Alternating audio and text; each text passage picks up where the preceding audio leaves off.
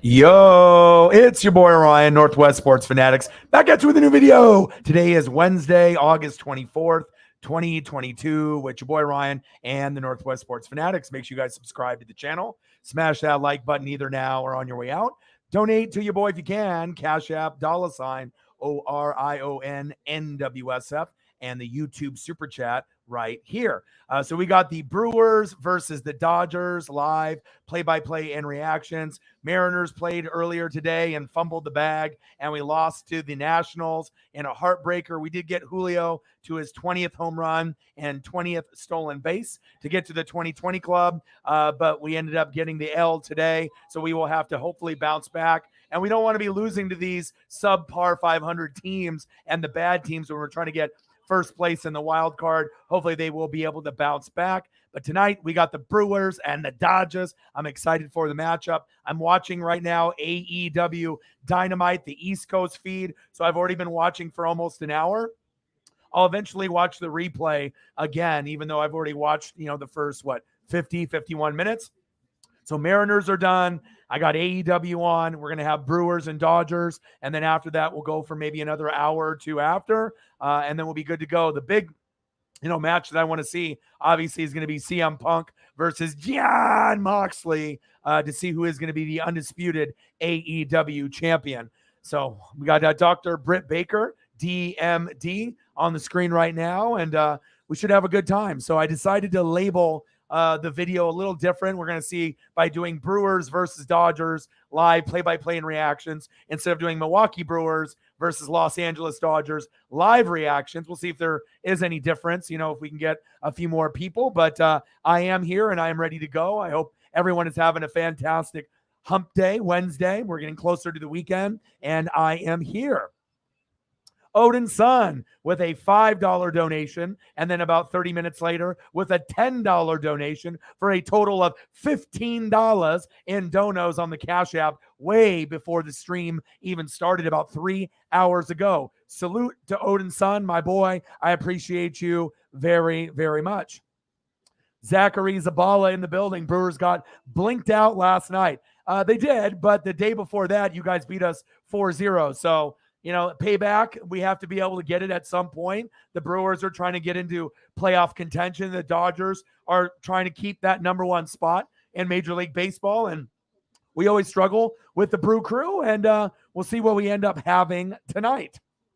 Said Brewers lose to subpar teams consistently this season, so don't feel bad for your Mariners. Yeah, I mean, it happens to us all the time, and it's just kind of brutal. It's like we can play the Yankees and beat them 2 out of 3, right? And then you play a crappy team like the Nationals, and either you split or you go 0 for 2, or you play the A's before this and you lose 2 games to them. It just, I get it, they're a team in the division, but still, with that being said, when you play the Angels or the Rangers, or the A's, and they're not as good as the Mariners this year, it hurts to lose to those sub 500 teams or teams that are slightly over 500, but you're better than them. And the same thing goes for the Brewers. Like when you guys play the Pirates or the Reds, you're like, there's no way in hell you lose. And then you lose like 8-0. And then the next game you play like the Cardinals, and then you win 6-0, or you play the Dodgers and you beat us 4-0. So, baseball, anything can happen on any given day, just kind of like in the NFL. Anything can happen on any given Sunday, Monday,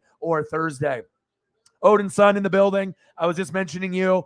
$10 donation, a $5 donation for a total of $15 in donos on the Cash App before the stream even started. Thank you so much. I appreciate you. I hope you're having a fantastic day, my boy. And then obviously we have to, have a prayer, obviously, for Len. And obviously with Len Dawson passing away earlier today for the Chiefs Kingdom. That's definitely tough. I knew he was in the hospital, or he wasn't really feeling that well within the last 2 weeks. And obviously this guy was a quarterback and obviously as a legend, for Chiefs Kingdom. So let me throw up a, kind of a salute, celebratory, rest in peace, condolences for him and his family. So let's throw this up here.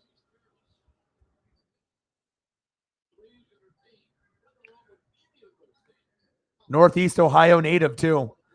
Len Dawson, he dies today, and I'm so sad about that. Anytime we lose a legend, it's always tough. especially if it's someone from your particular favorite team, just like when me and my dad had to go through it with, Vin Scully, and obviously win for Vin is the new hashtag. But this is someone that was one of the OGs from way back in the day. And most, Chief Kingdom's members, know of Len Dawson. And even if you're a little younger, you should still know a little bit about your history. So let me throw up a nice action shot. Prayers up to Len, Chiefs Kingdom, everyone that's in Kansas City, anyone that's a Chiefs fan, and obviously his family as well. In this tough time, hopefully they can find a way to, it's not going to be something that you're going to be able to, get over necessarily, but over time, obviously it'll help. But right now, obviously, Chiefs Kingdom is going to have a little bit extra, this season to play for Len, and they should hopefully commemorate him, with like a 16 patch, or an LD 16 patch or logo either on the helmet or on the jersey. I hope they do that. It would be well deserved. As we're going into the game, let's go over the lineups here today, so that way we can kind of see what we have going on. We have leading off for the Los Angeles Dodgers, Mookie Betts. Mookie, I see you. You are the best player on the team. I need you big tonight. Mookie, let's get it. Leading off, Mookie Betts. Up at the second position, which will be Trey Turner. Batting third, Freddie Freeman. Batting cleanup and batting fourth, Max Muncy. Batting fifth will be Big Red Justin Turner, a.k.a. Big Red is also Dustin May. Batting sixth is Joey Gallo from the Yankees. Batting seventh is Chris Taylor. Batting eighth is Cody Bellinger. We need some belly bombs. Batting ninth is Austin Barnes, and pitching today will be Andrew Heaney. Let's go. I'm ready to go.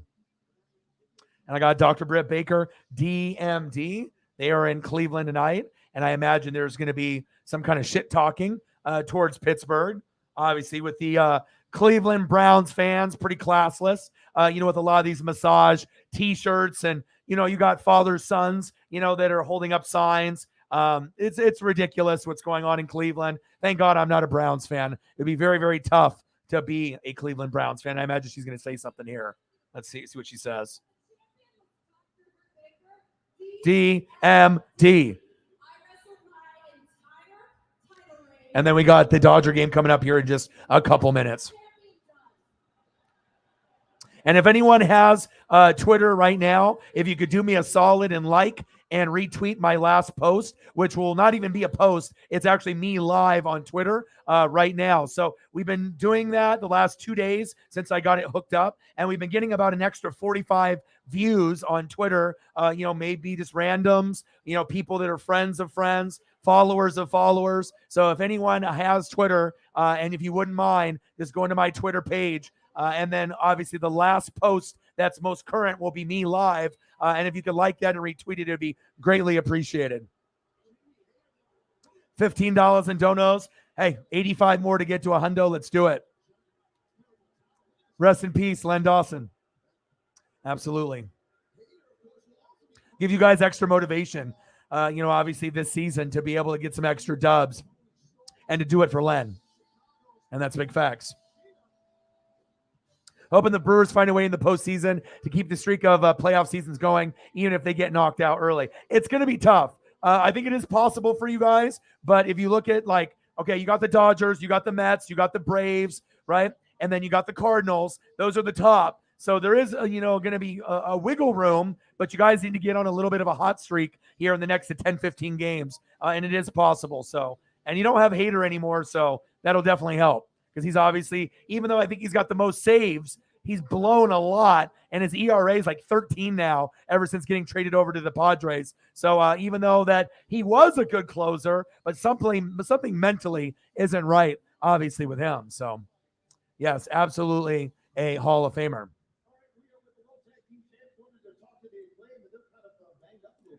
Right. Yeah, we need to get this dub, though, man. And then the schedule got released, and very cool, MLB is going to end up changing the schedules where we actually play every single team, even interleague, next year. which is awesome. So that means I'm going to get Dodgers. I'm going to get Braves. I'm going to get Cardinals. Cardinals come to Seattle next year. I think I'm going to go. And then the Dodgers come in September for a 3-game set. But I really like the idea of not having to play as many divisional games against the Astros, the Angels, the Rangers, the Athletics, even though that would be good for the Mariners if we're good and they suck. But I would rather see like teams that I normally don't see every 4 to 5 years. I get to see them next year. So pretty exciting. I'm going to try. And then the All-Star game is in Seattle next year as well. So a lot to look forward to in the MLB schedule. And they released everybody's schedule already. I got the Mariners one earlier today, sent it off to all my Mariner buddies, and we started circling what games that we were thinking about going to already for next year. But I like that we get to play every National League team. Being an American League fan of the Mariners, I get to see that. And then as a Dodger fan for me and my dad, we get to see the American League teams there as well. So we got Hauser versus Haney. 4-8 record, 4.72 ERA for Hauser, and Haney is just 1-1, 1.77 ERA. So we got a righty versus a lefty. And like I said, we got Jon Moxley and CM Punk.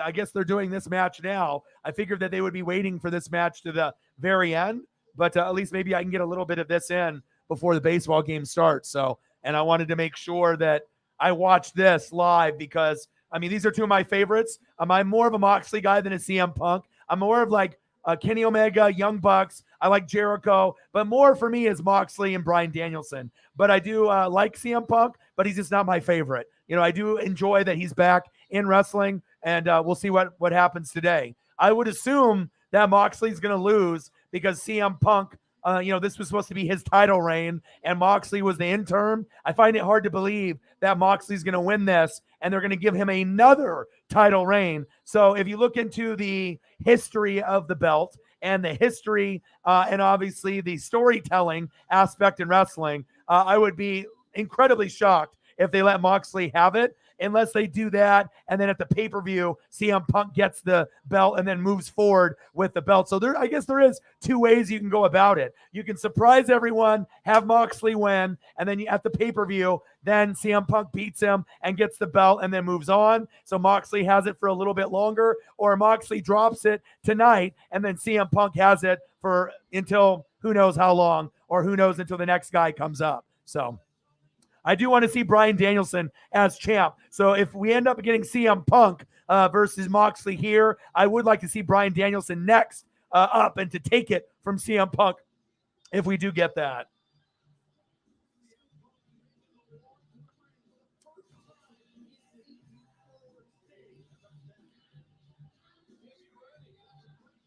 And that's one thing about wrestling that I love is intros, theme songs. And even though CM Punk is old and he's not what he used to be, it's still, you got to think he's the only wrestler that walked away that would have his name chanted in every single federation, randomly, just because we were kind of like, we want more. And we didn't know if he'd ever wrestle again, like his wife, AJ Lee. But I'm really happy, even if you are a CM Punk hater or if you don't really like him, it's good for business, whether he's in WWE or AEW. And you knew he wasn't going to go back to WWE. So I'm just happy that he's back. It's good for wrestling, good for ratings. And obviously WWE is back on Raw. I've been watching Raw, SmackDown, and NXT for a month now. I used to watch every episode for 20 years straight of Raw and SmackDown, never missed an episode. COVID hit, it went down the shitter. I stopped watching. NXT, same thing. Now, we're back with Triple H in control, and Raw has been excellent. It's been like a 10 out of 10. SmackDown used to be about a 5 or 6. It's a solid 8 now. But NXT was like a 5, and it still is kind of, to me, like a 5 or 6. There's a lot of pretty faces, a lot of attractive women. There's certain wrestlers, men and women, that shouldn't even be on TV right now. They should be on developmental, even though that's developmental TV. And it just seems like the rebranding NXT 2.0. I don't know. I'm not sure if I'm really into it. It's kind of a boring show, to me, honestly. The wrestling kind of sucks in it, but I'm going to give it a chance. And I've already watched it for about a month, and I'm not going to give up. So at least I'm going to be watching Raw, NXT, SmackDown, and then I'll have, obviously, Dynamite and Rampage. All right, so I got to turn this down because we are going to be able to get this baseball game going, and I got to get the audio going here. And I can always watch this later anyway, so all right. All right. All right, so I got the volume down, but I got the CM Punk live right now with Jon Moxley and Andrew Haney. 8 starts. Let's go, baby. And again, we got Mookie. We got Trey. We got Freddie. We got Muncy. Turner. Gallo. Taylor. Bellinger. Barnes. And Haney on the mound. And it was especially with the fastball. So a little better fastball command and then continued to use that dominant slider. He remarkably had 10 strikeouts in 4 2/3. He pitched 22 innings, struck out 10 of them. Brought those 3 home runs as he suffered his first defeat in a Dodger uniform. And so, like a lot of these guys we've seen in this series, chance to face the same lineup again. And thank you, Sarah, for liking and retweeting. We ended up getting like 45 extra views, which is nice. You know, just even me being on Twitter. So pitch right down the middle. Back to the wall. 1 away. Cody Bellinger. Let's go.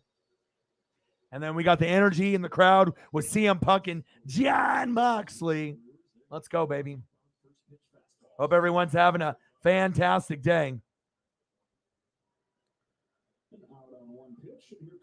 Yeah, I know a lot of people don't like him.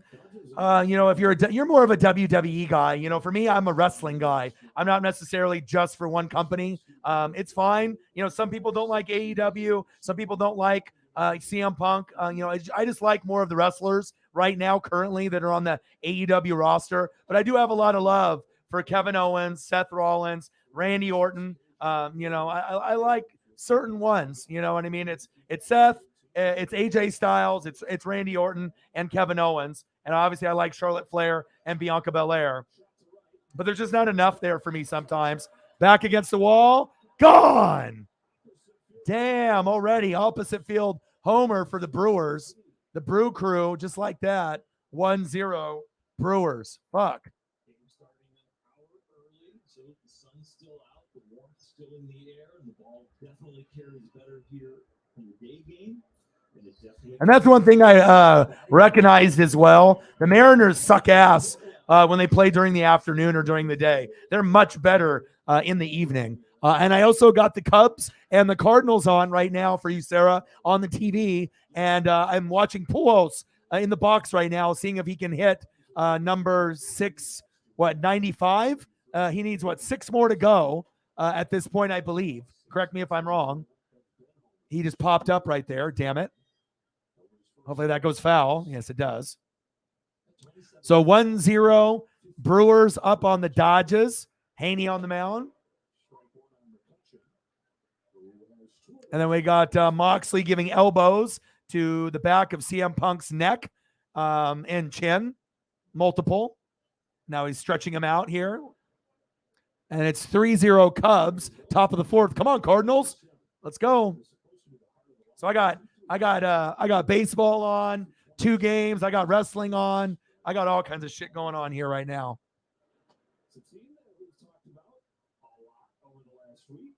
The headlines are the starting pitching and the run prevention from a defensive standpoint. Yeah, that's what I was hearing. I was talking to Air, and he's our wrestling guy, besides you and me and Sarah. And yeah, it looks like it should be pretty exciting in the next couple months. You face a team like the Brewers that is kind of all or nothing a little bit, a lot of strikeout there, but then of course you get about 5% of their runs from. Sometimes you need to pitch backwards early in the game. Right. But I think like NXT, like they need to be able to put on a good show. You know what I mean? I feel that some of the wrestlers, even Air Whitey thinks so too. That's some of the wrestlers, need to maybe not be on TV. So I don't know what just happened here. I just looked down on the screen and it shows like was CM Punk hurt, and then Moxley picked up both belts. I don't have the audio going, but he's standing there with both the belts right now. So I'm not sure if this is like a fake injury or if Moxley won. But again, if they have Moxley win, they can always have him hold on to the belts for, a couple weeks, a month until the pay-per-view, and then CM Punk can get it from him then for build-up. There was either two ways they were going to go about it, but I'm not sure if this is a real injury or a fake one. But anyone that had the audio going for the match, let me know what happened there. Obviously, there's all kinds of personnel either looking at CM Punk on a fake injury or a real one. And I'm not sure if they just ended the match or if he pinned him. I wasn't paying attention because I'm looking at the baseball game. There we go. One away. Haney. Good strikeout. First one of the day. $5 holla. V-Man. What to do? Jets, Jets. How are you? $5 holla, my boy. Appreciate you very, very much. Bang, bang. Let's see what V-Man has to say. So question, which NFL team's offensive core would you take in the New York Jets or the New England Patriots? Oh, easy. The New York Jets. I mean, obviously we need Zach Wilson to get healthy, but I like what the Jets have. The Patriots didn't really do a whole lot in the draft or free agency. So I'm thinking that, for the Jags, the Jets, and the Lions, you're the three teams that I'm really rooting for teams that are kind of at the bottom, working their way up slowly but surely. But definitely Jets, Jets.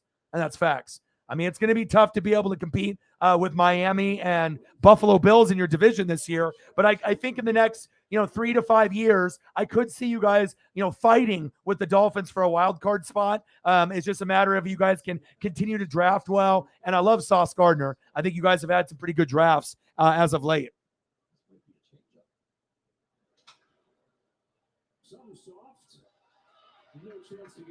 Thank you, V-Man. Appreciate you. I think it was a change-up. I saw Austin Barnes' fingers were the wiggle. All four fingers. $20 in donos. Let's get to 100. So what happened right there in that match? So I just saw he had an injury. Did Moxley pin? And was he injured? Did he tap out? Was it a fake injury? Obviously, when certain ones are real and which ones are fake. Okay, I see. I'm looking at a replay here. All right, so he kicked Moxley, and then he went down and grabbed his ankle. And then Moxley, dirty deeds, or no, he did a little move there. 1, 2, 3. Fuck you, he says. So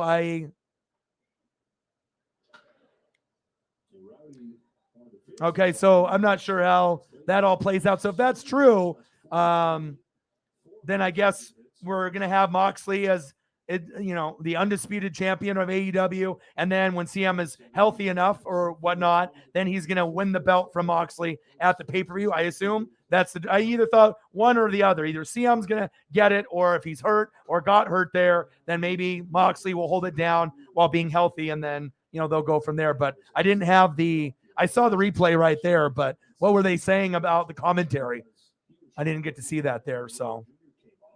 All right, so we got Rowdy Tellez, 1-0 Brewers. We're in the top of the first inning, 2 outs, runner on first, and I got another punch out. 2 punch outs for Haney. Let's go. Nice job. Nice job, Haney. Now we got Christian. Let me listen here. Well, I got a little bit of time. It's called tough love. I was trying to motivate you to become the best version of yourself, but you're not smart enough. All right, we're going to have Mookie, Trey, and Freddie leading off. You think you're smarter than you are. But you are and never will be. But I didn't get to hear the commentary. I saw what happened, but I guess I need to listen. I'll be able to watch the replay and listen in depth with what's going on there. So.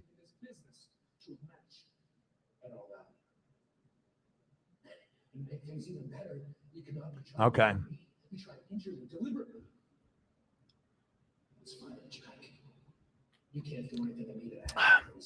All right. So I got beers. I got gummies. I'm watching wrestling. I got baseball. I'm good to go.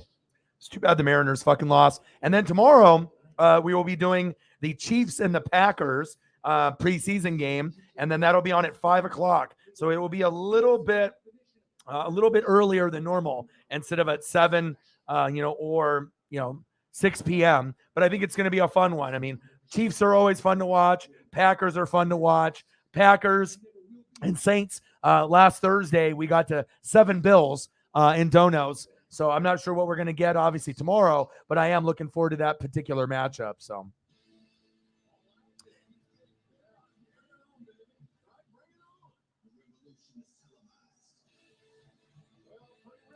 And thank you, Sarah, and Pure Mental Health, as well as Son of Odin, for liking my live stream and then my tweet.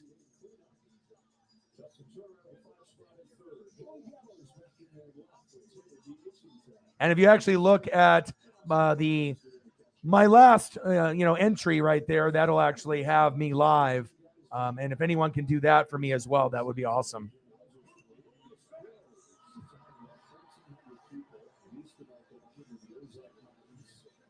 Yeah. Remember, I told you before you took this job, working from home, and I know you wanted to do 30 minutes away to 10 or 15 minutes away, but maybe it was just my ESP, but I just had a feeling that something was going to go down, with the back, or, something was going to happen. So, and obviously working from home, you'll have a little bit more comfort. Your back hurts, you can end up laying in bed or on the couch. You can be a little bit more comfortable, and you don't have to actually be all dressed up and go somewhere to a building. You can be in the comfort of your own house. So hopefully you can end up finding something from home. And so that way these scenarios don't happen, because even if they, hurt your back, or if you don't show up, they don't care about what the reasoning is. Even if they were the reason that you're not there, they're going to fire you, and then they're going to try to find someone that's going to be there. So it's kind of a crappy way that they're doing that, but that's how it is across America. They want bodies in the buildings. So I don't want you to suffer and obviously not be in good health. So I think, from home would be ideal. It's just being able to go through all those applications and just trying to find the right job for, customer service, maybe over the phone at home. So, but, prayers up for your back, and hopefully everything gets better.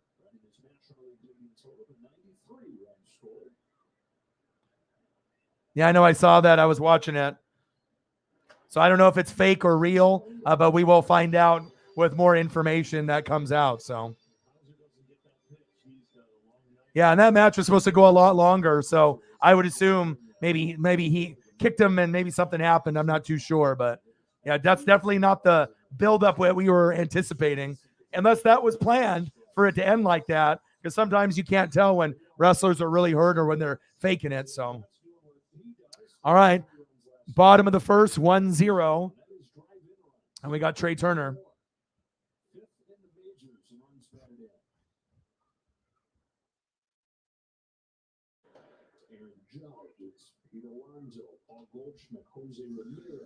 So I still got AEW going.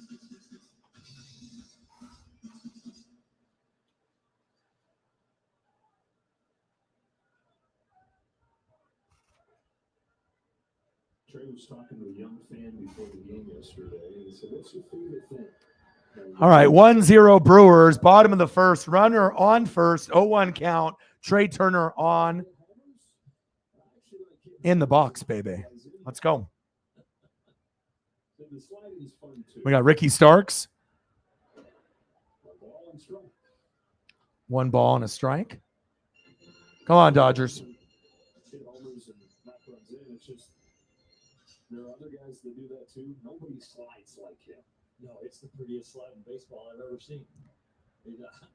I dare anybody. Yeah, I dare anybody. Yeah, or, sometimes when people train other people, they do that, so that way they can replace you without saying it. But I imagine it was just for the fact that you weren't there. You know what I mean? Because like I said, that's how jobs are here in Oregon or any place. If you start a brand new job and you already are missing time within the first week or two, then they're going to get rid of you. They're going to try to find somebody that is going to be there. Let me see what they are talking about here about Punk. Hold on. So did Punk come back too soon? I don't think that they wanted the match to end like that, unless he was injured and he knew that he couldn't go for a long period of time. So they just made it a shorter match. But that was a big letdown for the fans. I mean, they were hyping this match up, and that was supposed to be one of the, big things. And that was like a 2-minute match. That was not good. So, but I know you'll be able to find something better, Sarah. Again, just, I would just try to get something from home, because if you do continue to keep working at jobs that are 5 minutes from your house, 10 minutes, 15, and then something happens, with your back and you have to miss time, then the same thing is going to continue to happen. And I imagine that you're going to want to be able to have a steady income. And obviously finding jobs at home are going to be harder than finding stuff in a building, but they're out there. And that's the way that America is shifting now is, remote jobs from home. You just have to have a phone line and internet and being able to do Zoom calls and whatnot. And I know you'll be able to do it. And I think it'll suit you best. So when you were doing the appliance repair stuff, you were working from home from that job, weren't you? So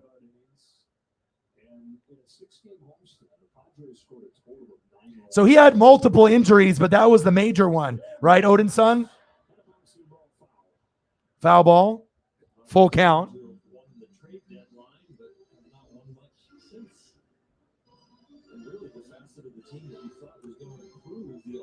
Yes, you guys got some good players on the team. Rowdy Tellez, McCutcheon. You guys got a few. Yelich. I like Corbin Burns. He's nice. We roughed him up yesterday, but he's a solid pitcher. Brew Crew, 1, Dodges, 0. Bottom of the first. Runner on first, full count. Throw to first to keep Mookie honest.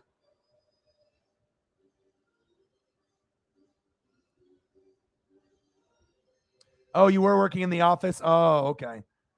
So have you ever had a job from home before? You never have you?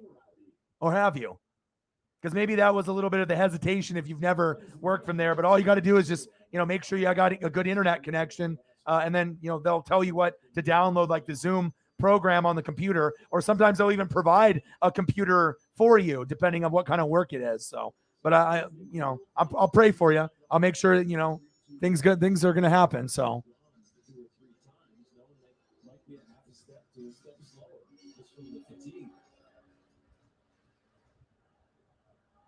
I would think Dave Roberts is very confident that Hauser cannot strike out Trey Turner.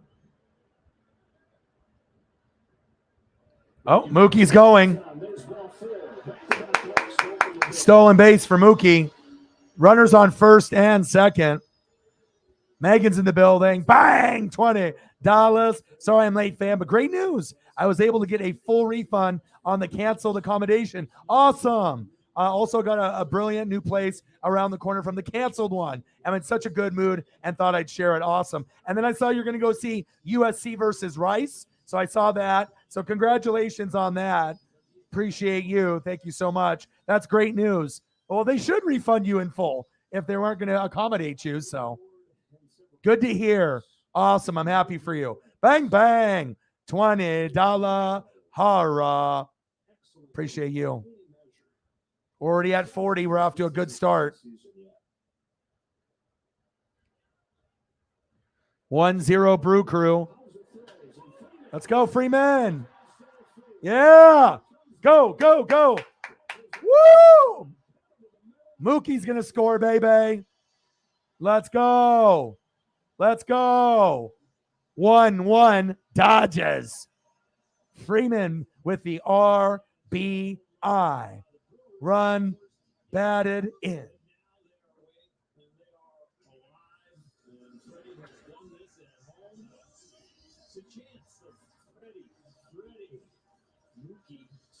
Let's go. Good stuff. I was just about to get some pictures and then that happened. Let's get some photos up. 58 of those 155 hits for Freddie Freeman have gone the other way. Still nobody out. Here's Max Muncy. Out front, strike one. You talk about the team being so good hitting sinkers, not as good hitting four seams. Max Muncy. A little bit as the years gone on, different theories why that may be. Runners on first and second. 1-1, bottom of the first. 0-1 count. Low and away. 1-1 count. A lot of the guys taking on Freddie Freeman's personality as hitters and trying to be good against different pitch types. There's a realm of thinking that to be great against four seams, you've got to sell out a little bit to get to those four seams. Or you can tailor your swing to cover a lot of different pitches. Big swing and a miss. 1-2 count. Thank you so much. Appreciate you, Megan. This lineup good against a lot of different pitchers. Well, from the two-seamer down to the changeup, that grouping of pitches, eliminating the four-seamer up especially, that's a tighter grouping as far as timing something. So you simplify that equation. All right, 1-1, bottom of the first. Big swing and a miss, strikeout for Muncy. Damn it. There you go. Appreciate you. I'll get you a few more once we go to a commercial break here. We got Jay-Z, we got Jim Zorn, we got Largent, and we got Pete. Appreciate you.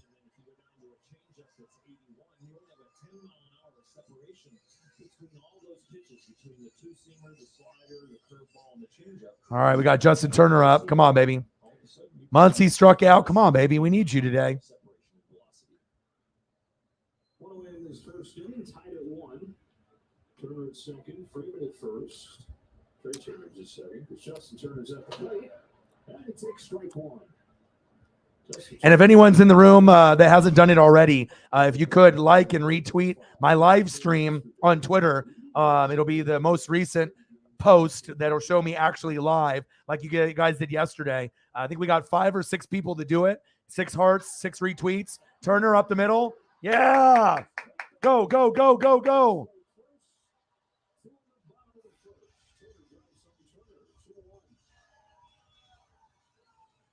2-1 Dodgers.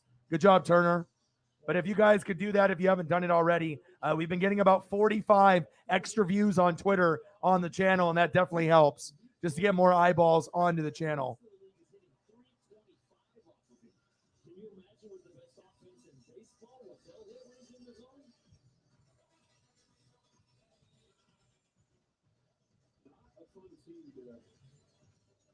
Already having a pitchers meeting already. Good job, Turner. Next up is going to be Joey Gallo. United Empire. I love Will Ospreay. Will Ospreay is kind of like a Kenny Omega. You know, he's one of those guys, lots of personality, great wrestler, technical and high flying. Will Ospreay is awesome. If you've ever seen him and Kenny wrestle in Japan, it's a treat. Very, very good. All right, come on, Joey.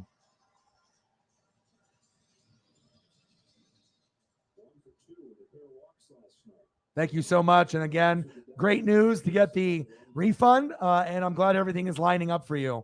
It's crazy. I looked up prices that obviously are overpriced on, I went to Craigslist. I went to OfferUp. I went to Go Ducks, and Ticketmaster is ridiculous. But a lot of the tickets for Georgia, Oregon on the kickoff game are like $800, $1,000. There's no way I'm going to be paying $1,000, all right, to go to a Duck game against Georgia. You know what I mean? Like, I definitely want to go, but usually my cap off limit is usually a couple hundred, per seat.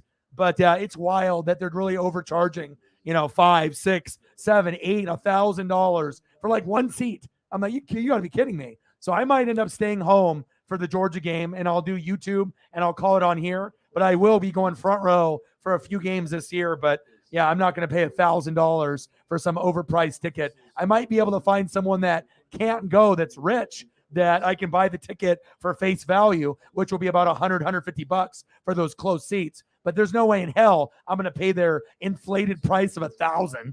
You got to be kidding me, especially if we lose by like 30. Like Georgia comes in, we lose by 30, and I pay $1,000. Fuck no. Now, if it's like Super Bowl, then that's something else. Or if it's the Natty, then that's something else. But not just a regular season game, even though it is a big opponent. And it's the former team of our head coach. So.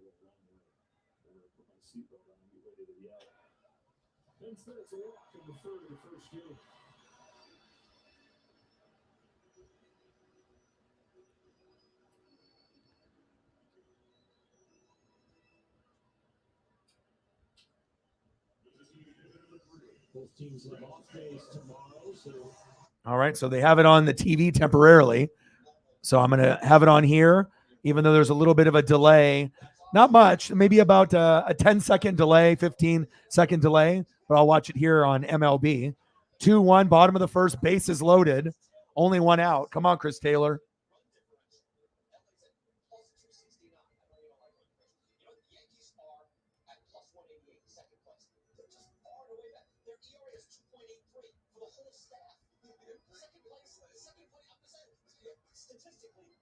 $40. Let's get to a hundo.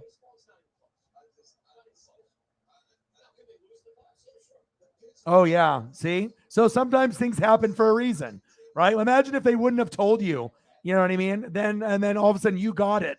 You would have been pissed. You know what I mean? And then that could have been maybe like a lawsuit or something, you know what I mean? Or it'd probably be hard to prove that you got it there or on the airplane or in the airport, you know what I mean? But at least they were honest, or maybe if that was a made up excuse, whatever the case is, it could have been legitimate. And at least, that's something that they, told you that information and they disclosed it. So, getting upset for no reason and then finding out, hey, maybe that was the case. So, it's always good not to overreact and get too worked up. So things happen for a reason. Because imagine if you didn't, everything was supposed to go as planned, and then you come here and you get COVID. That would have been horrible. You wouldn't have been able to even enjoy the trip, or maybe you wouldn't have been able to, feel the symptoms until you get back. But yeah, we don't want you getting COVID coming here to the States. All right, Bellinger. Come on, baby. 2 away. Thank you. Appreciate you.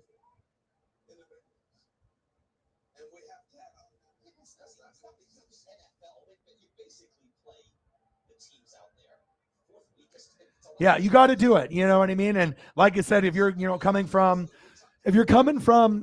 Australia, you got to pay the money, and it's going to be worth it. When you get close, it's exciting. You know what I mean? Like when I usually sit within the first 10 rows of, sporting events, it's a different vibe when you're closer up than farther away.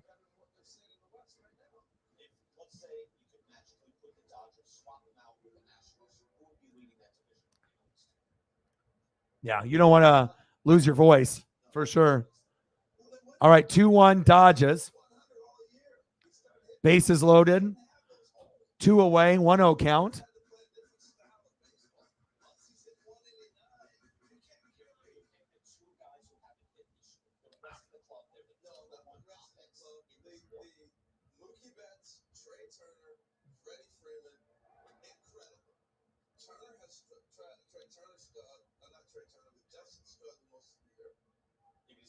So what do you guys, I wonder what like that match was supposed to really be. Like, was it really supposed to be, was it really, really supposed to be Moxley winning, or was that just impromptu? Sometimes you can't tell in wrestling. Ooh, nice Hurricane Karana. Ooh, he countered it. Love Will Ospreay. Woo! 2-1 count. Base is loaded. 2-1 Dodgers. Bottom of the first. 2 away. Let's not leave anybody stranded here. And I appreciate you, Sarah and Megan. And we'll try to get a few more people so we can have about 5 or 6 total people within the stream. Like my stream and retweet it on Twitter. Anything can help just to get some more people possibly in the room, more goats, more Fanatic family members, and just maybe people that are curious. And then once we get them to come here, just like when we had C-Tech, obviously the guy that records the airplanes come in, the Mariner fan, he came in and we talked for a little bit, and he even donated $10 after just being here for like 10, 20, 30 minutes. So that was an honor. Anytime you can get someone to donate, within a couple minutes from coming onto the stream and liking it and subbing and being a part of the squad that soon, that's a special feeling. 3-2 count, full count. Base is loaded for Bellinger. That was outside, but they called it a strike.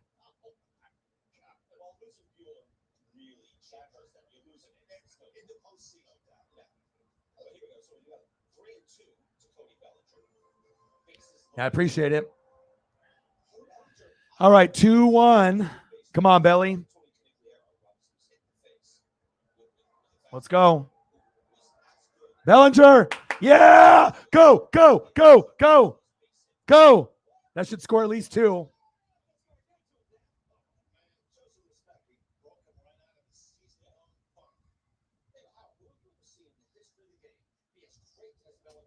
Yes. Okay. Liking that. Good job, Belly.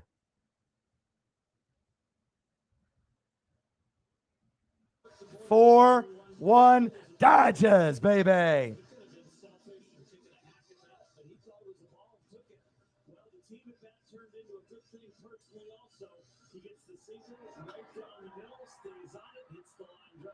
Let's go.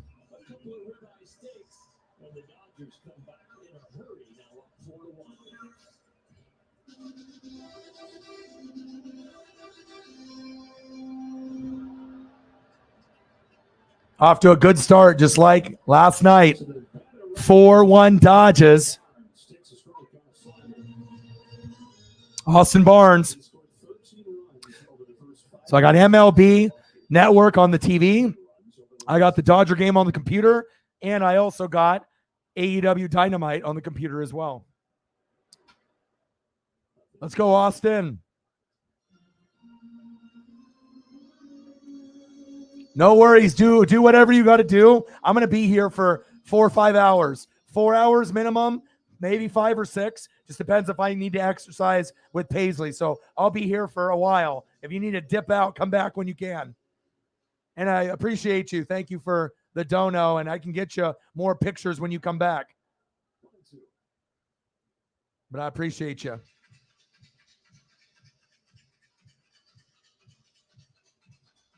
I'll give you at least one more Pete if you're ducking out now.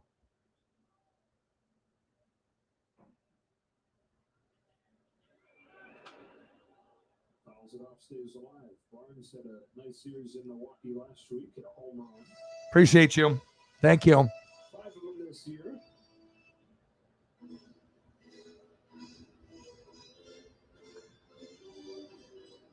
All right, let's go. Come on, Austin. 4-1. Let's knock in one more. 4-1. Bottom of the first. Runners on second and third. Dribbler. Oh, God. He was just a little bit faster. Stranded 2. But at least we got some runs. Okay.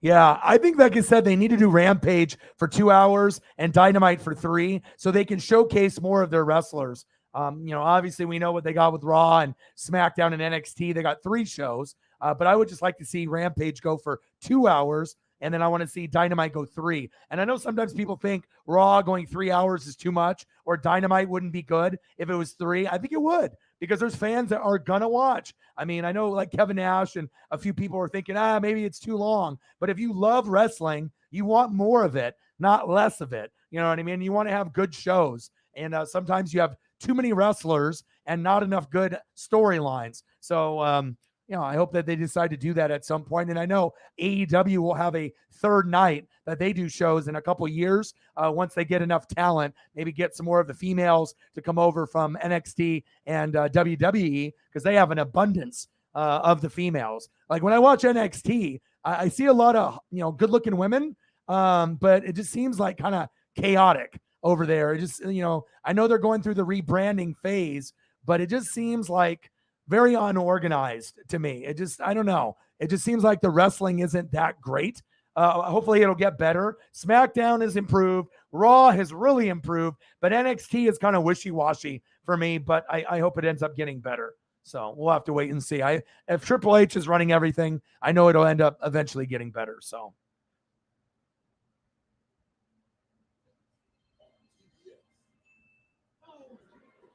Okay, let's tune into a little bit of AEW Dynamite when we're on a commercial break here. Death Triangle. Oh, shit. There's Jeannie Buss. All right, back to the Dodgers.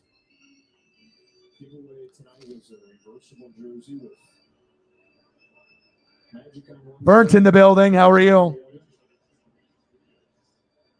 Yeah, I could see that happening. With Vince, no way in hell. Triple H could be possible. It would be good for business, Or if we do like a, kind of like a raid, you know what I mean? Like where with DX came, obviously to Nitro. If you had some wrestlers from WWE show up at AEW wrestlers show up to WWE, I think that would be kind of cool.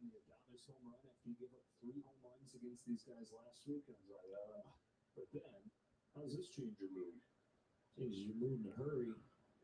And he's very comfortable here at Dodger Stadium. So Oregon, just imagine Oregon versus Notre Dame in the Rose Bowl, and then a New Year's Six bowl game and the WrestleMania. Yeah, I mean, I want Rose Bowls, And like I said, I know we can beat Wisconsin, but when it comes to like we don't really play Notre Dame, but obviously Odin's son's a big Notre Dame guy. But Ohio State, Michigan, Wisconsin, if Notre Dame gets into the mix, I think Notre Dame should join the Big Ten.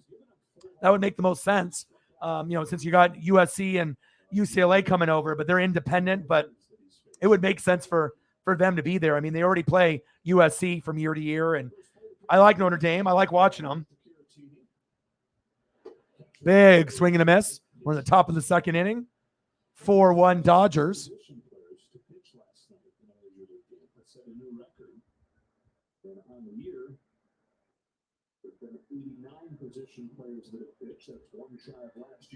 And Kirby for the Mariners went off. He pitched like 25 consecutive strikes, and he's kind of like our new young blood, but we just couldn't find a way to manufacture runs. Julio went yard finally, so he got his 20th home run. So he's got 20 home runs and 20 stolen bases. So that's awesome, but we lost the game, of course, giving up a late homer, and that was brutal. So, I hate losing to the A's and the Nationals when they don't deserve it, but that's baseball for you. So I need to make up for that with this particular win tonight. Nice pitch by Haney. 2 away. Nice strikeout there. 4 strikeouts already for Haney. Good stuff.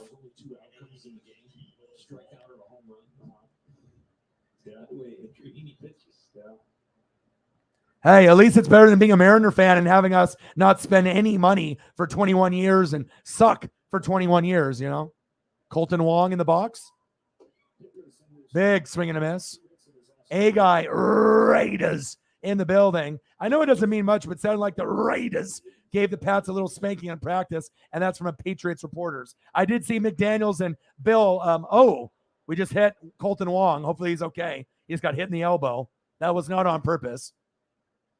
Hope he's okay. He get hit twice yesterday, but unintentional for sure. One by a breaking ball and one by Caratini when he was pitching. Barely touched his elbow guard at 63 miles an hour. Well, they already signed the agreement, though. So, I'm pretty sure with the money deal, USC's the real main target because that's going to give them more ratings and money than UCLA.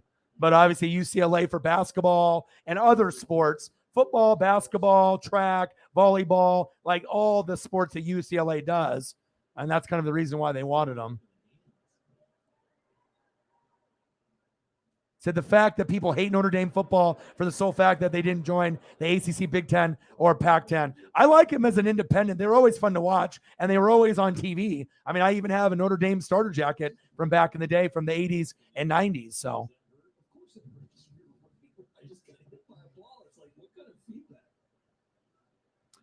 Notre Dame is kind of like Oregon. We can end up being really, really good, but whenever we go to the Natty, we can't win it because we always play someone that's a lot better. Ohio State or, like an Alabama. It sucks. It's like, you have a good team and you can be undefeated, but then you're playing a team that's got 25 pros, on offense and defense, and our teams would have like 6. And then we have really good ones, but when you have 6 pros and you're going against a team that's got 20 or 25, it's kind of hard to win. And you got Nick Saban coaching or whatnot. It's kind of hard to beat that. Look at Georgia. It took everything they had and 20, 25 NFL players, and they barely beat Alabama. So it shows you how good you have to be in college to beat a powerhouse like Bama. Fouled away. 4-1 Dodgers. Top of the second. Runner on first. 2 away. Haney on the mound. And if there's anybody in the room that's got Twitter, if you could like and retweet my last current post, which is I'm actually live on Twitter, just like I'm on live right now on YouTube. It'd be greatly appreciated. That way we can try to get more traffic here, obviously, for the NWSF. 5 Ks for Haney. Nice job.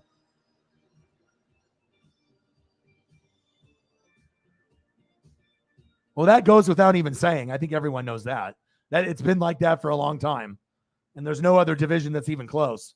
I mean, you'll still have like the Big Ten, regardless of USC and UCLA come. I mean, Michigan, Ohio State, Wisconsin, you got some teams. But honestly, if it's like Ohio State is like the best team, they still can't even compete with Alabama. We saw that championship in that natty a couple years ago with Justin Fields, and they got their ass kicked. So, with that being said, it's cool, but it's like even if you merged all the great teams from ACC, Big Ten, and Pac-12, it's still not going to match up to the SEC, unfortunately.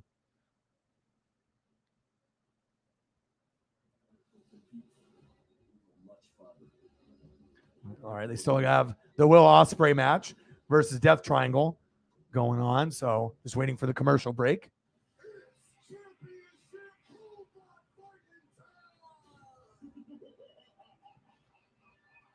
Well, the Patriots didn't do anything in the draft or in free agency. So I don't know how the hell. And you lost Josh McDaniels.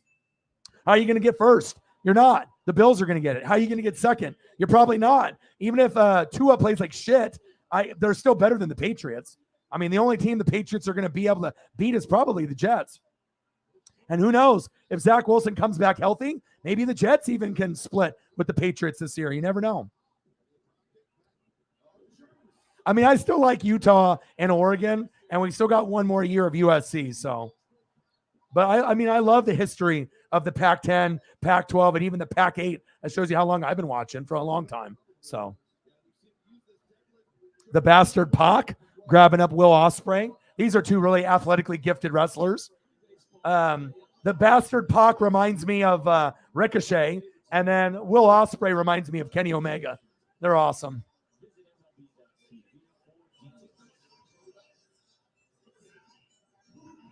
All right, Mookie Betts, bottom of the second.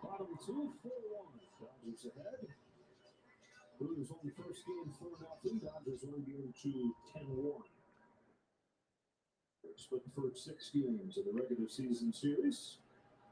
All right, come on, Mookie. 275 average, 27 dingers, 62 ribbies, a walk and a run already. It's my boy, Mookie Betts. Let's go. 4-1 Dodgers.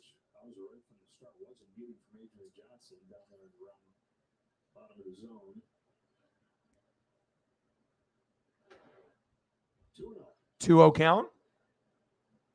Thank you. Eagles John just liked and retweeted the stream. Thank you so much. We had about 5 or 6 people, do that, and it's really helped. Like I said, just to go over the numbers, I finally linked my Twitter account up. So the first day we did it, I got 2 people to like it, 2 people to retweet it, and we got 45 extra viewers on Twitter. And obviously that's good. More eyeballs on the stream. Then we did it yesterday, and we had 6 people like and retweet it, and we got 47 viewers. And then obviously we'll probably have 40 plus, and hopefully I can get that number to 50 or 100 as we, obviously move forward. We got 3 people. So, that way people on Twitter can see kind of what I'm doing, with the photos and the way that I break down the broadcast. So 4-1 Dodgers, 2-2 count. Fouled away. Adrian Hauser on the mound this season. He's 4-8 with a 4.72 ERA. Last year, he was 10-6 with a 3.22 ERA. So a little bit of a down year. Mookie, strikeout. Damn it. Fucking Mookie. Hauser with the K. Next up, Trey Turner.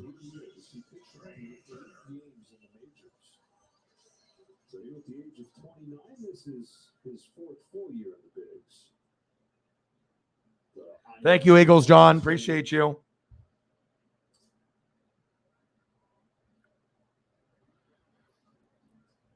Come on, Trey.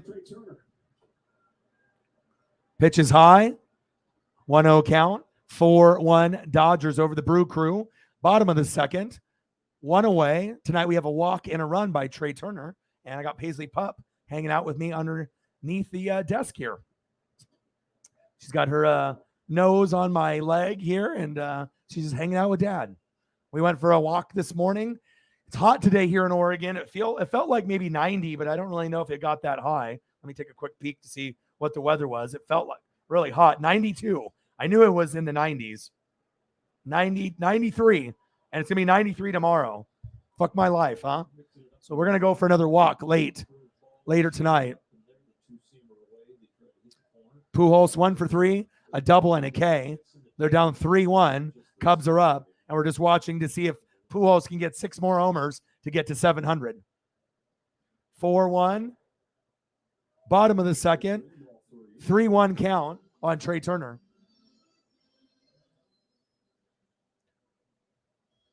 Burnt. I did see that. Yep. Greg Oden, Bill Walton, Chet Holmgren obviously was skinny like Kevin Garnett and Kevin Durant. But I know he can play, but not a good sign for him to be injured already.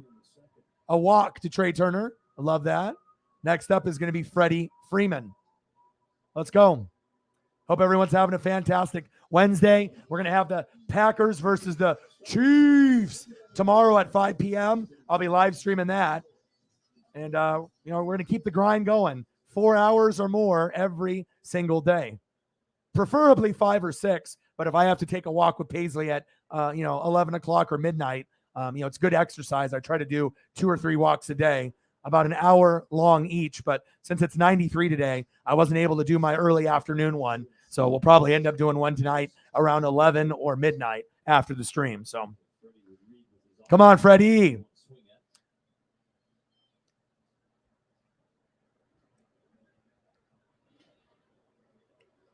Yeah, USC is going to be very good this year. I would not be shocked if USC beats us and Utah beats us. They're going to be very good, but I have high hopes, and I'm hoping that Oregon can compete with Georgia. I don't expect us to win, but you never know. If we can get that crowd going, we might have Uncle Mo. And if Uncle Momentum is on our side, maybe we could steal one. I'm not sure, though.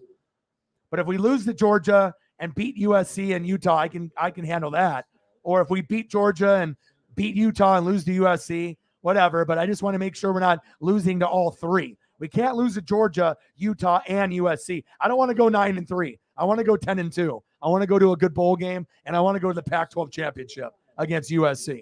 And that's going to be a tough battle. 0-2 count. Freddie pitches high.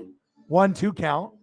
Bottom of the second, 1 away. 4-1 Dodgers against the Brew Crew. I need to go grab a beer. Need to grab a beer.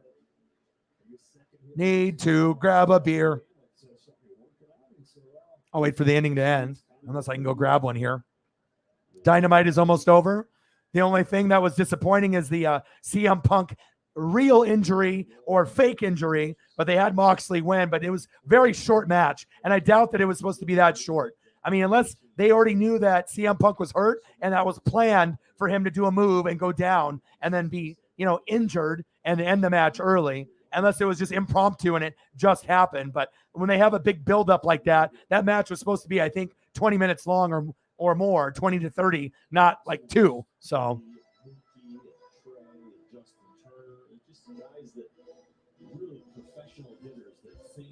oh yeah, I'm excited for her too.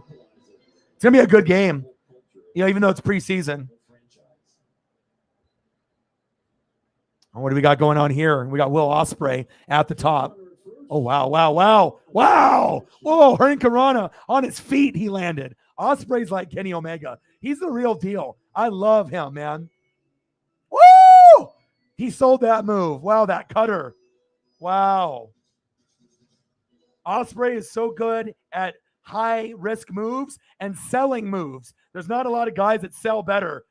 And obviously, I love the Lucha Bros, too, and the Death Triangle. All right, 4-1 Dodgers. Pitch is low. Full count. 3-2.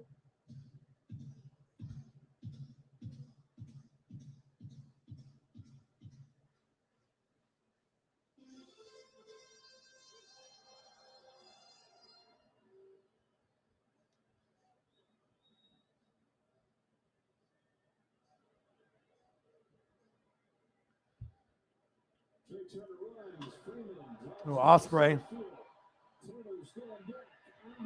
Nice catch. Tag up. Go to second. Nope. Just got in on the Like every time Will Ospreay wrestles, he's insane. but in trying to get the barrel to it, it kind of cut down the speed of the swing. Fighting Irish versus Buckeyes. Ooh, that'll be good. I'll be doing a lot of college football this year. I'm going to try to do like 2 to 3 games on Saturday and 2 to 3 on Sunday. And I know that's going to take a lot out of me, but I think it'll be worth it. Wow, big DDT there by the bastard Pac. He's going to do the 450 splash. 5 minutes left for Dynamite.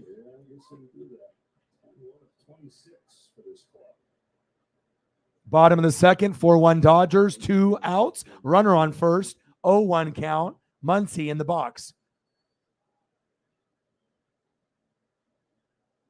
Come on, Max. Come on, Mad Max.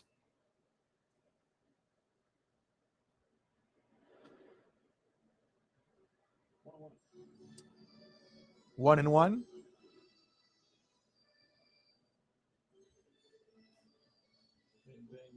Silver Hammer even playing. Max hoping for a bang bang.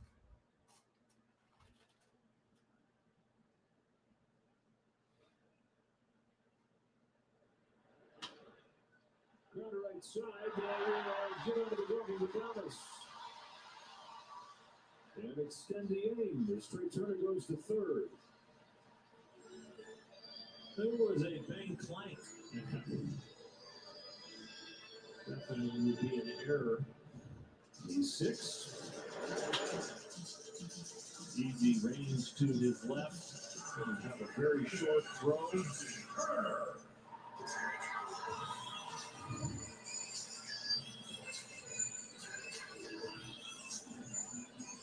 Well, that's supposed to be the part of the team's game that is airtight. They've not been quite as good, at least statistically, as they were last year.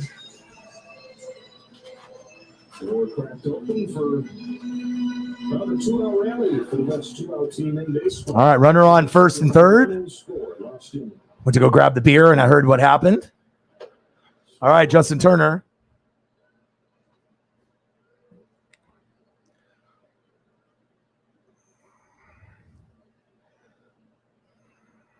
Chief in the building. How are you? What's good?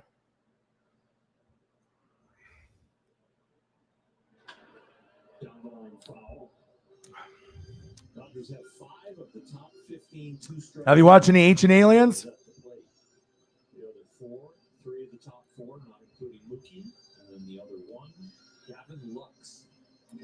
Looks like Will Ospreay's team just won against Death Triangle. 4-1 Dodgers, 2 away, 0-2 count. Runners on first and third. 1-2 count. AEW All Out on Sunday, September 4th. Looks awesome. So now we got Will Ospreay versus the Elite. Is that next?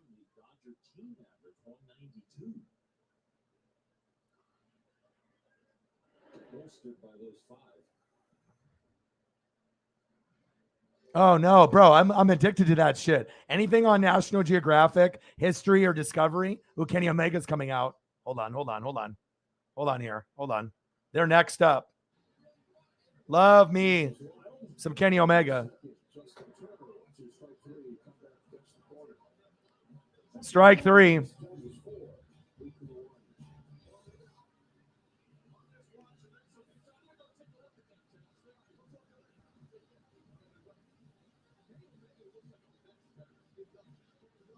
Yeah, I love me some Ancient Aliens, man. I like Alaska programs too, like Life Below Zero is coming back, and that's a really cool show. It shows people living, self-sufficiently, having to get their own wood, fish, hunting, and being able to survive on their own, being really, really out there. I don't think I could live that way, but I really respect the people that do, and I love watching cold, Alaska with the lakes and the mountains and the weather and those mountain men. And that's another good show too. I like watching Mountain Men and Alaskan bush people, but I really like Life Below Zero. If you guys haven't watched that, I would recommend it. It's a good watch.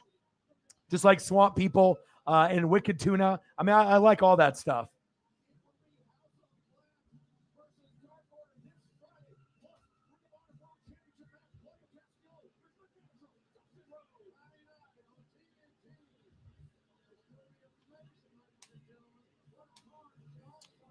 Oh, it's good. Mango beer. It's 93 degrees here in Oregon. Hi, Paisley.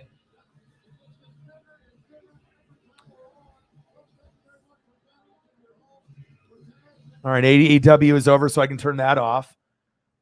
It wasn't too bad of a show. It's just that CM Punk got injured, and I'm not sure if that was real or staged, but the match was supposed to last a lot longer, or at least I thought it was, and that was the only really disappointing thing. But now I'm here. We got Dodgers and Brewers. Mariners lost earlier today, but at least Julio got his 20th home run, so at least I'm happy about that. Shout out to my boy, J-Rod, Julio Rodriguez. You the man. The ultimate driving machine. Boy, what a great place to take in a game with this start time tonight. Watch the sunset. All right, Haney on the mound. Yelich in the box. Those seats in the upper deck, they're like going to the beach. There's just so much landscape and everything. And again, if there's anybody in the room that has Twitter, if you could go to my Twitter and like and retweet my last entry, which is actually me live right now on YouTube, just on Twitter, to see if we can get some more people to see what the NWSF is about. Like I said, we had about 5 or 6 people do it yesterday, a couple people the first day, and we've been getting about 45 plus people extra watching, which is nice. Another K for Haney. 6 Ks for Haney already. Nice. 4 out of 6 of them have been with the elevated fastball. Remember, Christian Yelich flew out to center field on the first pitch fastball, but this time there we go. Slider.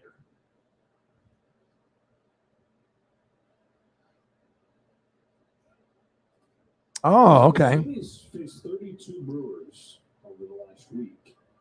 Yeah, paranormal stuff is very interesting to me. Well, obviously, you know, since I was named after a constellation, so always the name Orion and stuff in the stars and the galaxies and UFOs, that's always interests me. You know, even at a young, boy, you know, I've always had interest in, you know, obviously astrology and stuff of that nature. So aliens and, you know, all the alien programs, I'm all over that. He's done that as a starter these last 2 against Milwaukee. He's not backing off for a guy who gave up 3 home runs against him and then got the early one. Come on, Haney. You already got 6 Ks. 4-1 Dodgers. Top of the third, 1 away. Fouled off. 1-2 count. 8 out of 10 pitches for strikes, whether it's a slider or the fastball. Hope everyone's having a fantastic day. Love you guys, and I appreciate you guys very, very much.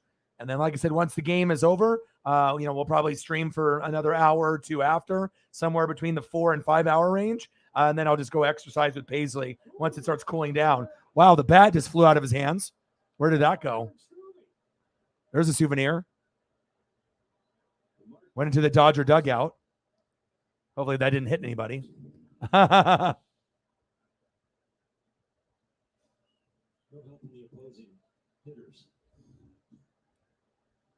Yeah, I saw that.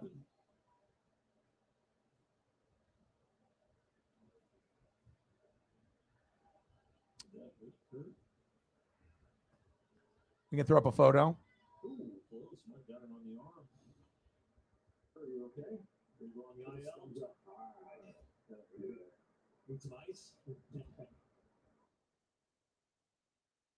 Done?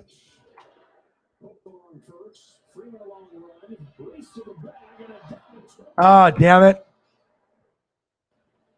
That's a fun baseball play to watch. Goes the Brewers' way, but not to watch there. Always hard for a left-handed pitcher because they're falling around their landing leg. Takes them the opposite way as far as their center of gravity. Some of them actually fall all the way to third. Andrew pretty stable right there, but You could see the one leg going. $5 holla. Just too quick. That was Kurt Sloak. He bounced back okay from that. I'll get you a nice HD photo of him. 4-1 Dodgers, top of the third, one away, runner on first. Haney is dealing. I think he's got 6 Ks already.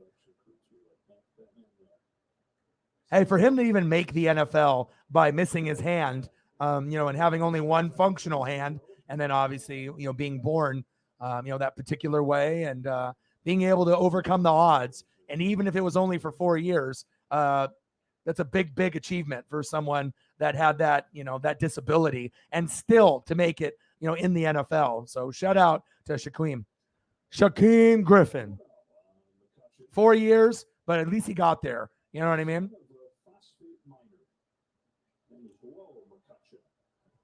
Alex in the building. How are you? What's good, bro? You want a lobster pick? I got you. Appreciate you. $5 holla.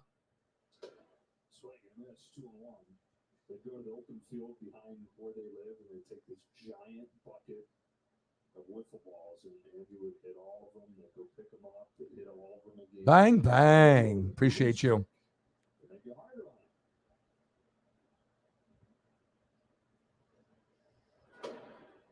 So he's known for his quick hands. He's known for obviously great hand-eye coordination like all these guys are. And he'd tell you that maybe some of it's innate, but a lot of it was made in those sessions with the broomstick working with his dad. Whoa. McCutcheon in the box. 2-2 count, one away, runner on first. 4-1 Dodges.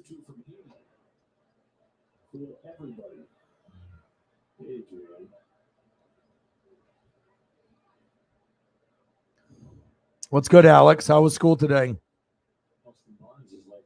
I got you. I got you, bro. Most middle misses of the year, doesn't it? Yeah, it's right there. Especially a left-handed slider where that had to go across the plate. That looks good. Ball at 92. Oh, and is that the second one of the year from Hunter? At least. At least. The end of the year, he's going to get the Gold Hat Award. Maybe platinum. It could be.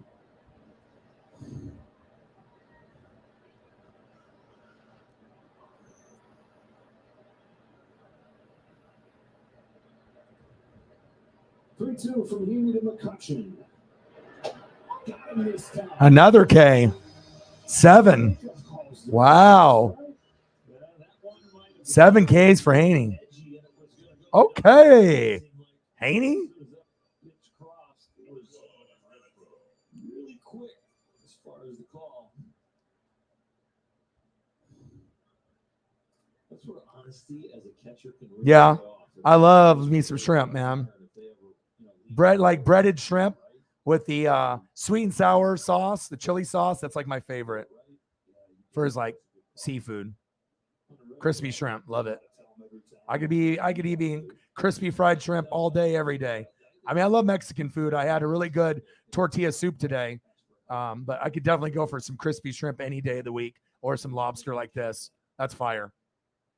I live out here, by the Pacific Ocean, so obviously we have a good abundance of quality, fresh seafood. Now, if I didn't live in the, West Coast, or if I didn't live on the East Coast, then maybe I wouldn't like seafood as much, because people that live on the East Coast and West Coast usually love it. But if you're in the middle of the country, you might not like it as much, and obviously there's reasons why. So,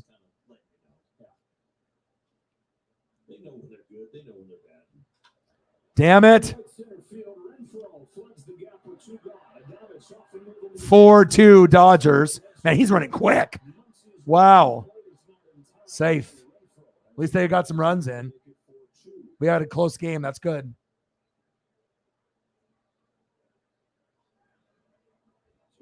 Two strike.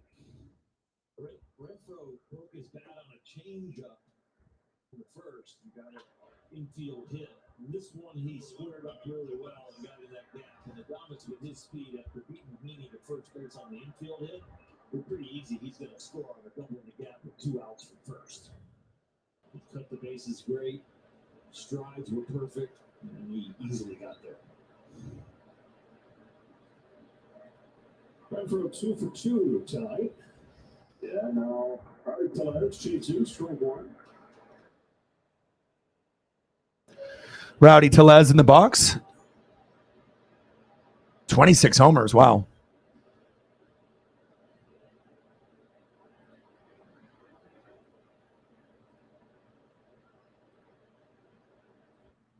All right, they got it on the TV here. 4-2 Dodgers, top of the third, 2 away. Runner on second, 1-1 count. Rowdy in the box. Haney on the mound. Popped up. Bellinger. There we go.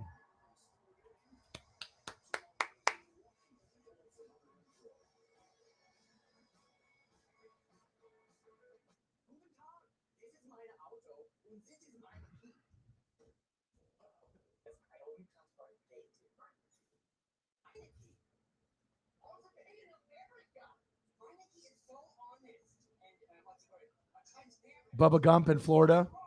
Oh, I bet it was good. I mean, anything that's going to be off the Florida Keys, or if you go to Maine, you know, Maine's got some fire lobster, clam chowder. I mean, I always watch Gordon Ramsay programs, and they always talk about how good it is over on the East Coast, upper in like Maine area is very, very good.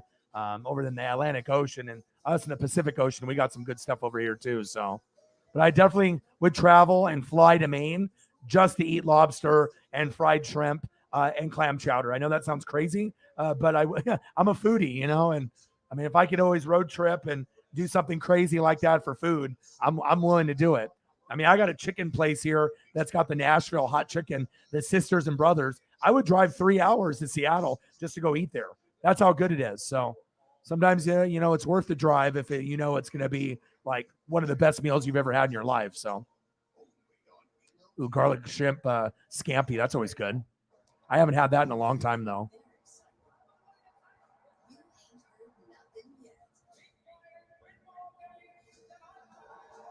Hey, you're not going to be able to get all of them in right away. You know baseball. Come on, Zach. You know, you're not going to be able to rifle off 3, 4, 5 every inning. So, you know, you're chipping away. At least it's not, you know, 4-0. You know, when we lost to you guys and then when we got you guys back, you know, getting a little bit here, a little bit there.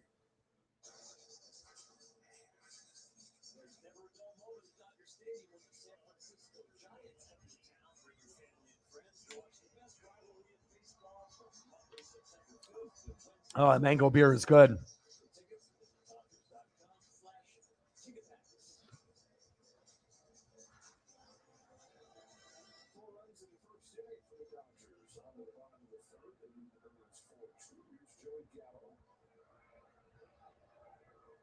Getting comfy quickly with his new team.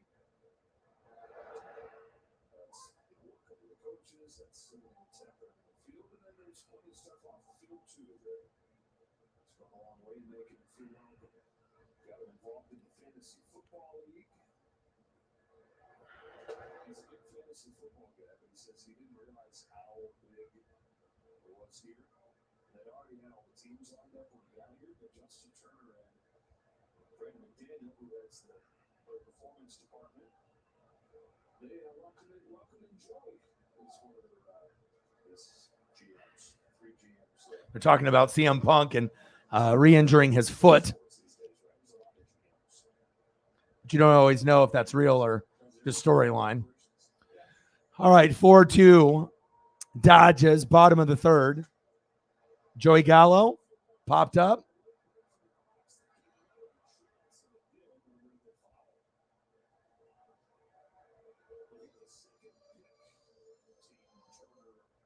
Come on, Joey.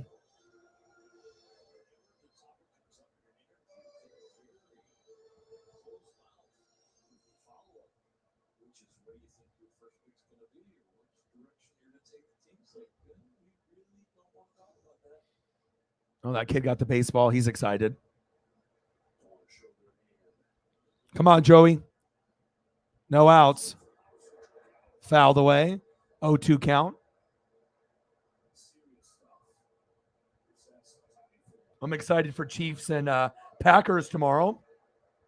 That'll be at 5 p.m. Pacific time. So it'll be a couple hours earlier than I normally stream, but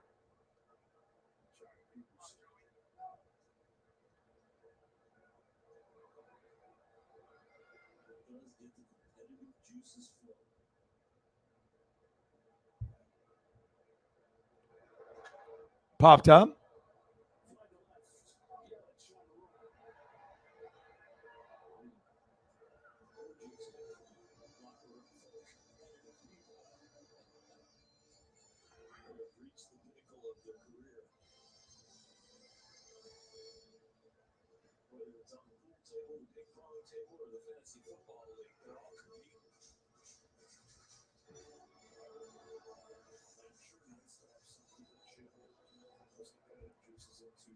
Come on, baby. 4-2 Dodgers. We got Joey Gallo in the box. Bottom of the third. 1-2 count.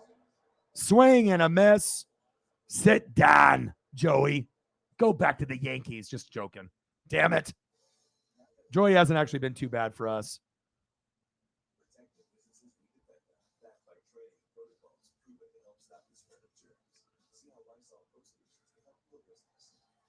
All right, next up, Chris Taylor. Come on, baby.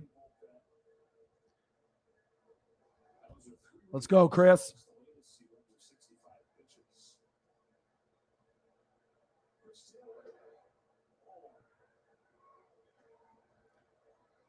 Oh, yeah. I love anything to do with space, but especially like alien programs. I mean, there's some stuff that, is kind of like when you watch those like Loch Ness Monster, like Bigfoot programs where it's kind of cheesy. There we go. There we go. Yes. Go, go, go. Aggressive, going for 2. And he doesn't even throw. Safe. There we go. But I definitely like Ancient Aliens a lot. There we go, Chris. Right down the middle. Right down the third base line by Chris Taylor. There we go.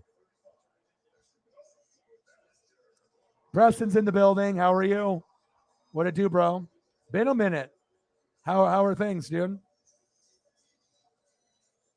Maine is good, but summer. Have you been there, guy?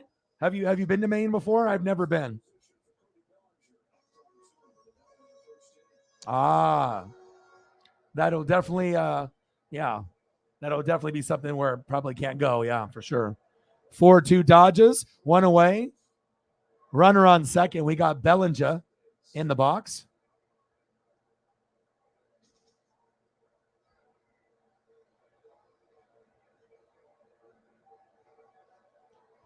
Yeah, for his family. I got a photo already right here. See, I'm already on it, man. Prayers up for the family and everybody in Chiefs Kingdom. They'll have some extra motivation this year with the LD patch or, sticker or whatever they do on the helmet or the jersey. Or maybe they'll do LD 16, on the helmet decal and maybe a patch, something extra, just like when Vince Scully passed for the Dodgers. You want to make sure you got that extra motivation. So.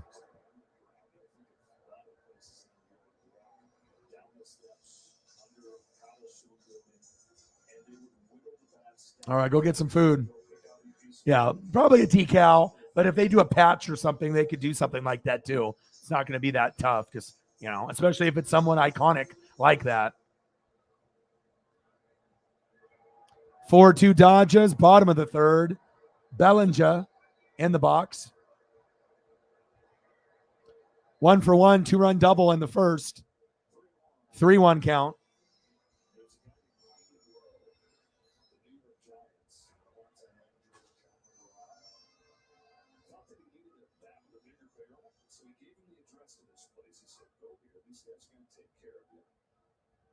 And he gets there and he's like, okay, so this is the bat John wants me to use. And it's big, large bat, but tiny and small hands. Oh, Bellinger, nice. Go, go, go.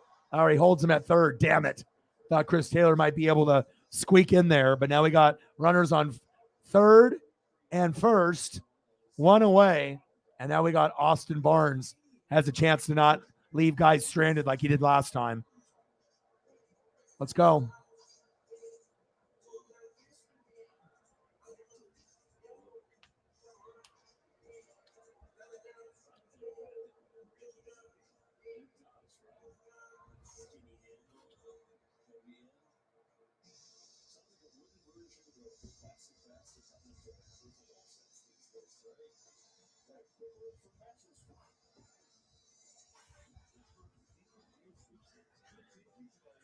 All right, they're having a pitchers meeting. Lived in Maine your whole wow. I don't know if we've ever discussed where you've lived. Maybe it's come up before, and maybe I'm just an airhead and I'm stupid or something, and I just don't remember. I'm not sure if we've ever talked about you living there your whole life. Have we talked about it? I think I would have remembered if you would have told me, hey, I live in Maine and I've lived here my whole life. I know Eagles John represents Delaware to the death. But wow, I did not know that. So what made you become a Raider fan living in Maine? Obviously, Maine doesn't have any pro teams, and no connection, obviously, to the Patriots. What made you love the Raiders? Is it John Madden and Marcus Allen and, like the old school days with the old school players, Tim Brown? And wow, I did not know that. You learn something new every day. And I'm pretty sure if you told me that, I would have remembered.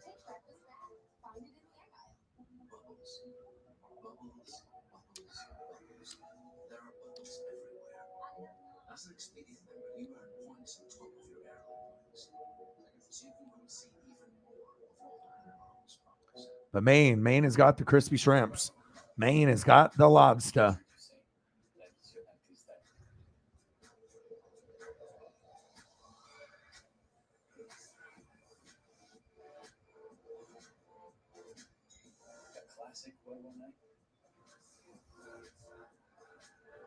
And then you got like some kind of like pasta shrimp scampi type jump off here. Looks good. Some people don't like seafood. I get it. Some people don't like sushi or Asian food. I get it, but your boy does. I can eat this all the time, baby.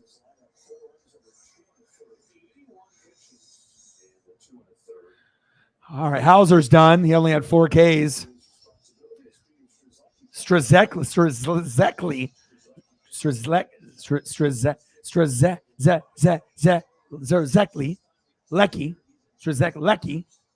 Peta.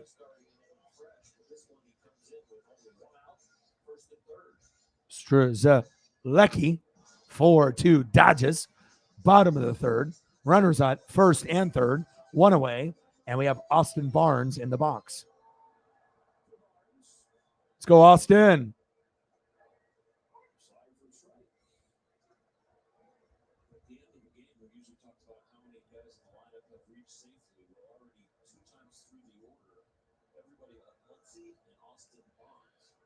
Come on, baby. Let's go, Austin. Damn, 0-2 count already.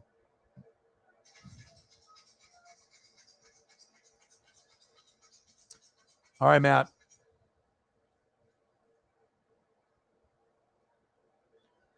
Okay, well, that's probably why I don't remember. Lots of beer and gummies. Instant memory loss. Fouled away. Did we talk about it in depth, though? Because if it was 4 years ago, I don't know. I usually remember things like that. Where people are from and what teams they root for. But if it was 4 years ago, then yeah, it's definitely possible that I don't remember. But I will remember from, now moving forward for sure.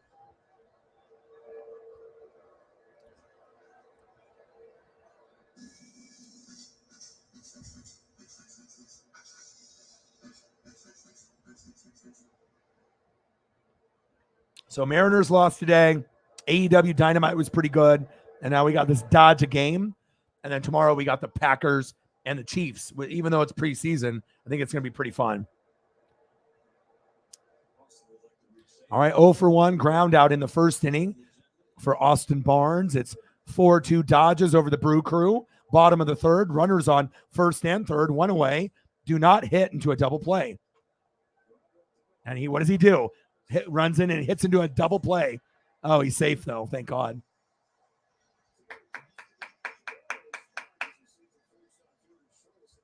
(5-2) Dodgers. Almost a double play, but at least he got a run in. At least he got an RBI out of it.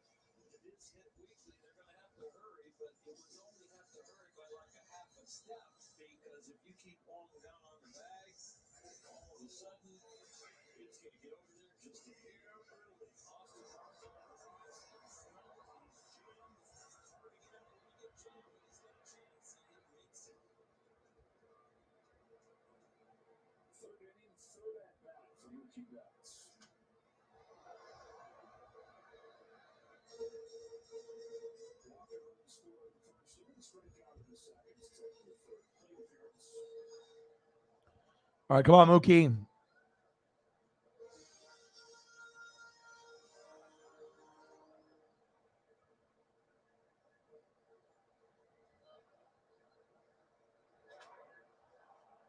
Mookie popped up, and that's the end of the third inning. God damn it, Mookie. 5-2 Dodgers, end of the third.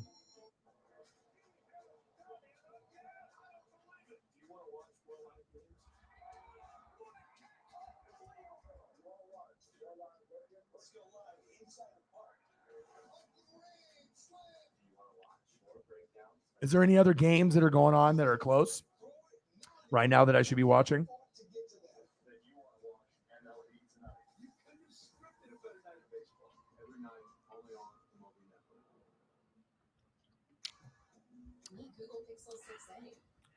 Yeah, well, obviously having CM Punk in that match not going 20 or 30 minutes definitely was a letdown.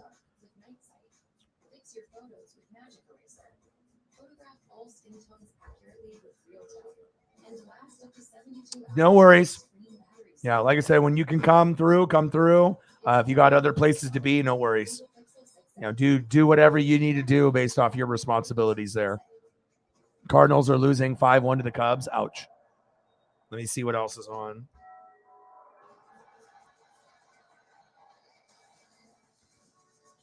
Raiders versus the Donkeys. Hostetler. Chester McLaughlin. Wow, yeah.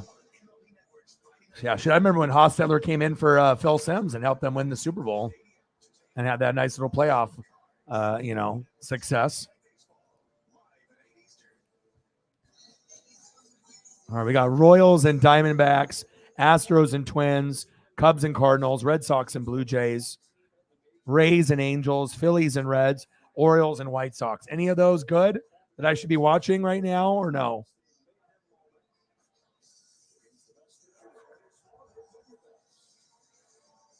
Good old Jeff Hostetler.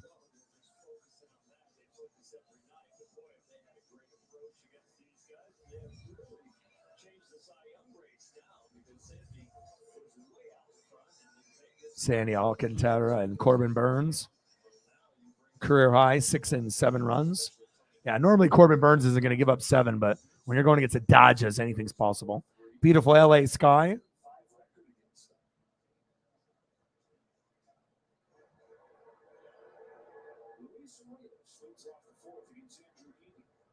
All right, Heaney.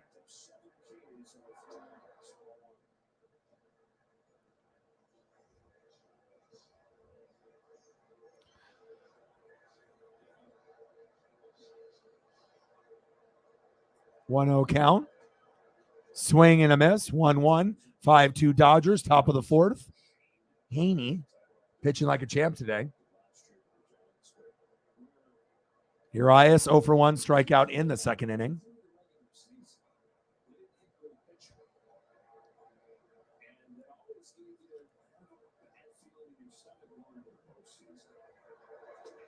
Pitch inside. 2-1 count. Angels and Rays.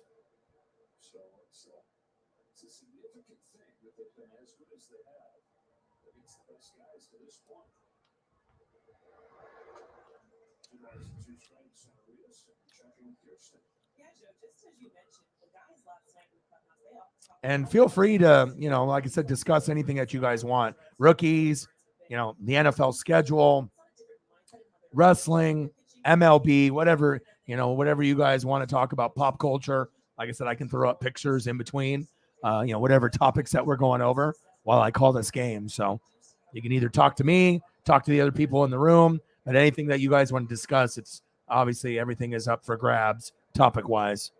And then I can throw up some pictures as well.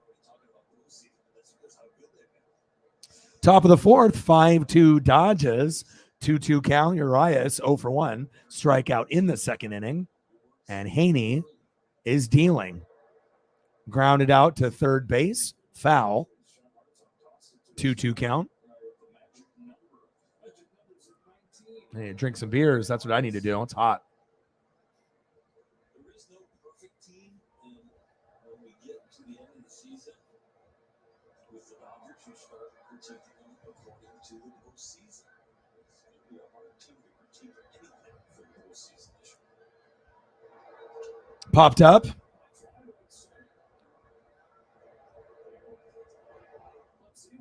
Muncy, one away.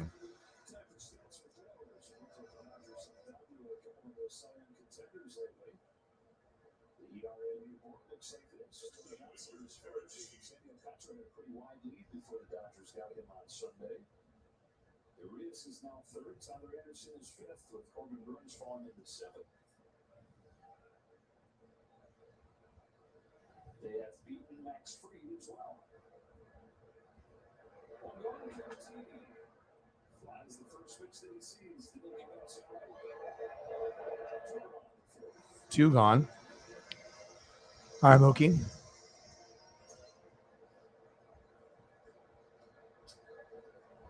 they'll get to see DeGrom in the series. Scherzer. And some more watermarks. They took him maybe DeGrom. Rigoberto. They're trying to talk about Pat McAfee trying to come back. He's like, Pat's not coming back. He's got too many obligations with his show and everything else that he's got going on. His career is done. He is not coming back. Lots of clickbait for stories like that. Fouled away. 0-2 count for Colton Wong. Tonight, earlier, he was hit by a pitch. I'm not sure if that was retaliation for hitting Mookie twice yesterday, but it didn't look intentional.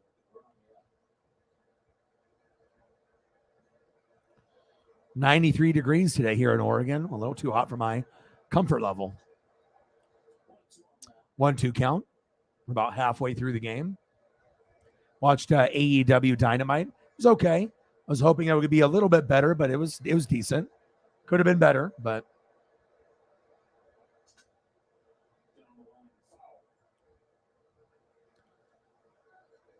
who's been better? Pierce?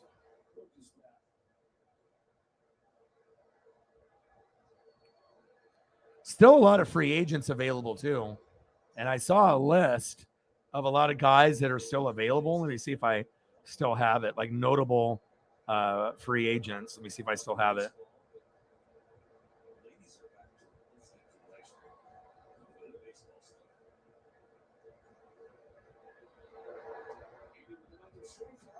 Another strikeout by Haney.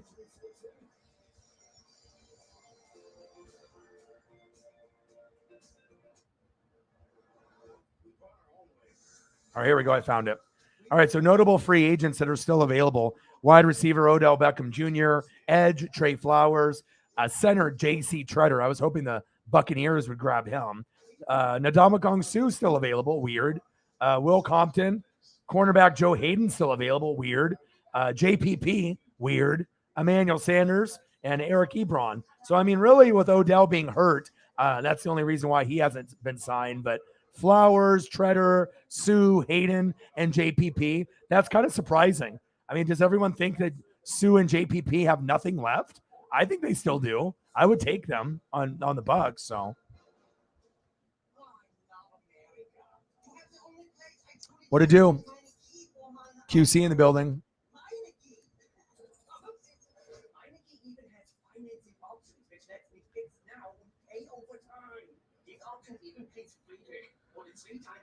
Yeah, you guys need some more help. You know what I mean? Like I said, I still think you guys can win the division with what you have now, but you're going to be, it's a lot of pressure for, rookies at tight end and wide receiver.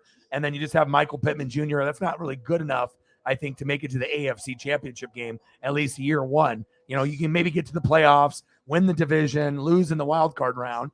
But if you want to be able to win that game, you're going to need more. You need a little bit more talent at tight end and wide receiver. So I know they'll be addressing that position moving forward in the next 2 to 3 years. But I definitely think you guys can win the division, the AFC South, with what you have. And who knows, maybe Woods and maybe Woods and a few of the others step up. So we'll have to wait and see.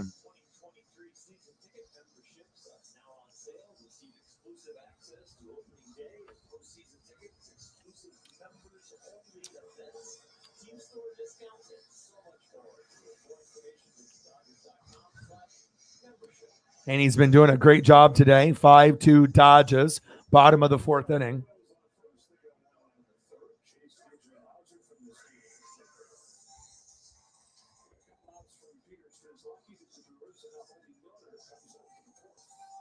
Hobie Milner is the new pitcher. They're going on their 3rd pitcher already. And we got Trey Turner in the box. Come on, Trey.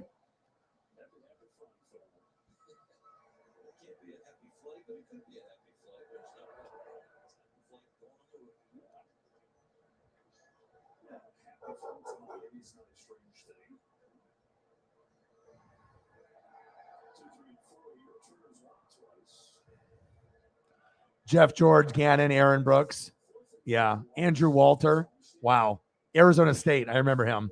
And then Jamarcus Russell, LSU. Wow. Crazy. Come on, Trey. 2 walks and a run. Bottom of the 4th.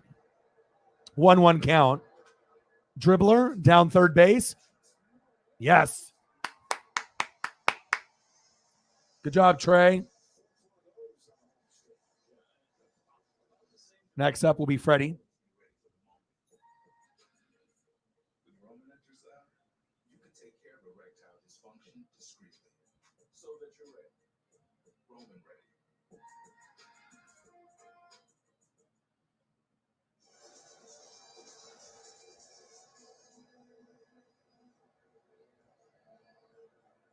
Turner's been on all 3 times. Freddie Freeman is 1 for 2.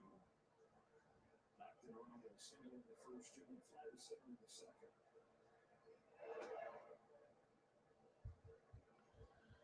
1-0 count. Come on, Freddie. At one point, Trey and Freddie were leading the league in hits. I don't know what it is currently today, but that's what it was as of just a couple days ago. Come on, Freddie. 2-0 count.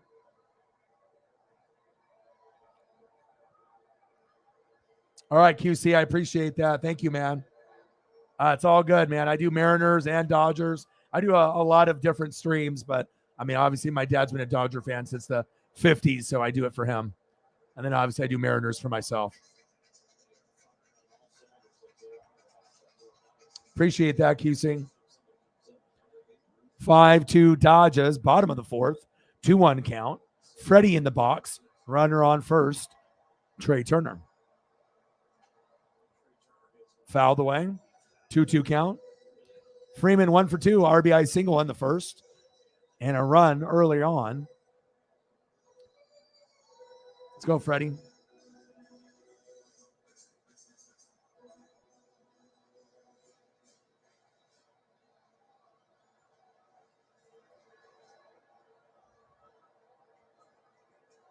Come on, baby.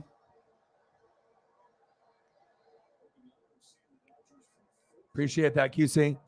Bottom of the 4th, 5-2, 2-2 count. Freeman. Let's go, Freddie. Fouled away. Milner is throwing kind of sidearm. He's got a sidearm style.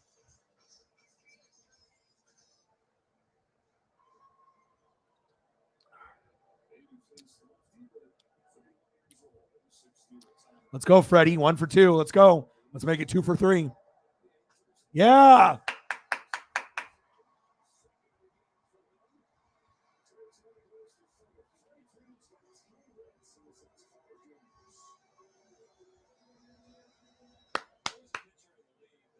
Let's go. Good stuff. You can always count on Freddie.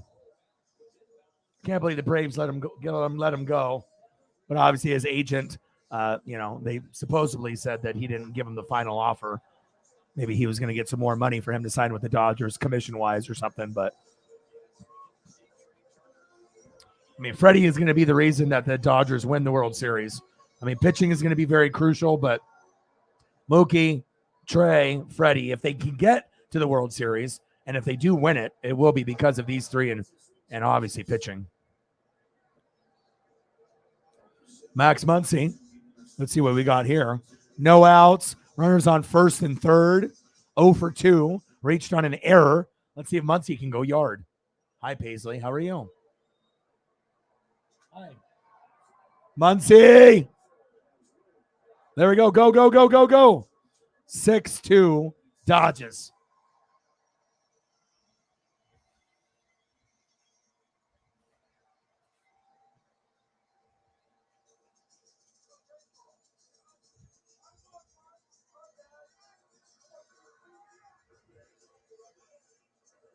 Hi.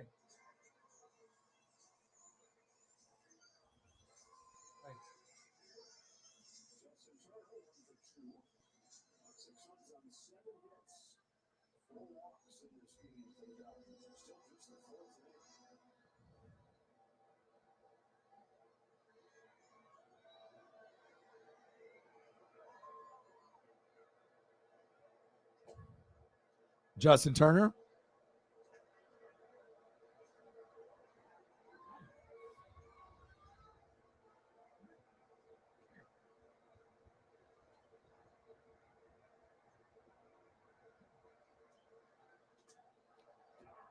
Yeah, Turner.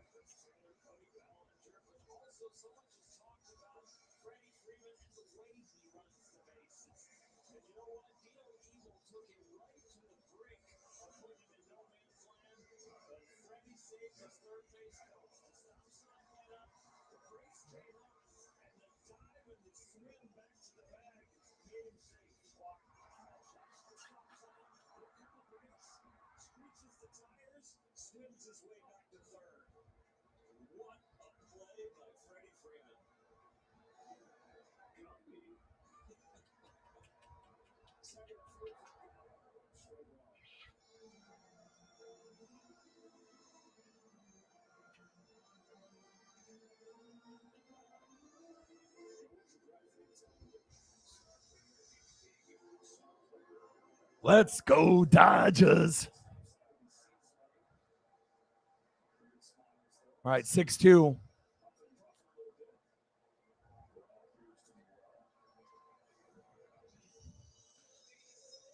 Heyo. Wow, how did Freddie get back to third right there?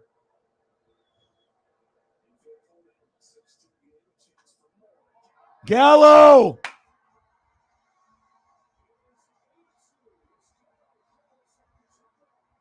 Boom. Boom. 8-2 Dodgers. Fuck yeah. Good job, Joey.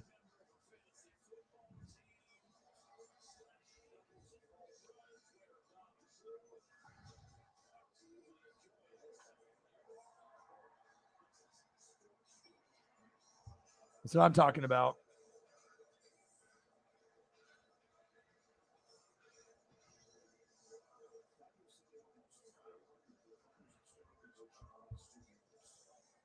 8-2, baby. One away, runner on second.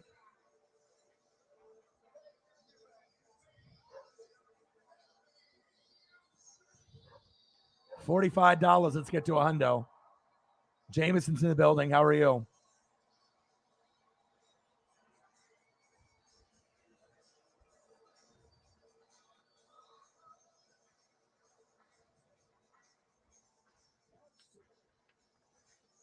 It's like, how many pitchers are they going through? They already have 3 so far. 1 for 2. Chris Taylor, double and a run, 232 average, 8 dingers, 31 ribbies. It's the bottom of the 4th, and the Dodgers are pouring it on. 8-2 Dodgers. 1 away, runner on second, and we're already up by 6 runs. Love it. Let's go, Chris.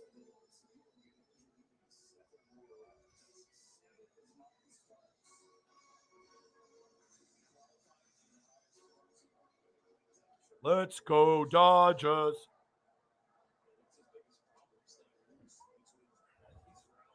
One count.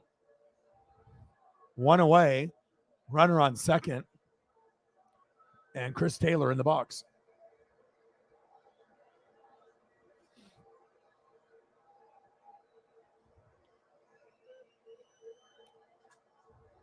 Ooh, that was hit hard. Foul. 1-2 count.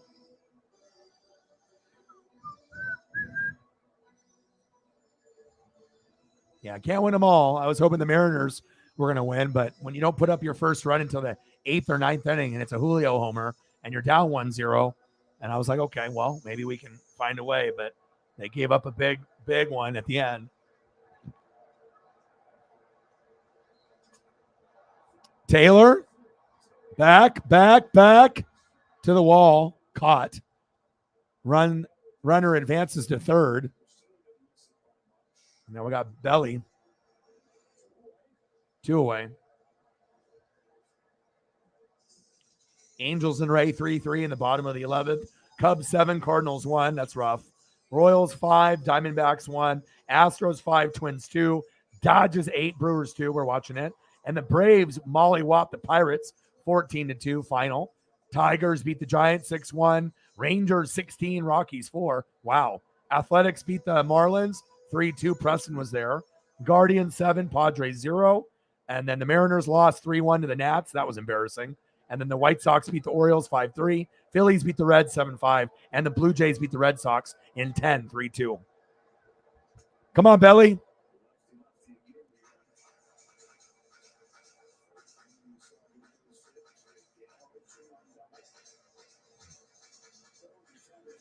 Yeah, Kirby had 24 straight strikes. That was something pretty amazing.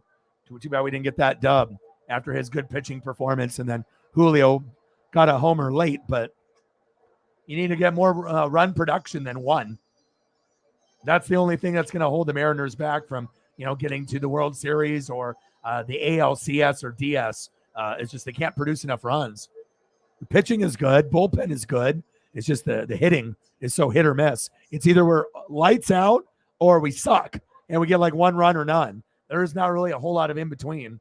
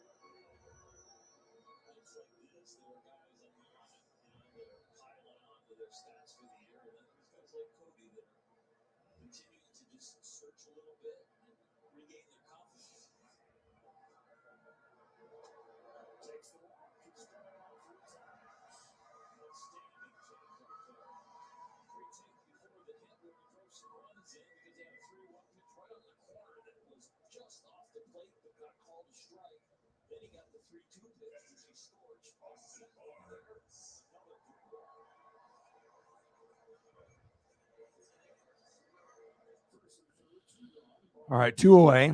Austin Barnes, your turn. Message from a Golden Eagle. What it do? Tough L, bro. I haven't done one yet. I haven't done my league yet. I want to make sure we go through all the preseason before I do it. So that way, if there's any injuries to any key guys, but I will be doing a Northwest Sports Fanatics Fantasy Football League.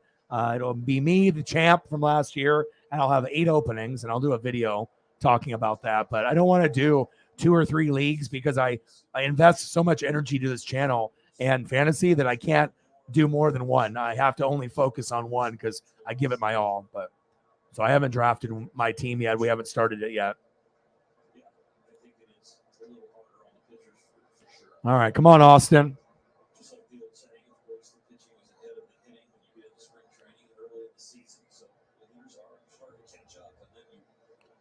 Yeah, all Matt Olson, yeah.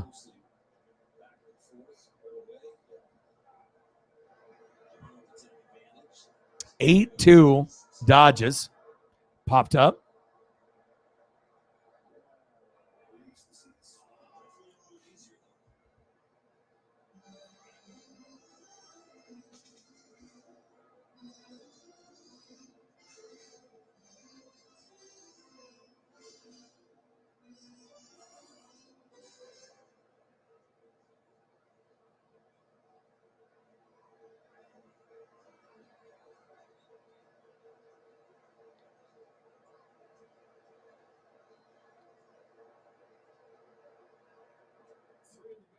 Two count. Fouled away.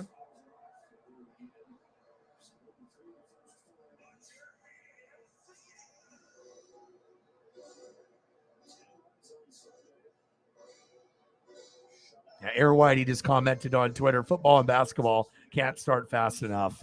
Well, when you're down 8-2, yeah, Brewers are probably very frustrating. There we go, another one. Yeah.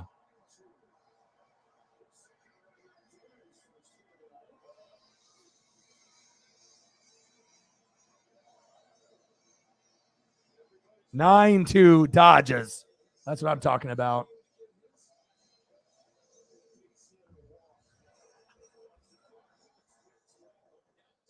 Too much pitching, too many hitters. That's why the Dodgers are going to win it this year for Vin.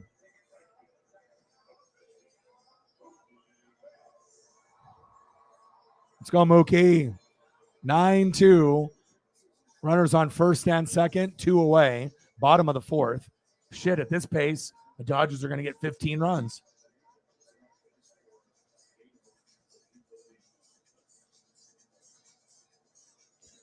Are they going to their 4th pitcher?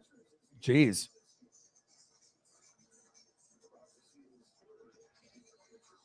Third different pitcher.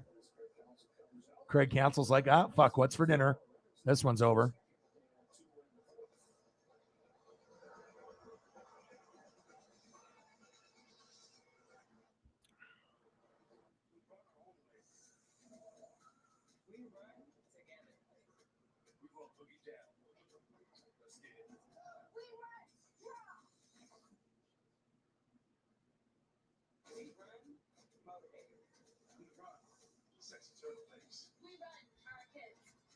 I'm going to go grab another beer.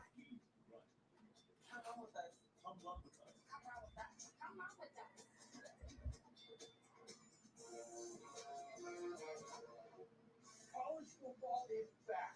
The tradition, the pageantry, and the great offers from DraftKings. Bet $5 and get $200 of free bets instantly. You had to wait all year for kickoff, but you won't wait to get paid.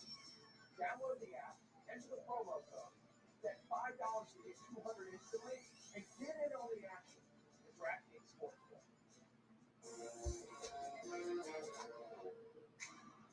Meet Google Pixel 6a, a smarter phone for a smarter price, powered by the Google Tensor chip.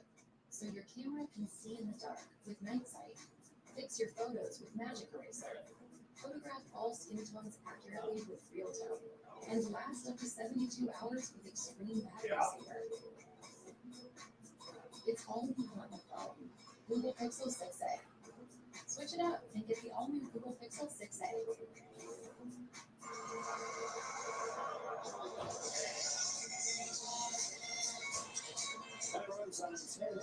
3+ innings for the Dodgers.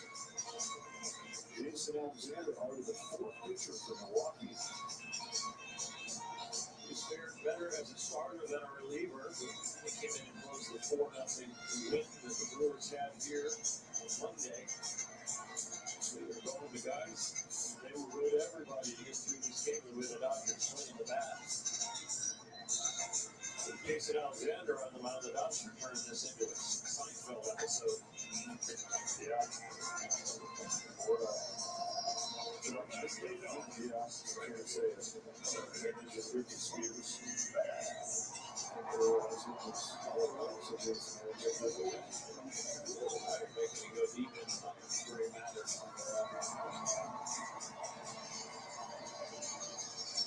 Walk, strikeout, fly out for Mookie Betts through 3 innings.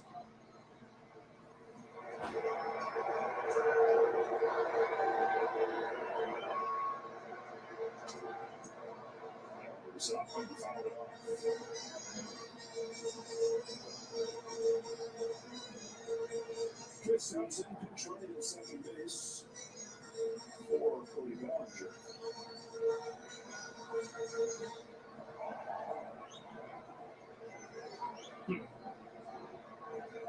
Hopefully just to get him off his feet. That's what I'm thinking.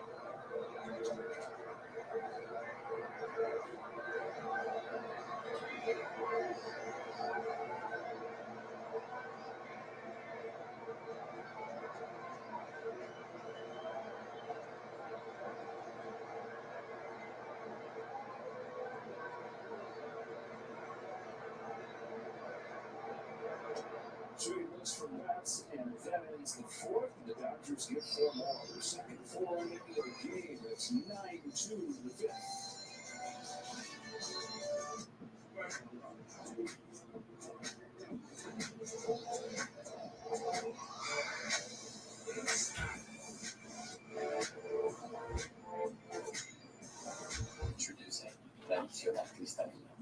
All right, I'm back.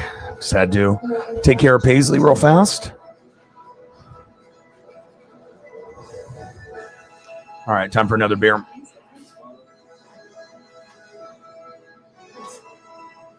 Every game, every night, everything you need to see.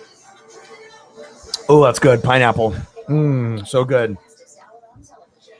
Quick pitch after the game, only on MLB Network.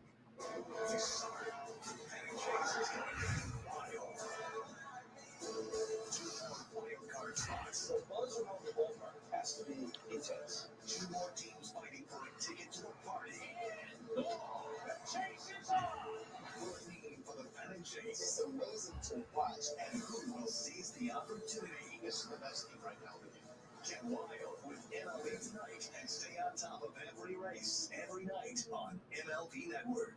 It's a high-stakes showdown in the Midwest. All right. MLB Network's Friday Night Trying to see what I missed here.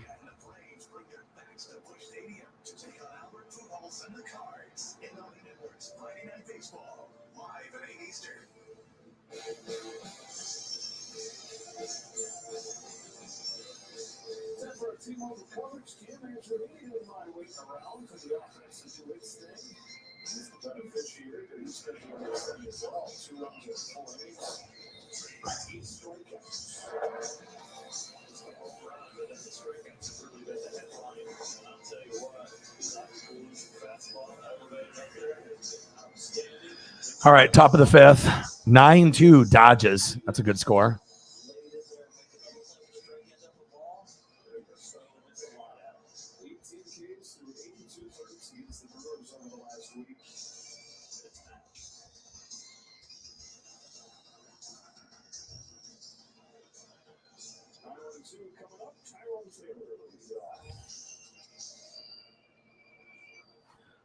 All right, Tyrone Taylor in the box. 9-2 Dodgers.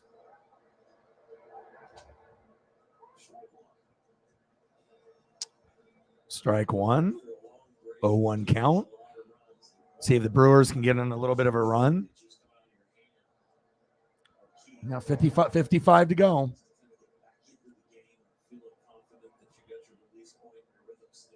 Looking to see if there's anything else news-wise Kind of a slow day in sports. Nothing really too crazy. Kobe Bryant's widow gets what, 16 million for the police and emergency responders took pictures of Kobe's body and the daughter Gigi, obviously when they were mangled and burnt and doing that for horrible reasons and sharing those with other people.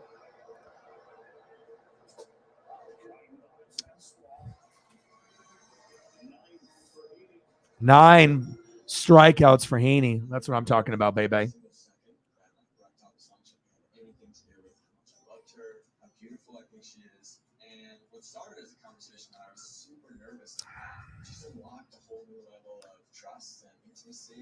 And obviously we know about Len Dawson passing away. Rest in peace to Len, and obviously all the people it has affected in Chiefs Kingdom. Big swing and a miss.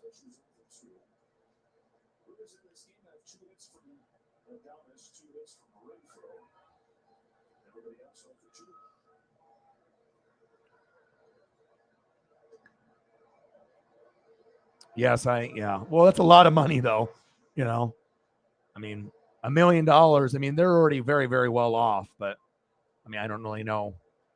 I mean, even $1 million, based off that, but obviously being a big name, Kobe Bryant, that probably had a big part to do with it too. Because if she wasn't Kobe Bryant's wife, she wouldn't have gotten that much. Yeah, but people can be cruel for sure.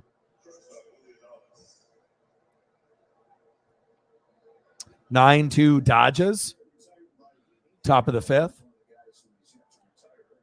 But at least that's more money that they can have for, college for, his daughters and, whatever, being able to be set for life, for all the children. So, but it won't bring Kobe back or Gigi, and that's the big thing. Rest in peace, Kobe. 1-0 count, top of the fifth, 2 away, 9-2 Dodgers.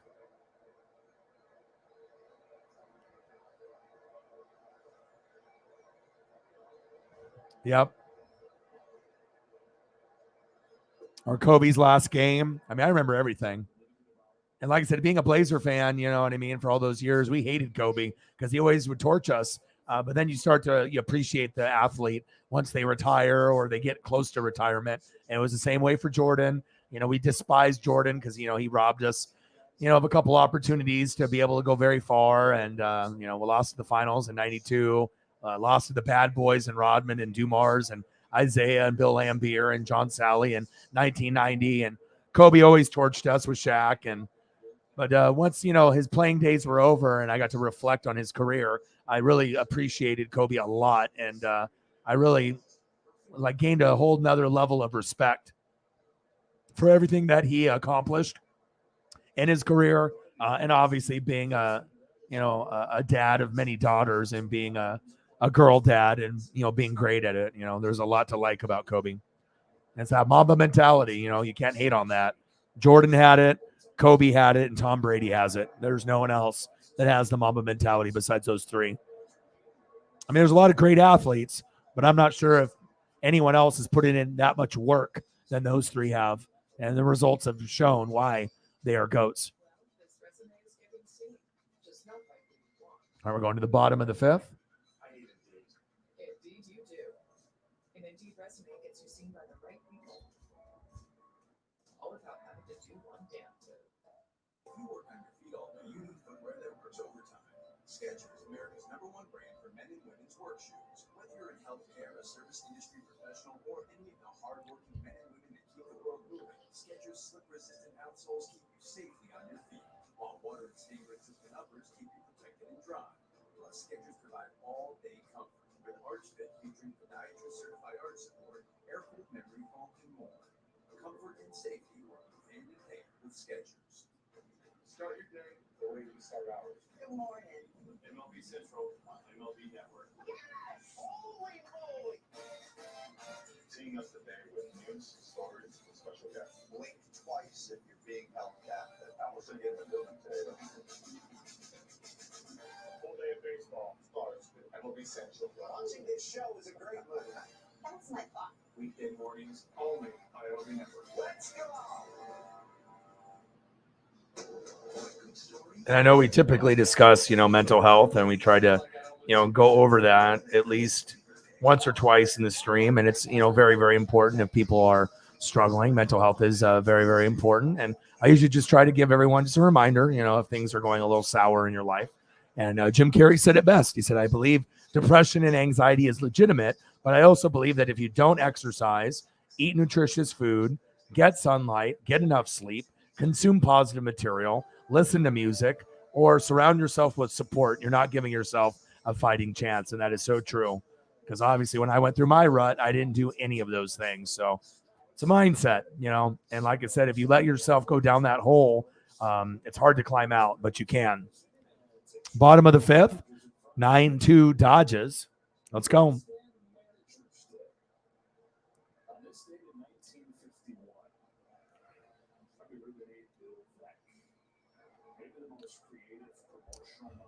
Yeah, Peyton Manning had that big ass forehead. I mean, he might be an alien. Peyton arguably is the smartest NFL player ever. I'm not sure if he had the Mamba mentality though, because I think he was just naturally gifted and really smart. But I'm not sure if he put in as much work as Jordan or Kobe or Tom. I know he did. I know Peyton put in a lot of work, maybe just not blessed with a good defense for a good chunk of that career, having that 1 year with Bob Sanders. But I'm not sure if Peyton, as great as Peyton is, I'm not sure if he had the Mamba mentality. I mean, he's very, very good, and he is a legend, and he is one of the greats. But, I guess we didn't really get to see what he did outside of the games because it really wasn't documented as much as Kobe, Jordan, and Brady. I know he did a lot of film study, and I know he did a lot of, reading. But as far as working on his body and the working out, part, maybe that's the portion where the Mamba mentality, maybe not so much. He was just naturally gifted, and I know he's super intelligent, probably one of the smartest football players ever. But as far as like the physical attributes and what you're doing, for physically, not mentally. And I think, physically and mentally, you got it from Jordan, you got it from Kobe, and you got it from Brady. Because I doubt that after Peyton Manning won the Super Bowl, the next day he was working out, popped up. You know what I mean? And that's the type of stuff that Brady would do. You know what I mean? As soon as the Super Bowl is over, a lot of guys take a month off or 2 months off, hang out with family, go on vacation, kind of soak it in. But Brady's back in the, building, and he's back, working out and, training like the next day. And I don't think Peyton ever did that. So not to say that Peyton's not great. Trust me, Peyton's one of my favorite of all time. I mean, I'm more of a Joe Montana, Peyton Manning guy myself, but at least it wasn't documented. So, I mean, we don't really know, but it just seems like most people, they don't go at the grind for work ethic.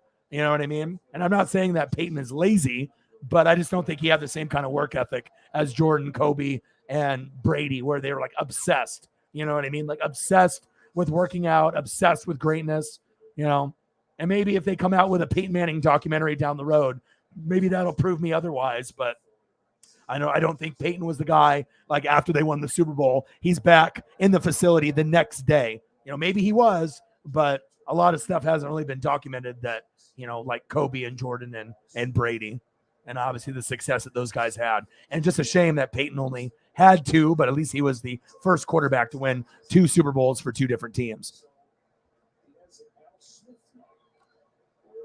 Yeah, Peyton definitely a very charitable guy. But we're just talking about Mamba mentality, though. Like that, everything it takes to win and, putting in that extra work.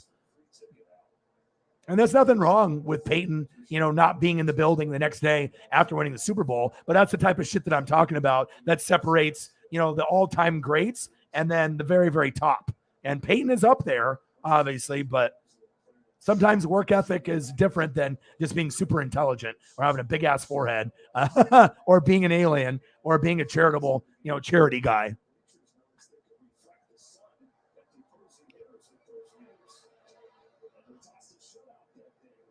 All right, 1, 2, 3 inning there.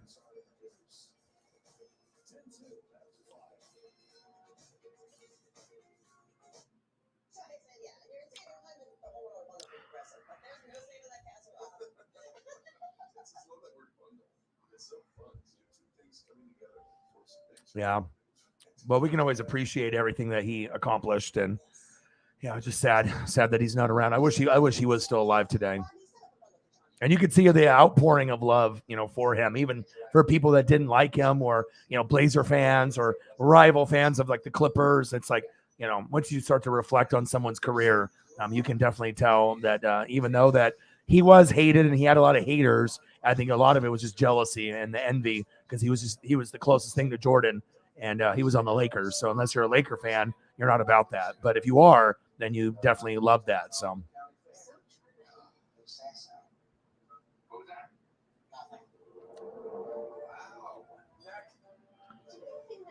Yeah, Brewers are losing. Mariners lost.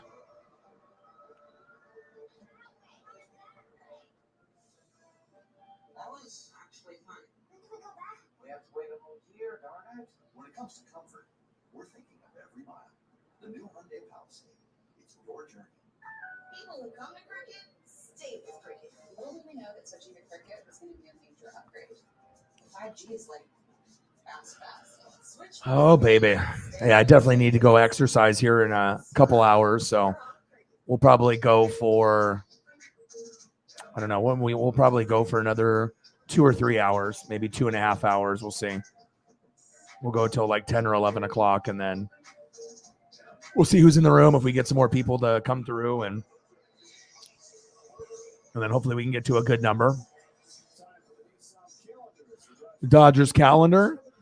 The Marlins for a 4-game set in Miami, and then a 3-game set against the Mets.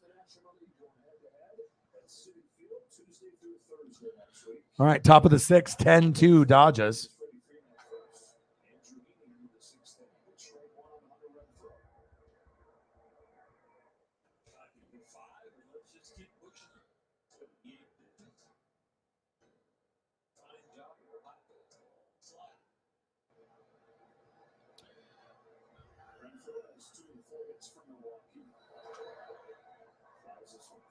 Haney's still pitching strong.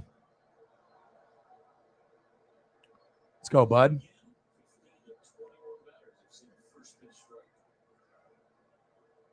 Let's go. 10-2 Dodgers.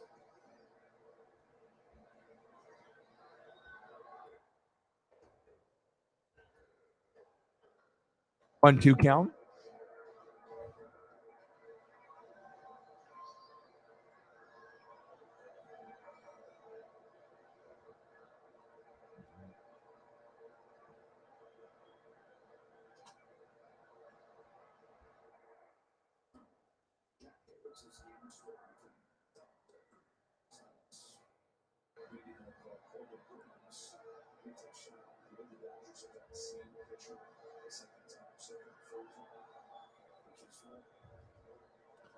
So it's kind of weird. Like, I'm on this program, right? And then I can scroll. You know how they have the rolly thing in the middle of the mouse where you can roll and scroll up and down? So as I'm going through my pictures, it allows me to do that. But when I'm on my screen, on my main screen on this program, it's like stuck. It like won't work. So I have to like drag it up and down with the left, click. And I have to go and hold it down and go up and down. I don't know why it's doing that, but I know there's probably just some logical, easy fix for it to work again. But when I scroll it up and down, or I click down on it, it just doesn't go up and down with my pictures, which is kind of weird. I don't know what that means, but hopefully I can figure it out at some point. Otherwise, I'm just going to have to scroll up and down a little bit here. Come on, Aney. One away, top of the 6th.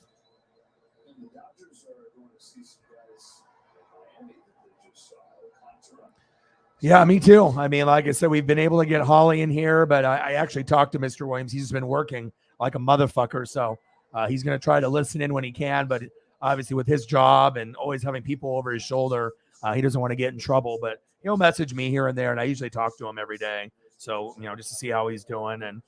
And he's just grinding and working, and Cyber's working, during the day. So, I mean, it is what it is. It's always better when we have more people and more goats. It's just, you just got to keep it moving. And obviously the longer I stream, a better opportunity for more people to show up at some point or another. But I do too.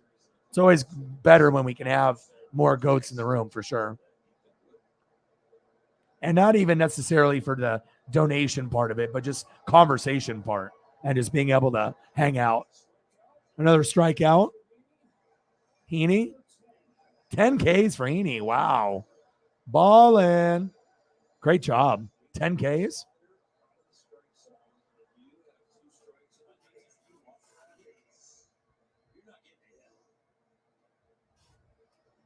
Hi, Paisley.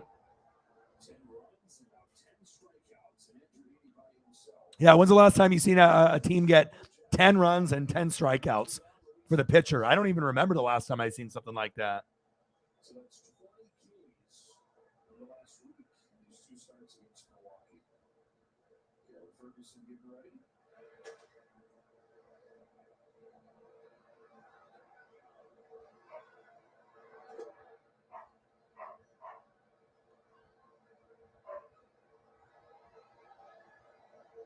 But at least Julio got his 20th homer today, so he's joined the 2020 club. 20 homers, 20 stolen bases. I was hoping for 30 and 30, but I don't know if he'll get that number with the amount of games that we have left. It would be great accomplishment if Julio can get 30 and 30, but I'm not too sure. We're starting to run out of time a little bit, but it was awesome to see him go yard even though he lost. Looking for number 11 here. On the 1-2 is. 1-2 count goes to 2-2 count. It's 10-2 Dodgers. Haney got 10 Ks, so I love that. Top of the 6th, 2 away, 2-2 count. And then as soon as the game is over, I'll change it to a tropical background, and we can just kind of talk about whatever you guys are feeling. And then stream for a little bit, and then I'll be back tomorrow for Packers and Chiefs at 5 o'clock Pacific time. End of the inning, or the end of the top. Now we're going into the bottom of the 6th.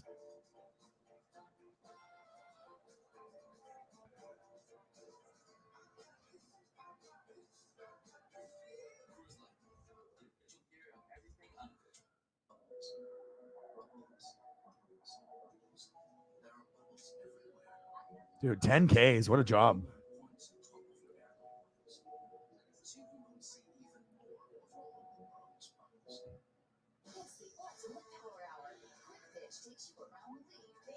Yeah, I mean, the conversation, and like I said, it shows you, like, when Holly's in the room, the vibe is much better. You know what I mean? She always has something funny to say. Like I said, and I appreciate, you, Jameson, and Sarah always being loyal and always being here. But when we have more people, especially people like Mr. Williams or Cyber or Holly, it definitely is a bigger vibe in the room, and it keeps the conversation going, not only in the chat but with me and everyone else in the room. So that's why I like to showcase you guys and not necessarily just me. In the chat, I make sure I put up your guys' messages, and we can vibe together, because it's definitely it's better with more, but also it's quality over quantity. But there's just certain people that, when they are in the room, it lifts the room immediately. Like as soon as Cyber's in the room, or Mr. Williams or Holly, the positivity goes through the roof. And then we always have something to talk about. Because I feel, honestly, like with me and Holly, I feel like I connect with her on a very, very strong level. With a lot of you guys, I do. But with her, it's like, with just a lot of the work ethic and a lot of the similar, likes and things that we follow. It's just a good vibe to be able to have some of the other goats in the room. But let's not get it twisted. I do appreciate you and Jameson, Sarah and Jameson, and the other goats that are always here. Like I said, I wouldn't be able to do this without you guys, especially if I'm doing it full time and I'm not getting big numbers. Like I said, it's not like I'm getting 100 people in the room. You know what I mean? It's not like I have that yet. So it's always nice to be able to spend time. And sometimes when it ends up being less people, it ends up being a little bit more of an intimate, kind of like a like a smaller concert venue instead of, selling out, Madison Square Garden. We're doing something a little bit smaller, and we can talk to each other, and it's kind of nice. But we just want a few more people, a few more, nothing crazy. Another 5 or 10 more, 15, nothing too crazy. Bottom of the 6th. but you just got to stay positive no matter what, Every day is a different day to prove, to myself and to you guys that the work ethic is there, the grind is there. And I mean, I can't even remember really the last time I took a day off. I mean, I went camping, but I mean, other than that, I missed like one day, and I was right back at it, 4th of July, and some holidays I might take off, but I'm really trying to grind it out for 4 hours or more every day. So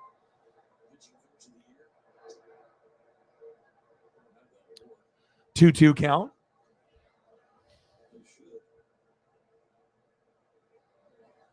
If the score holds here, those three guys that just mentioned, Gaston, Anderson, are going to be combined.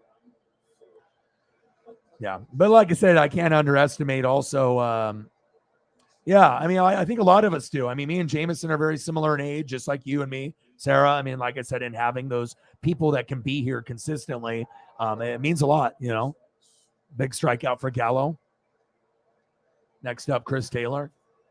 Especially when we're all around the similar age. I mean, if we're all 38, 39, 40, 41, 42, 43, within about 5 years of, my age, if you're 35 to 40 or 45 to 50, we're going to have a lot in common. So, and it's nice just to be somewhere positive and have a good time, 10-2 Dodgers. And like I said, I could be doing a lot of streams where it's just like how I used to do it, popped up, where I do just like I drink beer, we talk NFL, but obviously we're not going to get a lot of the newbies to hop in a stream like that. You're going to get like, 100 to 200 people. But if I end up doing a game, then we can get maybe 300 to 700 people, because then they're going to be looking at the game and we can always talk about other things, wrestling, basketball, football, the draft or whatever, you know what I mean? But just labeling a video based off a game is going to get us more. So I decided to kind of go down that route and do more Mariners and more Dodgers and, cover more things, NASCAR. So that way we can have a bigger opportunity to grow and hopefully get some more quality people in the room.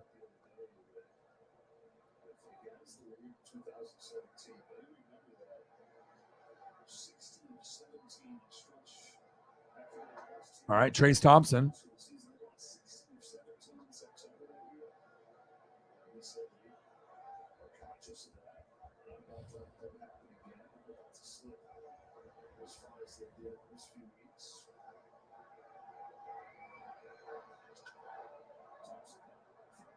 Get that. Yes. Fair ball. Nice bounce that kid got. There we go. Nice hit. Off one bounce, boom, right into that kid's hands. Good awareness right there. Nothing like getting a foul ball, a home run ball, a ball thrown into the crowd, or even a ball that's a ground rule double. Boing, it bounces right to the guy, boop, right in his hand. He barely even moved. He even had a mitt, and he didn't even have to use it. I don't believe in mitts. Preston always brings a mitt, but I feel I can get a ball without a mitt.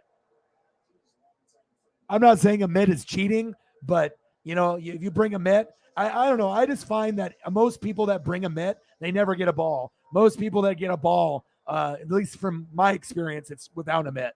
You got to scrap for it or you can catch it. If you can't catch it with your bare hand, you don't deserve to get the ball. Having a mitt is nice, you know what I mean? And you still have to have, good skills. But I've seen a lot of people with a mitt not being able to catch the ball either. So, but I never will wear a mitt when I go to a game, ever. I will always just use my bare hands. Scrap, get bloody knees, get pushed, get, slammed in the back, get slapped on the knee from a crazy Karen, I'm always going to have great memories there. Austin Barnes, 1 for 3. RBI single in the 4th. 10-2 Dodgers. 2 away, bottom of the 6th, with a runner on second. Trace Thompson.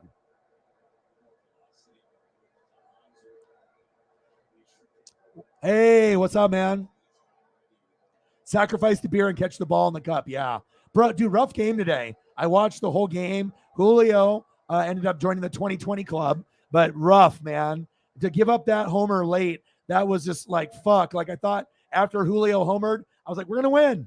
We're going to win. We're going to do it. and then giving up a homer late 8th, 9th inning, you're fucked. And that's what happened. I hate losing to shitty teams. You know what I mean? Like the A's, the Nats, there's no business. We got the easiest schedule from here on out, and we already went through the tough times, but that shows you baseball, there's a lot of parity, just like in basketball and football, where, you're a good team, and then let's say like I'm the Buccaneers, right, and I'm playing the Jets. There's no way in hell I should lose. But sometimes that shit happens. They score 14 in the first half. I have some injuries. Maybe I have a pick six. And then all of a sudden I come back in the third and fourth quarter, but it's a little bit too little too late. And then you lose 20-17. I mean, that's the type of shit that happens. Anybody can beat anyone on any given Sunday, Monday, and Thursday in the NFL. And anybody can beat anyone in baseball. It just sucks, when you're trying to get first place in the wild card, and then you're dropping these games, these fucking stooges that don't deserve to beat us. But it shows you hitting is our weakness. Our pitching is good. Oh, back. Gone. Boom, boom, boom, boom, boom. That guy had the beer in the cup. He just tried to catch it and he couldn't do it. Some guys have stone hands and they can't catch. Nice. Good to see you back. I knew you would come back. And let me say thank you so much for subbing, liking the video, sharing it if you did, and then also donating. I appreciate you, man, very, very much. I always, remember people, and especially if I can get someone that's brand new that likes, what I'm doing right away, it makes me feel good. Because you know how some people are. It's about clout, and some people only join a stream when there's 1,000 people in it, even if it sucks ass. Like some people are only going where there's a lot of numbers, where if they have a lot of subs, or if they have a lot of people in the room. But just because someone doesn't have a lot of subs or doesn't have a lot of people in the room, doesn't mean the channel is bad. You know what I mean? Obviously with the metrics and the analytics and the way that YouTube works, it's very kind of hit or miss with a lot of streams, unless you're like, really, really big and they're promoting the shit out of you. 12-2 Dodgers.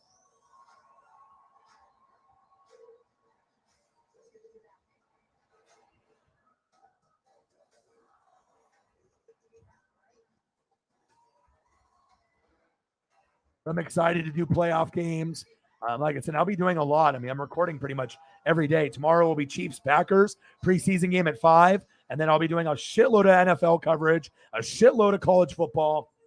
And then we'll be doing NBA, college hoops, MLB playoffs, NHL. We'll be doing NASCAR all the way through to the playoffs. And if that means that I have to do NASCAR and then Sunday night football, or miss a game in the morning or afternoon to do NASCAR, I'm already committed. So, I will be doing Sunday night, but that does mean that there might be some morning and afternoon streams that I will have to skip. And I will have to just do NASCAR because, like I said, NASCAR gives me my highest views since I've gone full time. And, I want to make sure I'm growing that fan base as well. So, but I'm going to be doing a lot wrestling also. So, I mean, there really isn't anything. And I'll be doing even World Cup at the end of the year when we get into that. So definitely it keeps me busy because some people only do NFL or only do NBA. I can't imagine just doing one thing, but people like doing just one thing. Or if they just do their team and that's it. Some people do that, but I just find it hard to believe if someone only does their team and they don't know anything about the rest of the rivals or the other teams that are in the sport.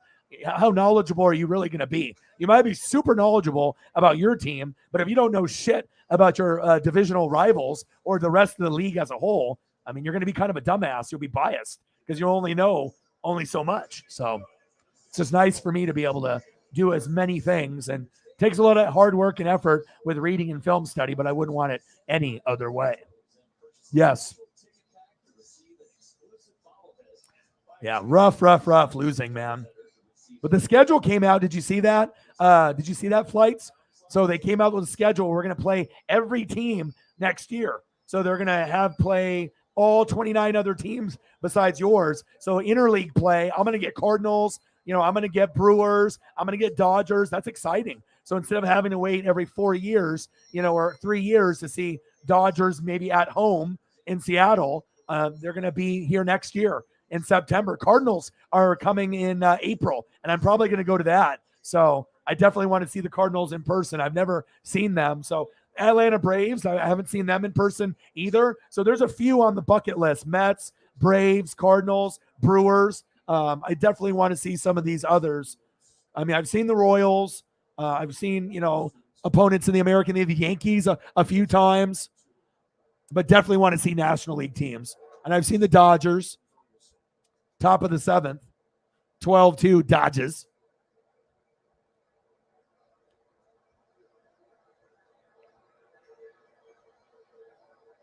Yes, and no shift. Hey, I was just about to ask you about that. Exactly. Ain't softball. Very smart. Yes. Woo! Mookie with the grab. Nice. One away. But the schedule came out, and I mean, it looks good. Maybe see if I can bring it up here. I was impressed. I was like, okay.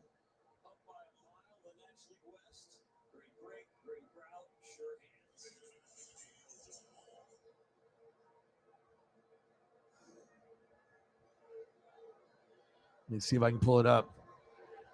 Yeah, we're giving them an ass whooping. I mean, when we lost 4-0, we bounced back. But the Dodgers, I'm telling you, man, when you got guys, let's be honest, right? This Haney guy, he's not in anymore. But a guy that's a 1-1 record, a no-name guy. If a guy like that is going to give us 10 Ks for the Dodgers, I mean, let's be real. You know what I mean? If you have Walker Buehler out, it doesn't matter. If Kershaw's hurt, it doesn't matter. If it was years past, Dodgers would be in trouble. But now you got Gonsolin, you got Anderson, you guys got guys like this Haney guy. No one knows who the fuck this guy is. 10 Ks?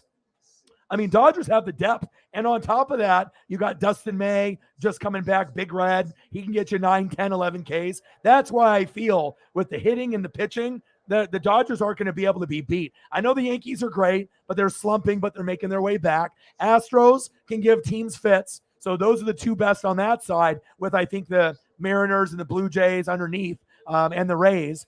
Those teams are okay, but I think obviously people think Yankees and Astros, more than likely it'll be one of them. And I think the Dodgers could beat either one of those teams. And honestly, if the Mets can get their pitching, with Scherzer and DeGrom, who's to say if the Mets represent, or the Cardinals or the Braves, that they couldn't win? I think a National League team is going to win the World Series this year. It ain't going to be the Yankees, and it ain't going to be the fucking Cheestros. It's going to be Dodgers, Mets, Braves, or Cardinals, in my opinion.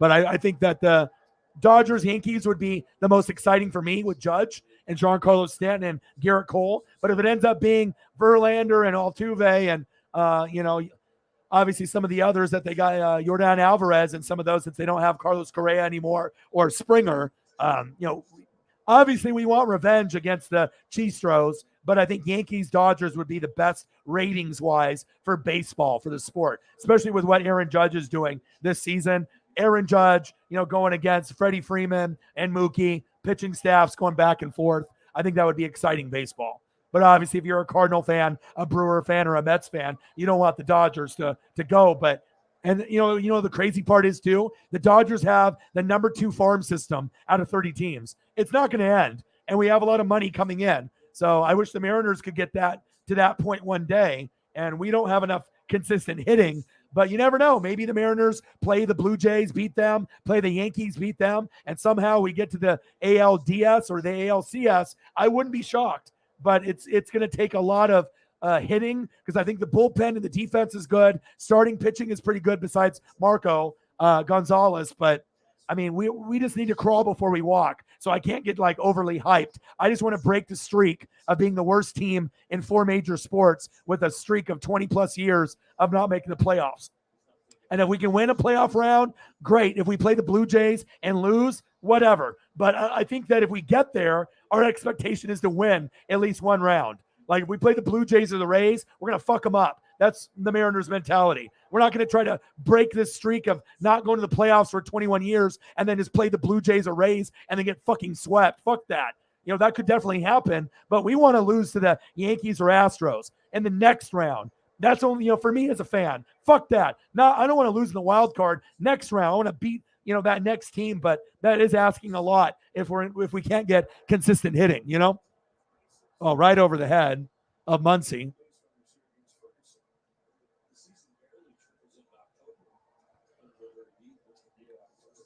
Well, Dodgers are the best team in baseball. I mean, I think we know that Yankees were the best early on, but Dodgers were really always number 2 or number 1. But if you look at their pitching, Dodgers pitching is much better than the Yankees, and I think the Dodgers lineup is 1,000 times better than the Yankees too. Yankees have some hitters, you know what I mean, but they're kind of streaky, you know what I mean. And when Giancarlo's not in, they're not the same team. So I think top to bottom, when you look at the roster of guys, I mean, the Mookie, right? Great player, top 5, top 10. Trey and Freddie are leading the league in hits, and they're right there. They're money. Muncie's cold right now, but he can every once in a while make a big play. Turner can make a big play. Gallo is unproven, but he's new. We'll see what he can do.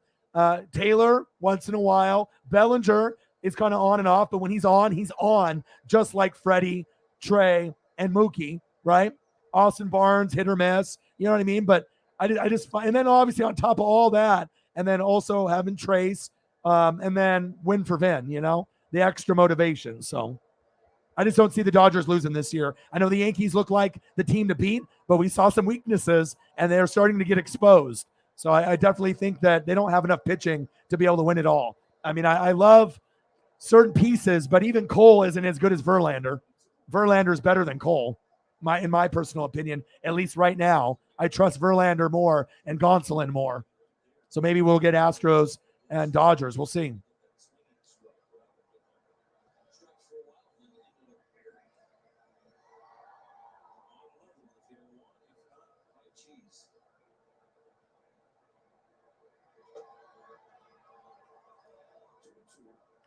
Two count.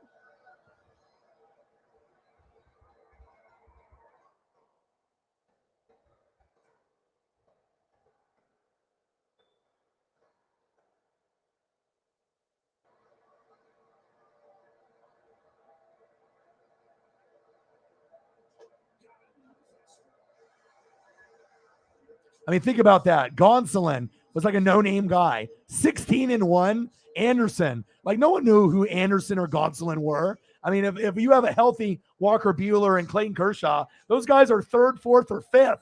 So for those guys to be able to step up, like, we don't even need Walker Buehler. And most of the time, you can't say something like that. Or if Clayton Kershaw gets hurt, most teams would be like, oh, we're fucked. But with the Dodgers, you're not. So this is a very special team this year.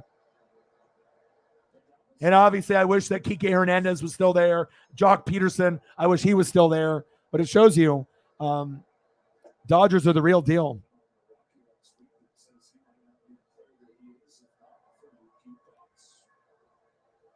And not having Seager around either is something that I kind of wish that he was still there, but he went for the money. Yes, then the schedule is awesome. I love it, man. What a great idea. I mean, obviously for the Mariners, that's not going to be as good because we want to play more Angels, A's, Astros, Rangers, so we can beat up on the shitty teams. But I would rather trade off a couple more wins for potential losses, but to get to see the Cardinals in Seattle. So instead of having to wait 4 years for them to come to Seattle, I get it possibly next year. So I like that. 12-2, top of the 7th. Runners on first and second. 2 away, 2-1 count. 19 pitches in for Ferguson. Yes. Yeah, Astros are the hardest team to beat in baseball, I feel, besides the Dodgers. You know, even though they don't have Correa. Oh, back. Get that. No, off his mitt. Shit. He almost caught it. That scores 2 runs. Fuck. 12-4. He almost had it too. But the Astros, I mean, Verlander's pitching, and they have Altuve, and obviously Yordan Alvarez is a fucking stud. So even though they don't have Carlos Correa, Twins, Springer, Blue Jays, they still are the Chistros, and they're very good. Astros, they give Dodgers and a lot of teams problems. I think like Yankees are more like beatable than the Astros. Like that might be the only team that could beat the Dodgers in the World Series. I don't think Yankees could, but Astros, I feel, are a little bit more deadly.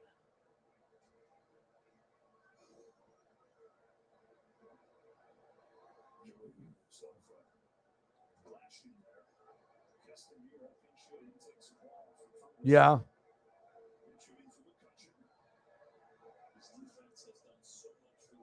World Series. I just want the streak to end. But honestly, I think we're the third best team, in the American League. So who's to say that if we get first or second in the wild card and we can get hot, with the hitting, who's to say that we can't overachieve this year and go a little bit further? You know what I mean? Maybe we go to the wild card and lose initially, but at least we break the streak. But I honestly feel that whoever we play in the wild card, we are going to win that first round. I think that we will. And so in that first round, Jameson and Flights, or anyone that knows, how many games is that first round in the wild card, since we're going to 3 teams in the wild card instead of 2? Is it best of 5? So it's like whoever wins 3 games out of 5 moves on. Is that how it works? It's not best of 7 where you have to win 4 in the wild card round. It's whoever wins 3 games first out of 5, correct? Correct me if I'm wrong, but Joseph in the building. How are you? Dodges, baby. 12-4. Dodges. How are you?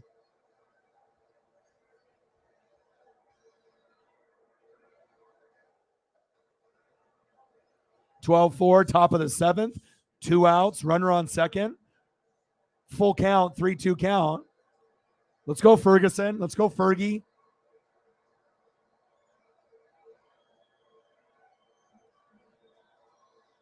Braves. I think the Braves can outduel the Mets. I actually like your guys' team better, but they do have DeGrom and Scherzer, and if they get hot, that might be the only reason, and I know they got Pete Alonso there, and he's nice, but besides those 3, what else do they have consistent?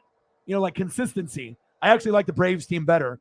And even the Cardinals, I kind of like the Cardinals too, but it's like I said, it's just, you just have to see if you can get past the Mets and jockey for position. So sorry to hear that, bro. I hope things are okay. Hope I can make things a little bit better for you. 3 games only. Lower seed plays at opponent stadium the whole time, I believe. So you have to win 2 games out of 3. Is that correct? Because I know they added that extra team. Best of 3 games. So whoever wins 2 out of 3, and if you're the first seed in the wild card, you have all the games at home. So that's what the Mariners need if it ends up being like that, right? What about if you're the second team or the third team? How does that work out? They have all the games on the road. Does it go back and forth? How does that work? You know what I mean? I don't know. Maybe you guys do, but is it like, if it's best of 3, so it goes Seattle, Blue Jays, Seattle, like it goes like that? Like you have to win 2 out of 3. Does it alternate, or how does that work? Are all the games at one location? Or the first 2 games are for the first place team, and then the last game goes to the other team? Like, I don't know. You guys have to let me know.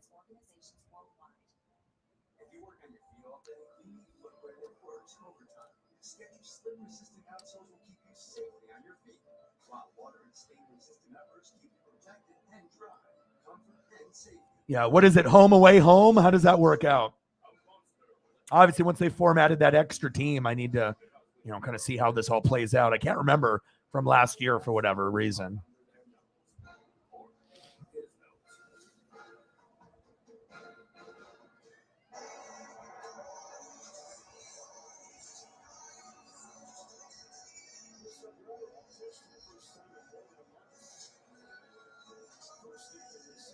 Oh, so the higher seed plays all 3 games. That's not fair.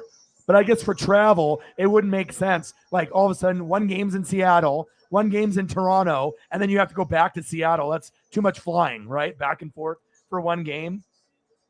That's why they should do best of 5. Whoever wins 3, so they can do 2 and 3, or 2-1-2, or something fair, But I guess it's just how it is. So I just for wild card. Interesting. Well, fuck. The Mariners need to get first in the wild card then. All right, runners on first and second. 2 away, 12-4. Dodges.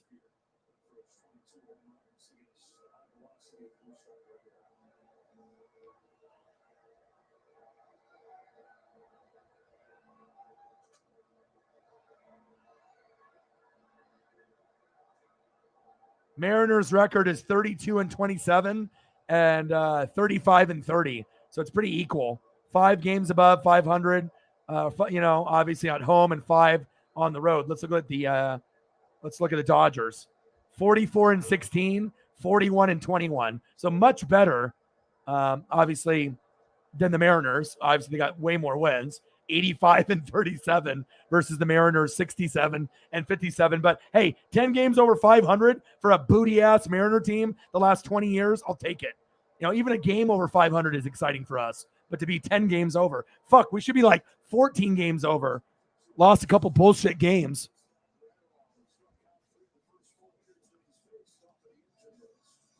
(12-4), bottom of the 7th.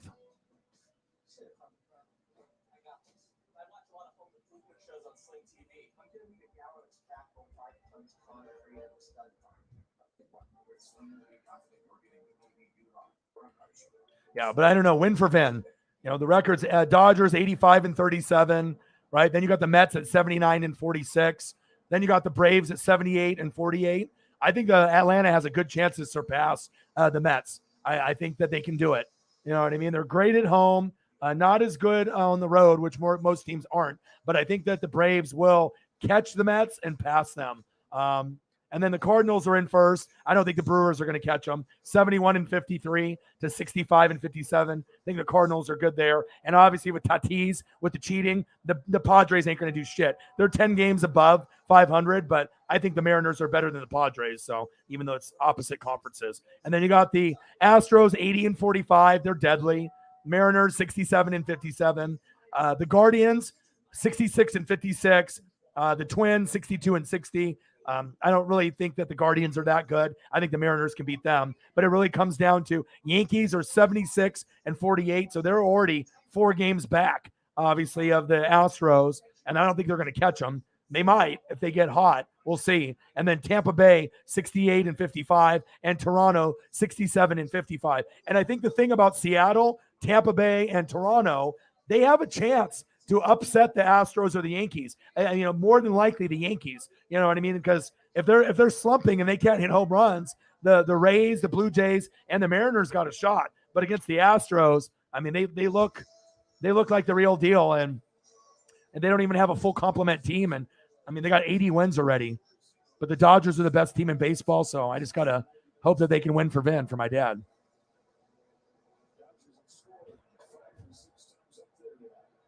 Let me check.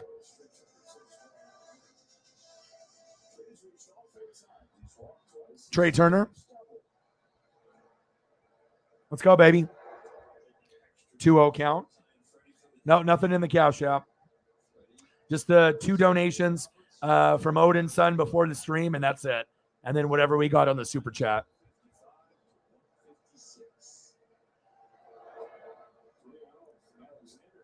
$3-0 count.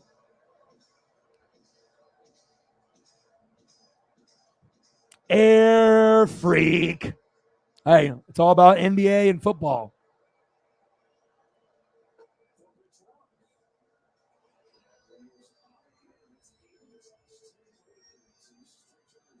Yeah, but you'll be back next year. You'll still be rooting for Brewers and the Bucks and the Packers.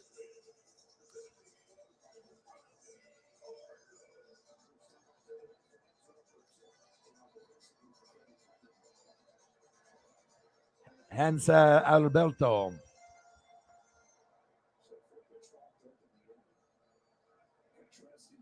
Come on, Hansa. Let's go, baby. 12-4.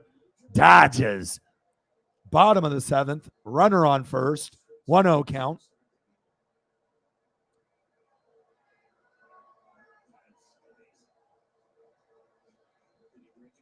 Yeah. Council needs to go. I know you don't like the owner either. So, Air, you watched AEW. I normally wait till, I get it here on the West Coast, but I wanted to see Moxley and CM Punk. Did you watch it? Was that like a fake injury? Did he re-aggravate it? Or was that planned to have Moxley win the belt and then CM Punk is going to win it from him at the pay-per-view? Like, what's going on with that in your opinion, based on what you've read and if you watched it? Because that match was supposed to last, I think, 20 or 30 minutes, and it lasted like 2. So kicked Moxley in the neck, and then obviously we know that part of his body was injured. But sometimes it's hard to tell if it's fake or if it's real, based off storyline or not. Alberto grounds out, double play, and they get it, 2 away. The pivot foot is the bad foot. So was he supposed to win tonight, or was he supposed to lose? Was he already injured, and then that was the, like they were going to play it out that way, so that way he doesn't have to wrestle that much, so that way he can at least have the match? What do you think? Yeah. I figured. When you go on a big rant of like 7 posts, I figured. I think he was already injured too, so maybe it was planned. They're like, all of a sudden, you're just going to do a couple moves, go down, and then, But what a build up, and then you let the fans down. Imagine paying $500 for front row, thinking you're going to see a 5-star or a 4-star match, and then it lasts 2 minutes. You know what I mean? Like, definitely underwhelmed for sure. AEW Dynamite and Rampage have underwhelmed since Triple H has taken over, and I'm an AEW fan. Hasn't been as good as it was prior to Triple H taking over. Raw's been great. SmackDown has been better. NXT 2.0, not so much, but I'm still going to watch everything. I'll watch Raw, NXT 2.0, SmackDown, and I also will watch Dynamite and Rampage. I just want it to be better, so.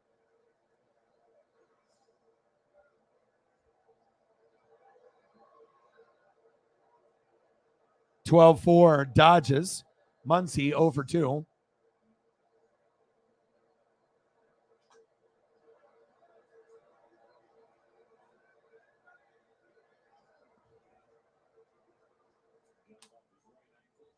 Sometimes you never know in wrestling. Real injury, fake injury, storyline, off record, just freestyling. You just don't really know. 3-2 count. Muncie, dribbler. 1, 2, 3 inning. We'll go to the top of the 8th.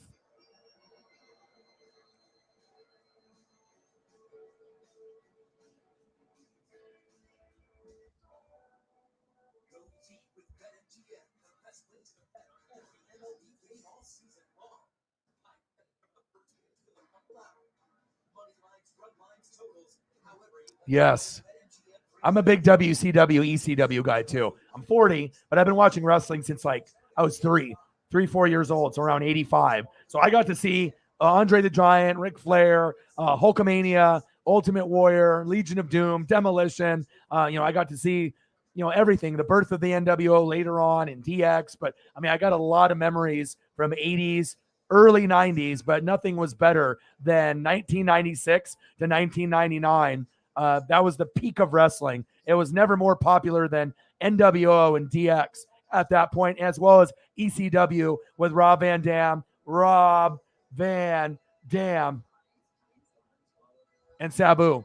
I'm a big ECW guy. I always loved ECW because it was so hardcore. Even though they weren't really famous guys name-wise, I like that hardcore, innovative wrestling. And then WCW, I like the announcers better. Nothing against Jerry the King Lawler and good old JR, but I like Tony Schiavone, Mike Tenay, and Mongo McMichael. I like that better. I like the way that the ring sounded off body slams, just the way that it vibrated and sounded. And I like the pay-per-views and the presentation, Halloween Havoc and Bash at the Beach, and it had a lot of my favorite legends that went to WCW. Macho Man, Hogan, Hall, Nash, Diesel, Razor Ramon. So there was a reason why, even though I loved Rock, Stone Cold, Undertaker, Mankind, DX, I'm more of a WCW, ECW guy, and that's probably why I'm more AEW than WWE. But I do love Seth.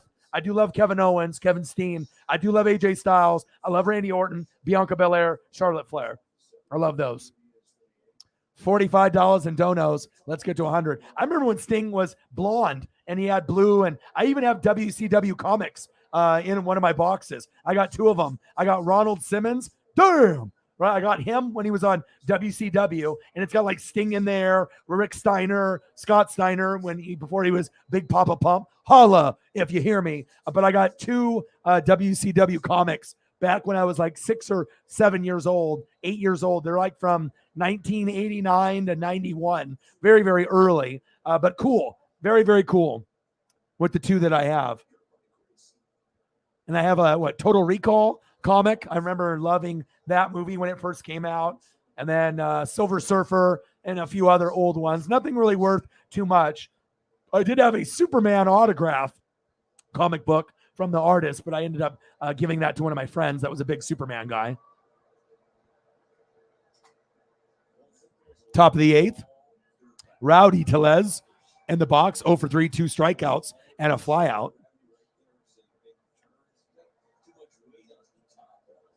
Scissor me, daddy ass. I know.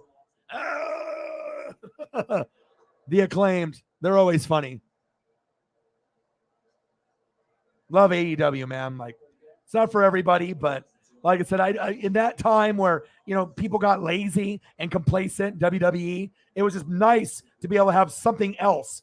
Like, I wish that Vince never shut down WCW. I wish that Shane would have ran it. They could have still made money off of it, and ECW, have like Stephanie run that. I mean, imagine if you had 3 federations that never went under and they just kept promoting all those shows. That would have been more money, and then wrestlers wouldn't have lost their jobs, and they could have kept it going. I would have kept watching ECW if Stephanie was running. I would have kept watching WCW if Shane was running. I think that would have been awesome, but Vince had such an ego. He's like, nope, bury you guys. And then just having one was, I don't know, one federation wasn't good enough. Yeah, you had like Impact and some of these other ones, but I really wanted WCW to be around longer, and ECW. It was a painful day for me when those weren't on anymore. So $45. Let's get to a hundo. Yeah, a lot of terrible matches, true. So that's why you got to be able to watch like the GOATs, like the selective few. Kenny Omega, Young Bucks, AJ Styles, Seth Rollins, Kevin Owens, ones that will never let you down, that always put up good matches. That's my opinion, if you can watch the greats or watch the old stuff. Mike Tenay, Tony Schiavone, Brain and Dusty, Bobby the Brain Heenan. Bird Gang in the building. How are you? Nice catch by Troy Turner. 2 away. I got you, man. If you need any help, trust me. If anybody knows fantasy football and I can give you a little help or pointers, and especially if you got a lot of options at like running back and wide receiver, sometimes you have too many guys at a position. It could fuck you over. Like for example, if you have 6 wide receivers and you only play 2, but you only have 1 tight end, sometimes it's better to have like 2 tight ends or 3 and maybe 4 or 5 receivers. So that way you don't like paralysis by analysis or analysis by paralysis, where you have too many options and you confuse yourself, on who's going to be the guy that hits. And then all of a sudden, you got the big name guys, Tyreek, and then you got, Mike Evans, but then you have a guy like Tyler Lockett on the bench and he goes off for 40. You know what I mean? Like, and then you lose and you're like, oh, fuck, I should have put Tyler Lockett. So it's really tough to be able to decipher name recognition and who's actually going to produce. And sometimes it's a little bit of luck. But if you do the research, sometimes you can, kind of be ahead of the curve. So I got you, man.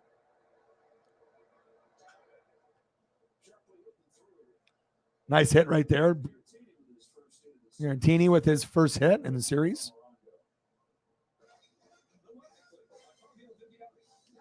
Hungry. Very hungry.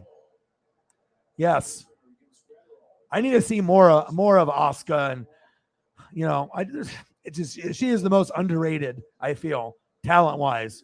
Like, she's not the same as the divas. Like, you got a lot of girls that are, like, pretty, but they're not really good wrestlers. Asuka is a great wrestler. Like, technical, strong style, it's just entertaining all the way through. 12-4, Dodges, top of the 8th. 2 outs, runner on first, 0-1 count, 16 pitches in. And we're just a few outs away from a Dodgers win. 0-2 count.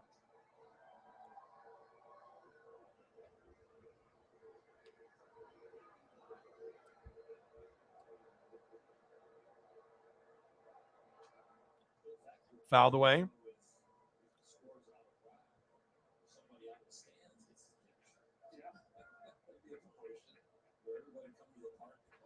The Jazz are trading Patrick Beverly to the Lakers for Talon Horton Tucker. Interesting. Well, Patrick Beverly's annoying as shit, but he's better than Russ. Russ sucks, man. That was a bad move for them. Oh, another ground ball right through the first baseman there. Come on, Dodgers. Like, for a guy to be so popular at Oklahoma City and for a guy to average a triple-double for a couple seasons to, like, fall off the face of the earth, it shows you it's about chemistry, and you got to be able to work with other players, not be a me guy. Because if you're a me player, it just doesn't work out. Ask Kevin Durant. I mean, he had to join a dream team to get his ring.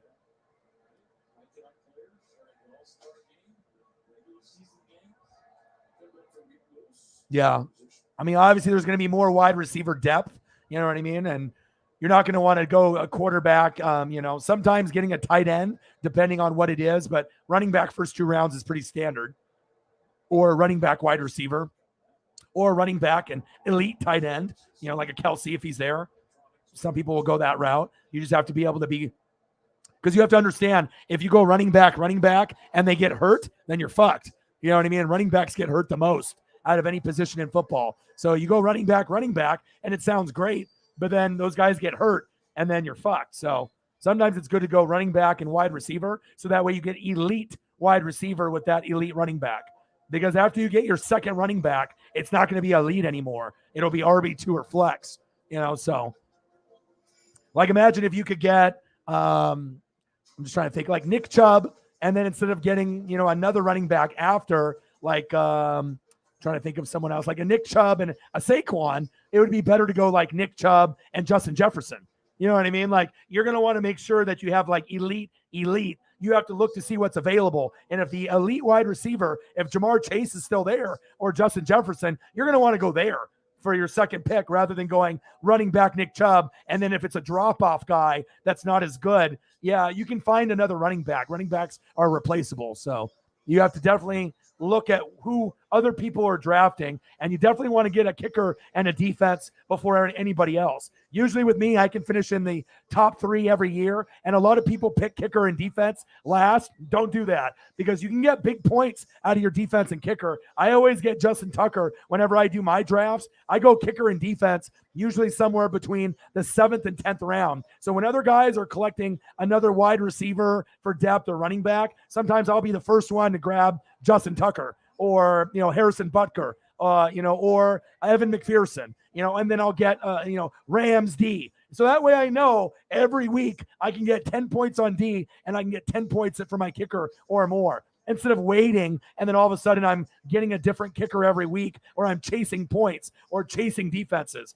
You don't want to end up with the Falcons defense or the Jets defense where you're just like fucked at the end. It's like, oh, I got all these wide receivers and running backs, but if your kicker and your defense suck, you'll never win a championship. Championships are won based off depth everywhere, but you don't want to get too many running backs and wide receivers. You want to make sure you're addressing kicker and defense. And I usually will be the first one to go for kicker and defense. And once I pick, everyone picks after me. They're like, oh shit, like if O-Dog got Justin Tucker, I better get McPherson. And that's kind of how it goes. And the next round, boom, I get, Rams D or Bucks D. And then you can start seeing the defenses fall off the board. You never want to go for those way too late, because if you do, you'll never win. That's, And also for me, I wake up at 2 a.m. during the wire and I pick, the scraps that are left. And that's how you win in fantasy football. When the wire hits, you wake up at 2:30 in the morning, you see what's available, you grab guys. And when everyone else wakes up at 6 a.m., your team is already better. You got to have a quality bench and a quality starting group. And that's why I win in fantasy, or I finish in the top 2 or top 3 every year. So, yeah, doing fantasy is not easy. There is a certain skill set involved. It's not just luck.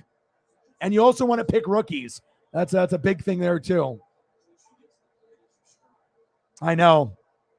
Yep. Kill the competitors. Yep. That's what they did. 1 away. Bottom of the 8th. Hi, Holly. How are you?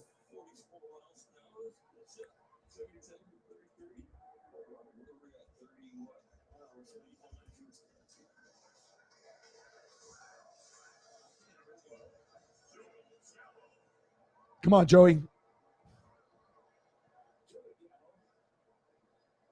Yeah, Russell Westbrook. He's terrible. Terrible. I don't know. I feel like I'm a fantasy expert. I mean, people pay me $5 to $10 a week to set their lineup. People pay me to draft their teams for them. You know what I mean? Like, there's certain people that are in like $100 buy-in leagues or 150. You know what I mean? So, winning each week is crucial. And obviously, I cover everyone in the league. So if anyone knows, those sleeper players like Amon St. Brown on the Lions, some guys aren't a big name, but if the guy's getting 12 targets a game, that's going to be more valuable than a bigger name receiver. So it's not about popularity and name recognition. It's about targets and who's producing. And that's where a lot of people fuck up in fantasy. They're like, oh, Tyreek, you know what I mean? But if Tyreek gets like 6 attempts and Tyler Lockett's getting 14, you're going to want to go Lockett. You have to be able to decipher week in and week out. So Nick Chubb and Aaron Jones. What pick do you have? Do you know what pick you are? Have you guys deciphered that yet or no? All right. 1, 2, 3 inning. Yeah, I remember that. Hi, Holly. How are you? I hope you're doing well. Yeah, but no one, and also too with me, most people in a year will do 50 to 100 transactions. I shit you not. I do about 200 to 250 because I'm always waking up early. I'm checking the wire, seeing who's dropping who. And then, like I said, when you can pick up, those other scraps, you end up having, like for me, I have 2 starting lineups. I have a bench that could be a starting lineup and I have my starters. And if you can have that, that's what helps you win. You got to have depth. You don't have just a starting 9 and scraps on the bench. You'll never win because if some of those guys go down, your backup suck ass, you'll never be able to compete with the big boys or the big girls that know what they're doing. So,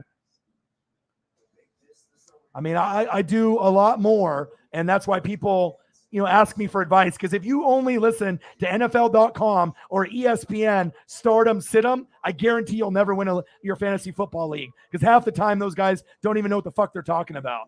You know what I mean? Matthew Berry, I mean, he obviously has, some insight and he's been doing it for a long time, but you got to be able to do your own research and watch film and read. But if you're not willing to do that, then you can come to me and I'll do that for you. So,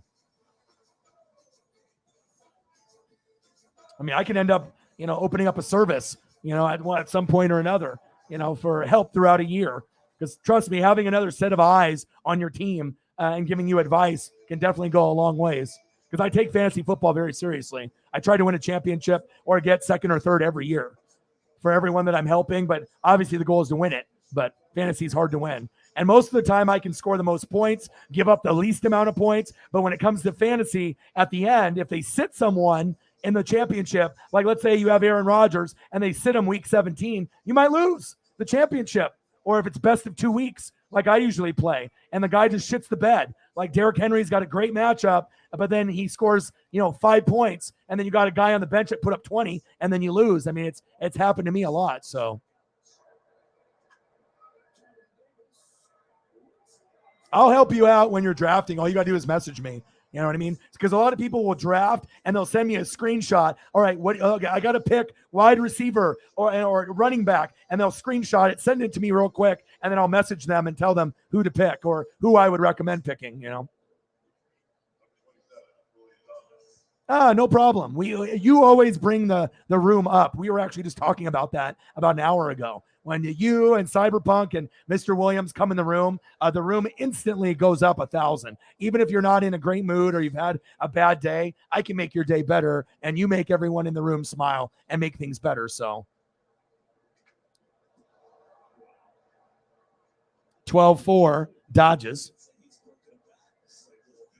Yeah, Justin Tucker, Harrison Butker, Evan McPherson, or Koo on the Falcons.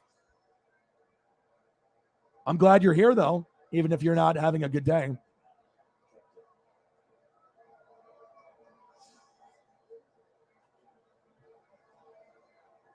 Yes, I saw that. Oh, you've been sick all day. How's your nose feeling? Is your nose a little bit better than it was? I know you like hurt your lip and your nose with the medicine ball, so I hope you're okay.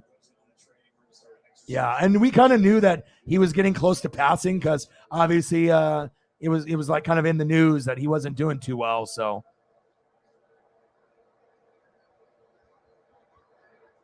popped up, and we've been talking about him obviously, and just sad to hear that he passed. And obviously that'll be extra motivation for Chiefs Kingdom this year, and hopefully they do an LD patch or LD16, patch on the jersey or a sticker on the helmet. They got to do that, and that'll also be good for Vince Scully. Sometimes that extra motivation when you have someone die that was really a big part of Chiefs Kingdom and the Chiefs football or Dodger baseball, it can help you, overcome the odds. So, yeah, I hope. Are you still going tomorrow? I'm doing the game here on YouTube. I'll be doing Chiefs and Packers. So I'm drunk as a skunk, he says. Yes, we're vibing in here. You've been nauseated and clam. Oh, I'm sorry to hear that.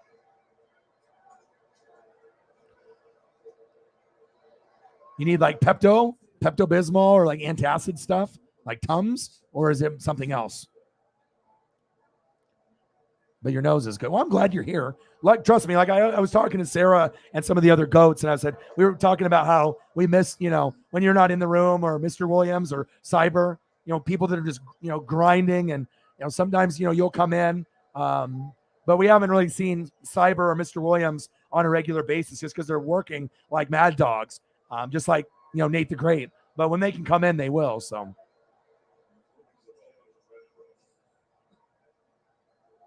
Oh, I hope you feel better.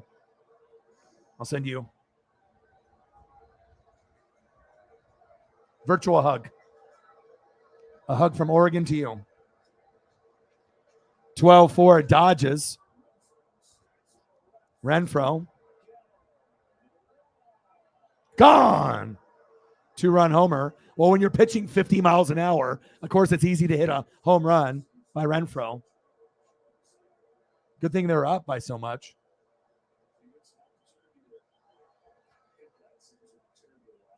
That's crazy. There's a Hunter Renfro on the Raiders and a Hunter Renfro on the Brewers, but the name is spelled different. Yeah, 50 miles an hour by Alberto. Come on.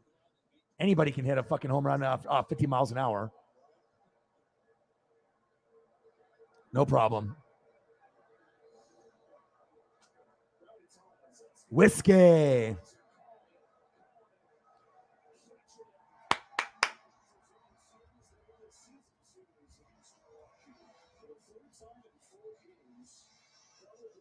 $12-6 is the final. All right, time to go to a tropical destination.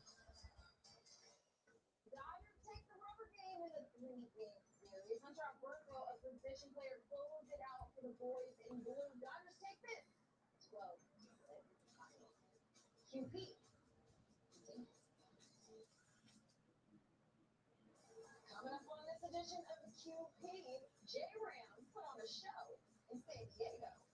Jose Altuve led off and went off.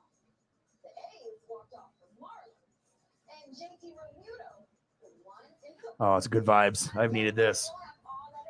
I definitely want to go to the beach, sometime before it, ends up being too cold. I want to be able to enjoy that. Yeah, 2 Hunter Renfros. What are the chances? All right, let me see what I got on the DVR here. And we're 3 hours and 24 minutes in, but it's only 9:14 my time. So we'll definitely go probably to the 5-hour mark. Maybe if I go for another hour and 45 minutes, that'll be 11 o'clock since I started at 6, a little bit early. Let's see what I got. I got 8 Dynamite. I got Master Chef, Simpsons, King of the Hill. I can watch. I got 9 episodes of The Simpsons. Thank God. 5 King of the Hills. I got Master Chef, but I'll watch that with the GF later, maybe tomorrow. So let's do Dynamite. Let's do that. Unless let me actually take a quick look, even though I watched a little bit of it earlier. Let's see. What is NFL football? What is it? Ravens and Cardinals. I already watched a good chunk of that. Let me see. What about college football? Washington State, California, Colorado at Oregon. Okay. Utah versus USC. All right, let's see what this Colorado and Oregon is. All right, let's go to the AEW. Let's watch this Dynamite over again.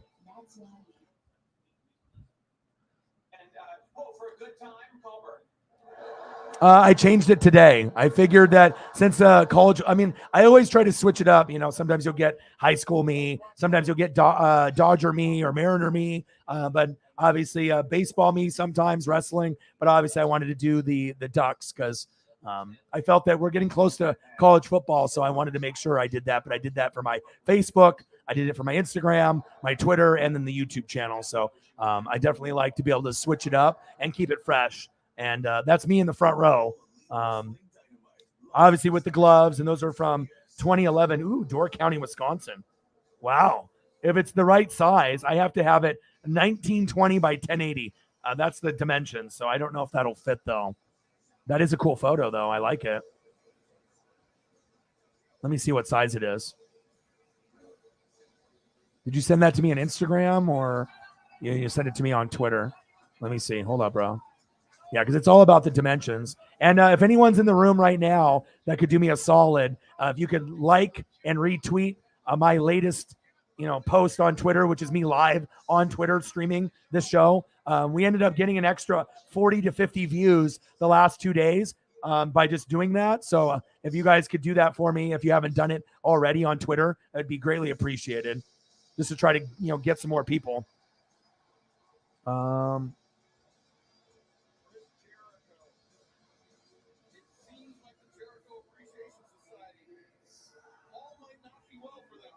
I'm going to see how big it is here when I load it. That is a pretty picture. Run away. Love Jericho. All right, I labeled it Wisconsin. Let me see what it comes up as the dimensions here in my, once I do this. Because otherwise it won't be big enough to fit the screen. I have certain dimensions that it has to be like 1600 by 900 is good. 1920 by 1080 HD is what I typically go for. And anything smaller, it's not going to fit the screen. So I try to keep it the aesthetics, as good as I can. This one is 1,000 by 667. So I don't know if that's going to be big enough. I think it's not going to be big enough. Nope. See, look, this is what it comes up as. Beautiful photo, but it's just too small. But it looks good. But I could also use it on my background, though. It will be big enough for my background, though. See, I could do this. Judas in my mind. I becoming. Judas in my mind. All right, let's see what it looks like here. Because that's where the dimensions for when I do it there. But if I do it on the background, let's see.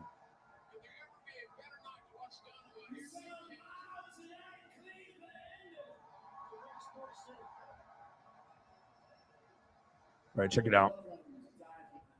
See, but you can't really see, like for certain photos, it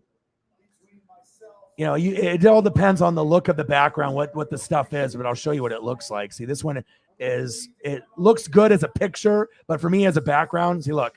So you can see the water. I guess it's so. You got the trees, but it's like sometimes you want to be able to have this certain visual. I do like the water aspect in the trees, though, but.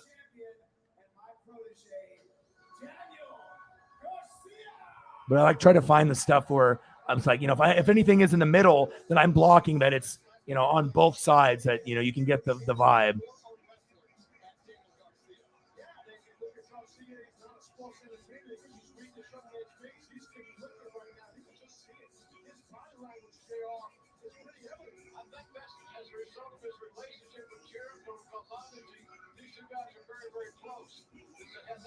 Yeah, I should go through one of my boxes so that I can show you guys like some of the stuff that I have.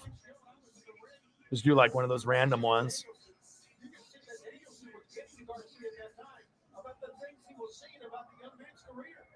think it started then. Thank you, Holly. I appreciate it.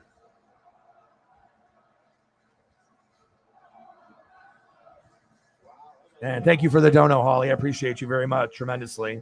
And I went on that late walk last night. And like I said, I've been doing it almost every night. I try to do it 2 to 3 hours a day, but it's 93 degrees today in Oregon, today and tomorrow.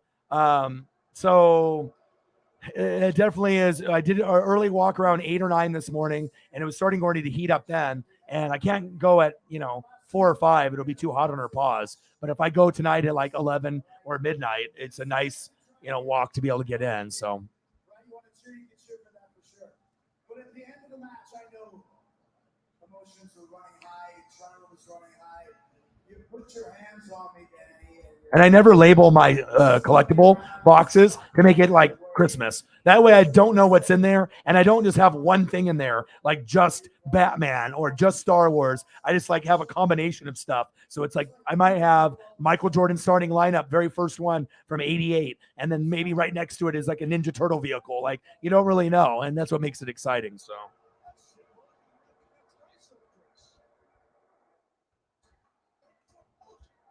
There's the ego right there. That's what you always talking about. Hey, your boy's got the gloves and the chain and the Herbert. I got to be fresh and clean, representing my Ducks. Space Kitty, $20 dono. Appreciate you very, very much. You knew how special it was for me to share the ring with my hero, Brian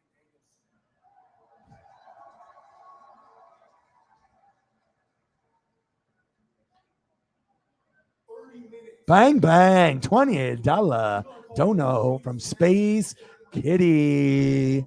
Appreciate you. Let me eliminate some of these Dodger pictures so that way I can pull up some pictures of some cats and dogs and things that we like. So one sec here, and I'll throw up a couple photos. That match that I had last week, it's the kind of match that I always dreamt of having when I was a kid. When I was sitting at home in Buffalo with my mom, I dreamt of having that kind of match, and I got to have it last week. And I can only hope there's someone watching at home. Let it be my nephew, my little cousin Trey, a random kid anywhere in the country that wants to have that match too. I want them to feel the same way that I felt.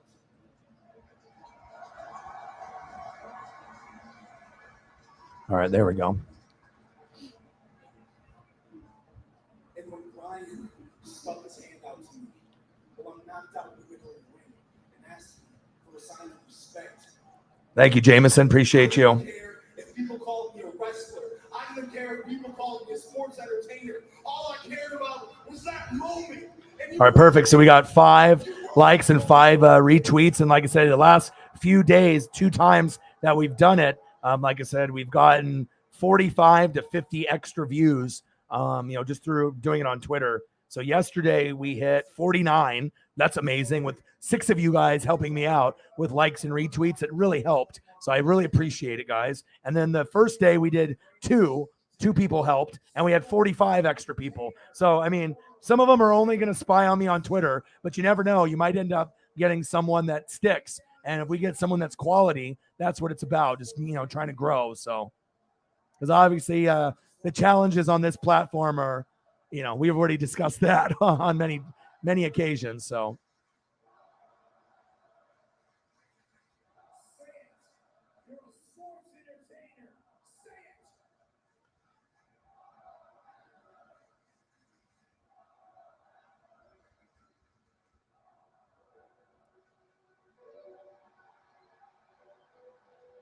Brian Danielson coming out.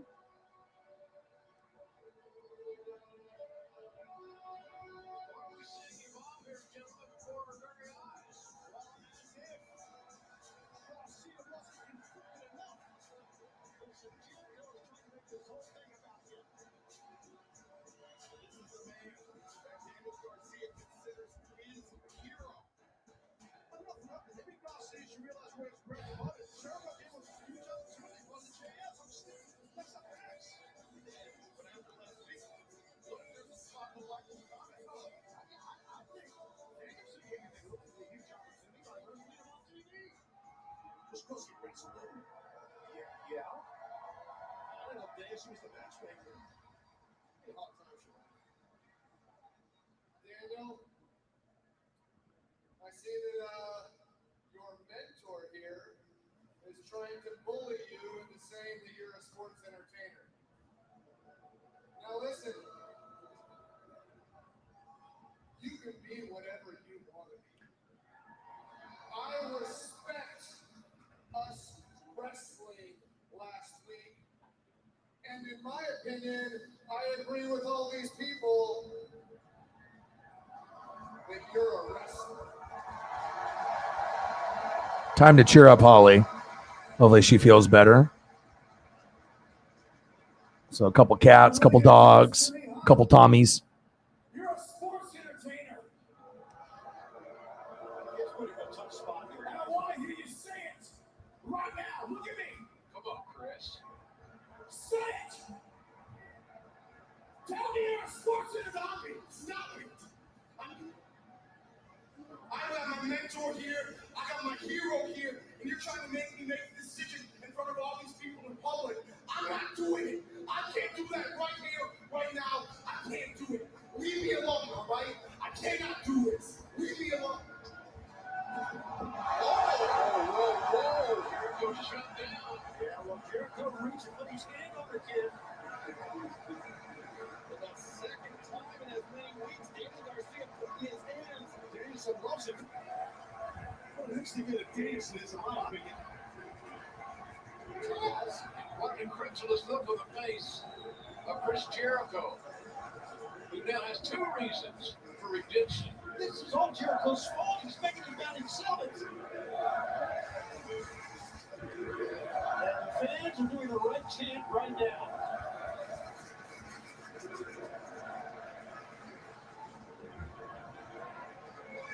Well, this didn't turn out quite like I thought it might.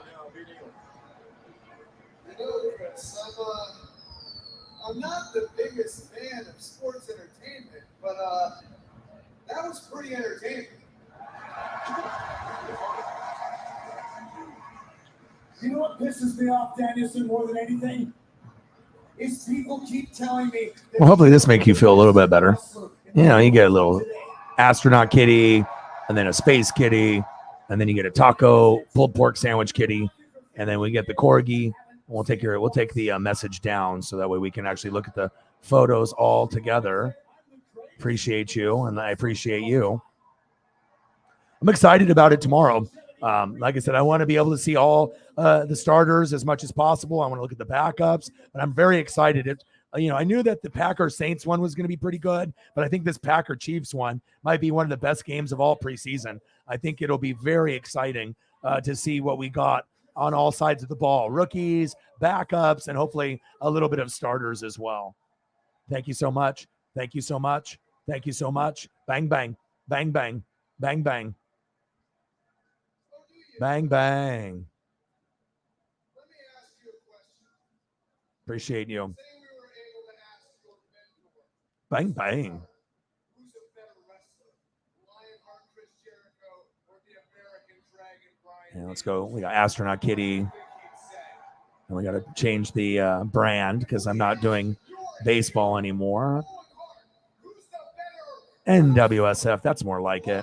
And we got Mahomes, the best fans on planet Earth, you guys, Kelsey, Andy, Lombardi, Butt Kicky, Kelsey, Chiefs.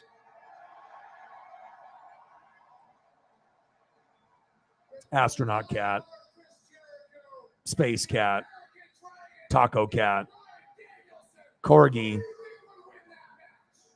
Happy Corgi, Tommy, Press Conference Tommy, Artwork Tommy, Holly's Tommy, Tommy, and Winch. Saying you just gotta be able to put the work in, and you can end up feeling a little bit better. Thank you so much. Oh yeah, absolutely. I can't wait to see I'm actually excited about Jordan Davis. That's the one I'm excited the most for your team on the Eagles. Quadzilla, AJ Dillon, the quad father. Yes. Obviously with him and Aaron Jones, Aaron Jones, that's one of the best duos in football. Maybe the second best duo at running back with Nick Chubb and Kareem Hunt. That might be number 2 because A.J. Dillon could be a starter on a lot of teams. That's facts.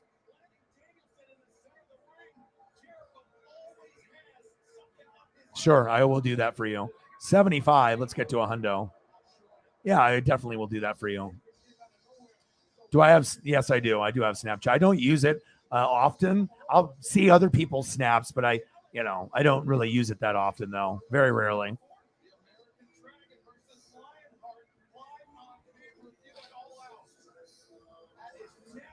Yeah, I mean, that's what we do here, just trying to support each other. So,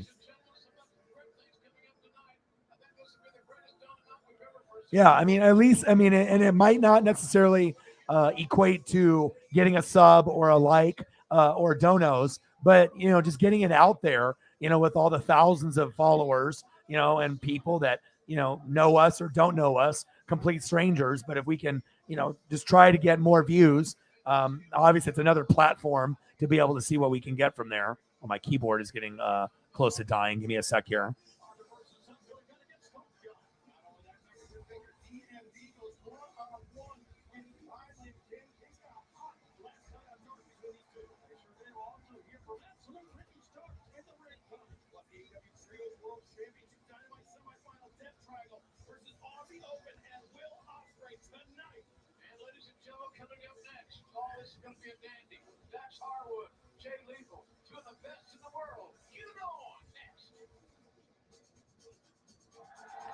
That's what I kept telling her, working from home. That's what I said last time. I just had a bad feeling that if something happened with her back, that something like this would happen again, either getting let go or because they obviously, if you work in a building, you got to be there. And if you're missing time within the first 2 weeks, they don't give a shit if they did it to you or you have an excuse that's legitimate or you're making up something. If you're not there, you're not there. And most businesses just let people go. It's just how it goes. But if you work from home, you can still be in pain, but you can be in pajamas. You can have flip-flops. You can lay on bed or couch and still work. You can kind of take a breather where you're not actually in a building, So, yeah, I am interested to see how that goes. Absolutely. I got you. Ooh, nice.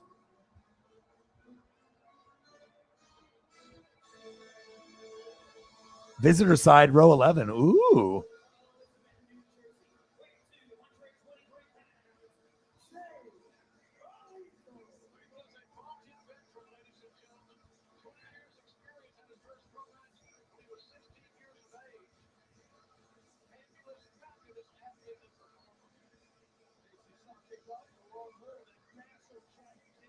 Let's throw up some Len for. Oops.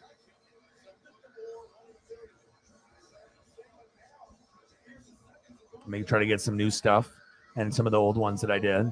So one sec here.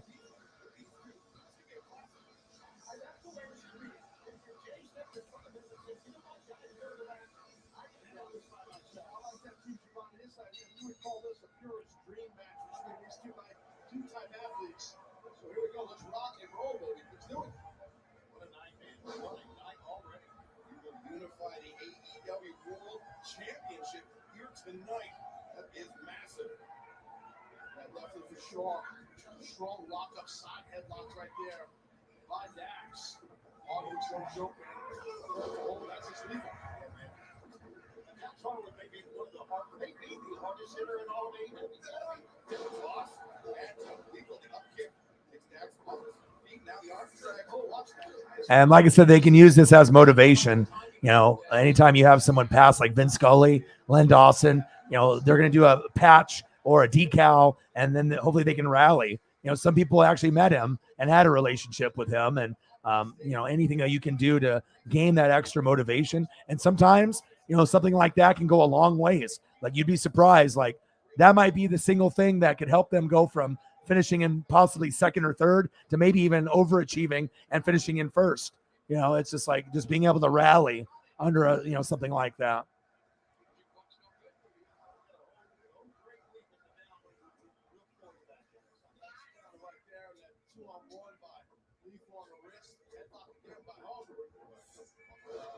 Oh, I found this too. Just it's Chiefs. It's always good to be able to throw that up.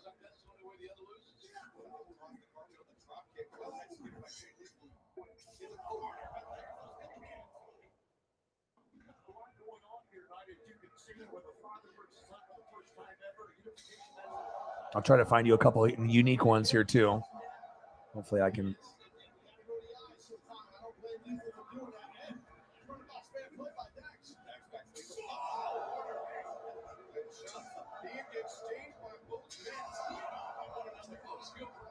"87 years old."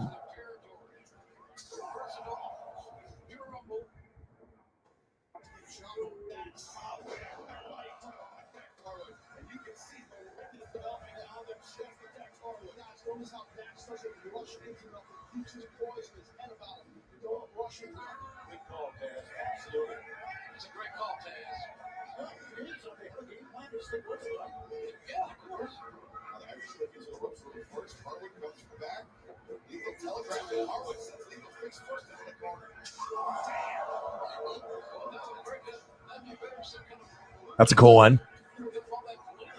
Never showed that one before.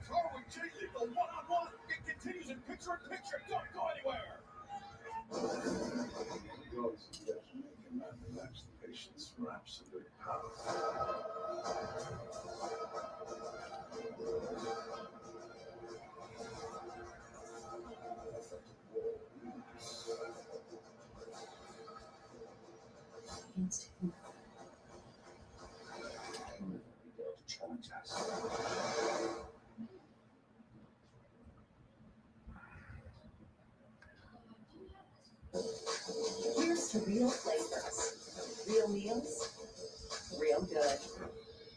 All of Knorr's high-quality pasta and rice sides are now made with no artificial flavors or preservatives. Knorr, taste for good. Allergy sufferers. Bedtime means it's time to take Zysol. Zysol relieves allergies while you sleep, so you wake refreshed. Plus, it works faster than Claritin, and on first dose provides the same relief as Zyrtec in a pill really half the size. Do why at all? Take Zysol at night. Out of nowhere. This falls in a bazooka straight up reach to wet hails it. All right, one more.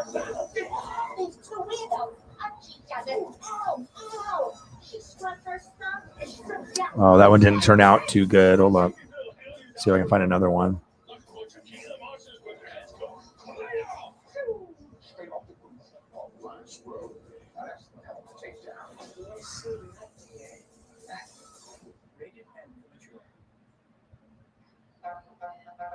Oh, that one's much better.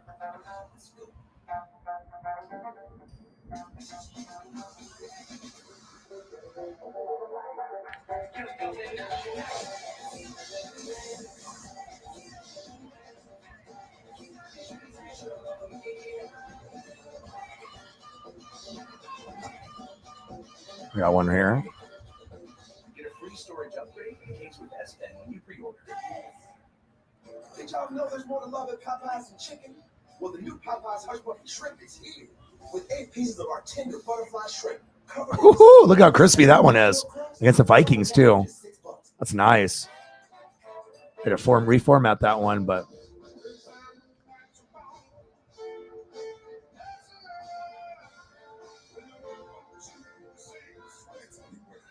Yep.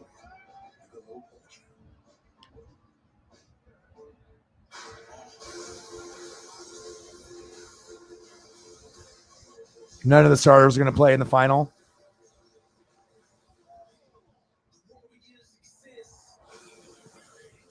That was before Mahomes, yeah.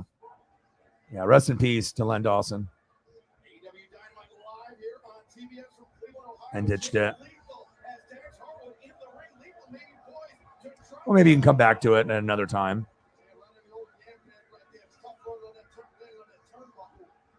Yes. Well, we can do a tribute here. Maybe other channels, but non-Chief channels won't. But of course, I can give you something that you're not going to get on a Chief channel. It's always good to be able to go back and look at some amazing photos of him. Anything old too, it just looks so cool on the screen. And you got Chiefs and Packers there, black and white, a little birthday shot there with and then this one, blue eyes, a sparkling, and then a nice action shot against the Vikings. I know, it's just wild. Yeah, Willie Gay and Nick Bolton and Leo Chanel. Yeah, I think it will be.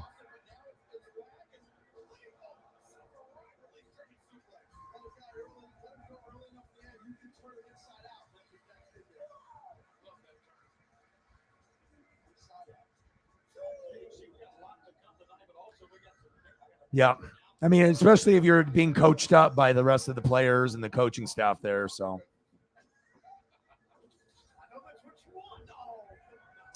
Furious George.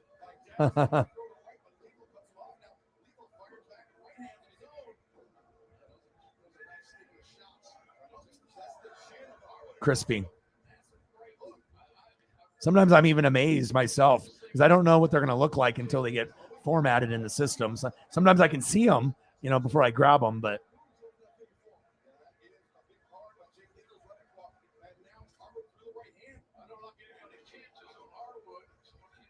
Yes, I agree.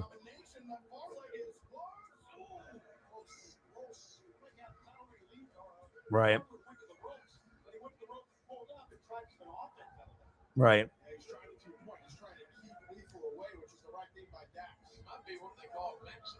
I mean, that one is obviously it's like a portrait style, you know what I mean? But at least it gives you an idea.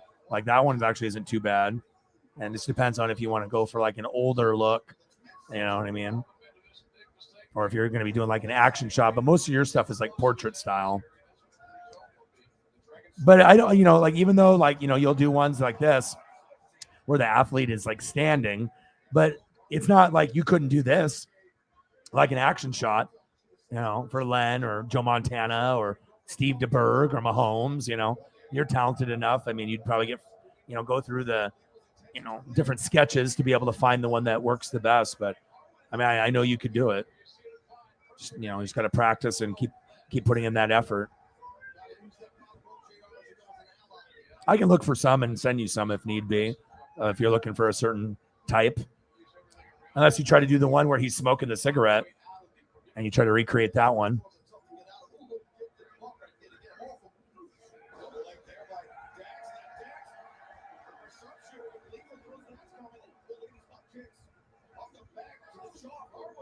This one's kind of cool too.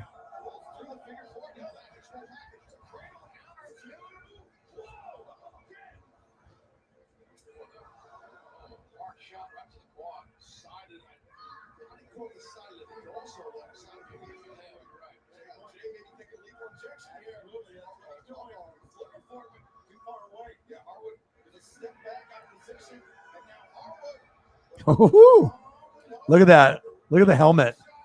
Man, that's before Nike and Reebok and Adidas and Wilson.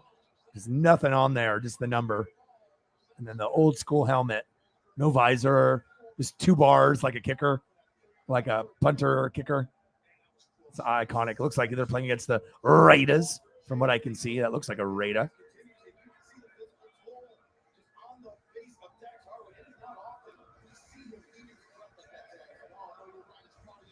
Right, exactly.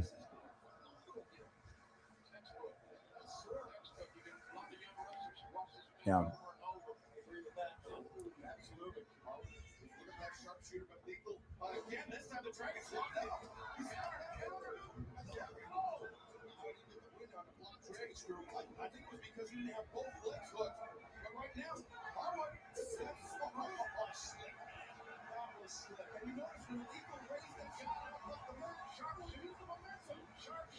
Wow, Cowboys left tackle Tyron Smith suffered a torn left hamstring during Wednesday's practice. Keep him out indefinitely. Could cost him multiple months of the 2022 season. So that obviously lines up more for the Eagles to have success and Washington to catch up.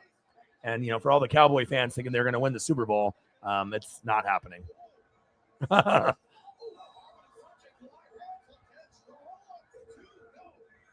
that's rough news. I like Tyron Smith. He's a good player.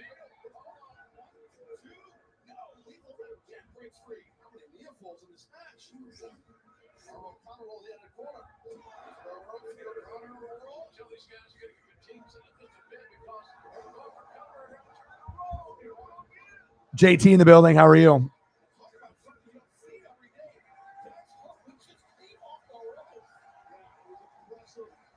Old school football pictures are so cool.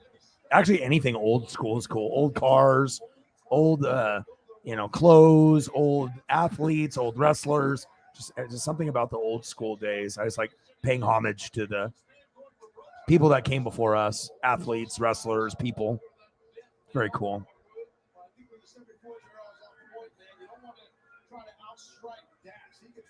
I'm going to throw up a Tyron Smith just for shit's sake. Sad that he got injured, but Cowboys line has been getting injured more and more. Travis Frederick left, and you got Zach Martin. Now Tyron Smith.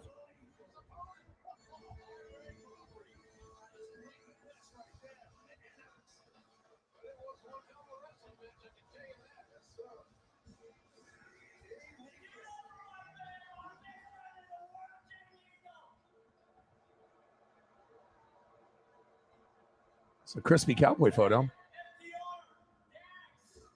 Prayers up to you. I hope you get better. I do love offensive line, and I know that you're on the Cowboys, and a lot of people don't like you or like the Cowboys, but I always liked, Zach Martin and Travis Frederick and Tyron Smith. That's when Zeke was at his very best. And once you had one leave, and now you're left with just two, you can tell it's not the same anymore.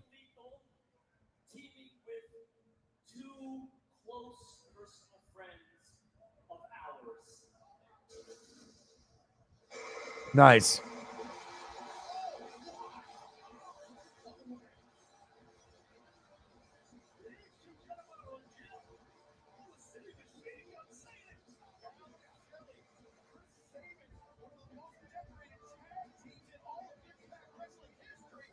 What about like with customs and like going through the airport with like merchandise? How does that work out if you're going to be going back that process? Hopefully that doesn't, even you buy stuff like that, it might get damaged. You got to be careful with that. That sounds like a great idea, but also you got to be careful about stuff going through and getting damaged. Because if it's someone that's not you handling it and it's bouncing around when they're going through like the machines and stuff, maybe, might be something to be better to order online when you get back. Because if you do order stuff there, that would be a great idea to have memories, but I'd hate for you to buy something super expensive and then having it go through like the airport stuff, security, and then they, the bag gets lost or something happens and it gets scratched or ruined. So definitely got to keep up on that. But yeah, that would be awesome though.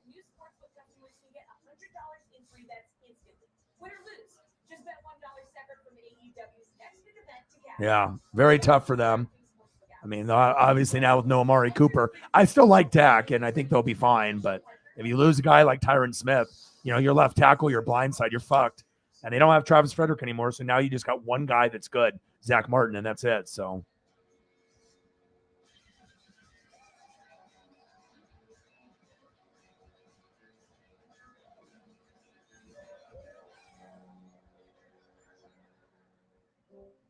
Let me see.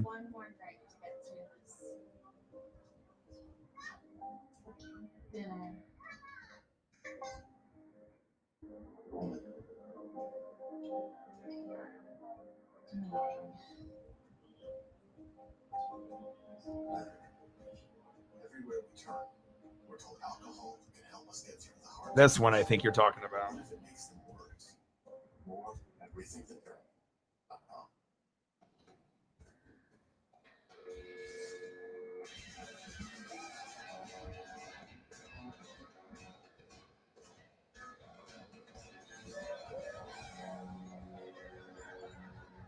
I think this is what you're talking about. Hold on.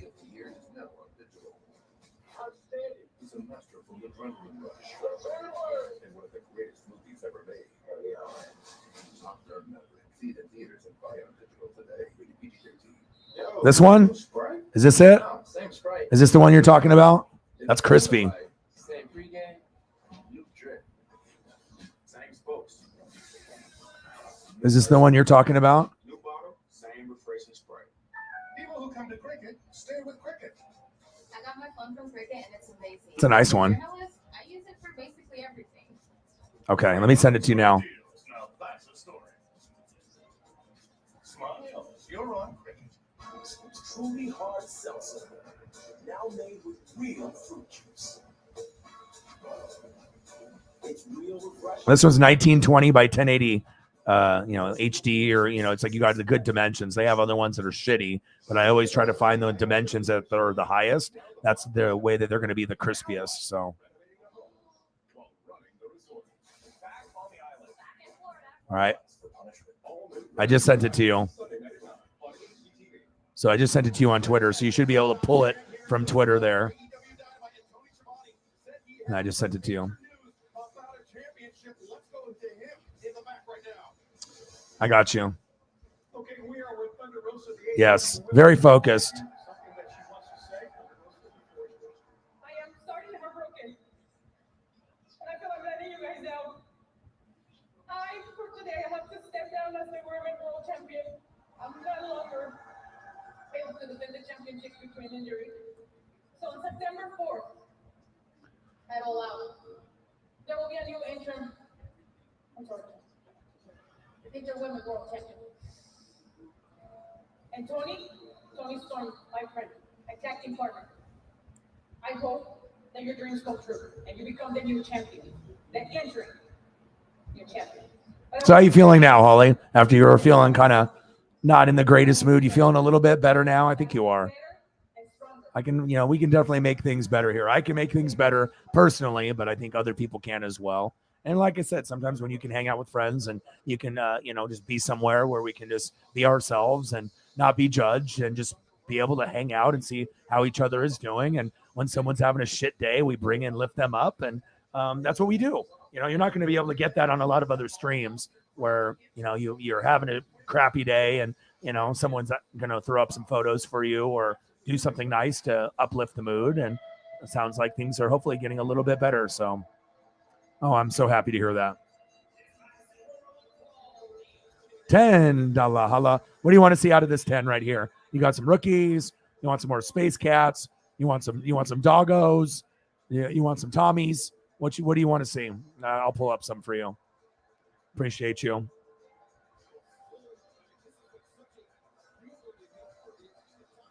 I'm like a guidance counselor. I'm like a DJ.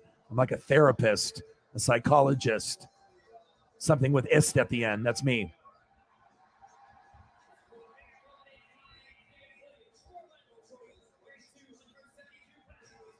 Bang, bang. Appreciate you.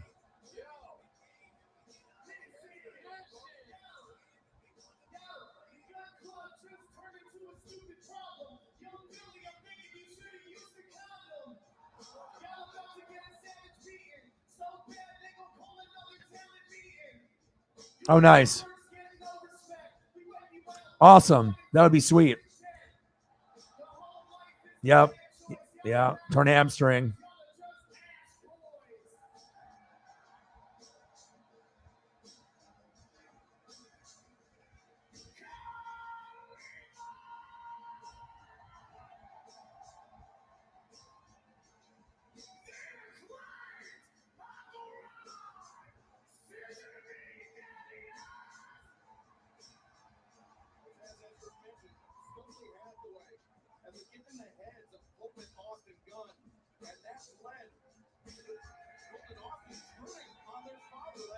It's funny. I had my new profile pic on Facebook, right? I got the gloves and I got the chain and the Herbert. And then I got a guy I went to high school. He says, "You haven't seen my tattoo, have you?" I don't talk to this guy. He's just a guy that I went to school with. And he sent me a tattoo on his leg. And it's a beaver choking out a duck. And the duck's eyes are X'd out.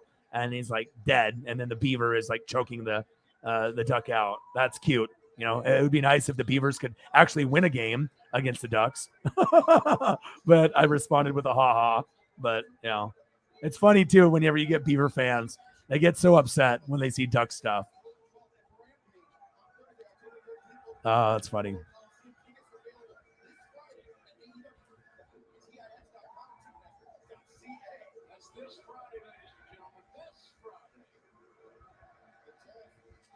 Yeah, we got you.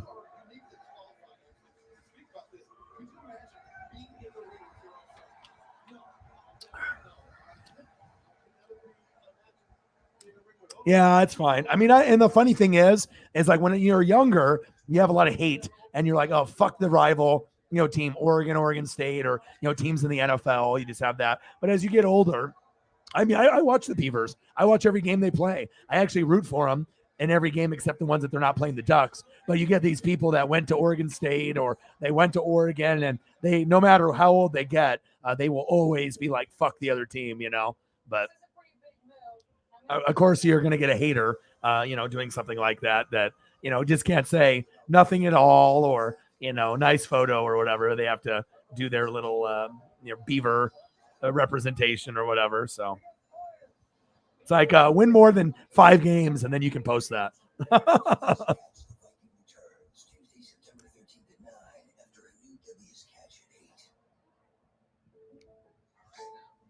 if my coverage isn't right? What if I accidentally have a food trip? What if it gets covered in ethanol? Some Travis. Okay, let's do it. Thanks. My rolly thing in the middle of my mouse isn't working to go through my photos for whatever reason. It does when I select my photos in my file drive, but on my stream platform, I scroll up and down with the mouse in the middle with the rolly thing, and it's not rolling. I don't know what's going on here. It's not roly-poling for me. Becoming a student again might seem impossible. National University is here to support all of you. National University, supporting the whole you. Back to school wireless deals usually don't add up to actual savings. Graduate to Straight Talk. You get our $45 silver unlimited plan. Let me get a couple more. See if I can find maybe a new one or two. $49, all on America's best networks. Straight Talk Wireless, available at Walmart and Walmart.com. Should have called a pro. I got this. I watch a lot of home improvement shows on Sling TV. I'm gonna need a gallon of spackle, 5 tons concrete, and a stud finder. A big one. With Sling, be confident you're getting the TV you love for a car show. Sling, try us today.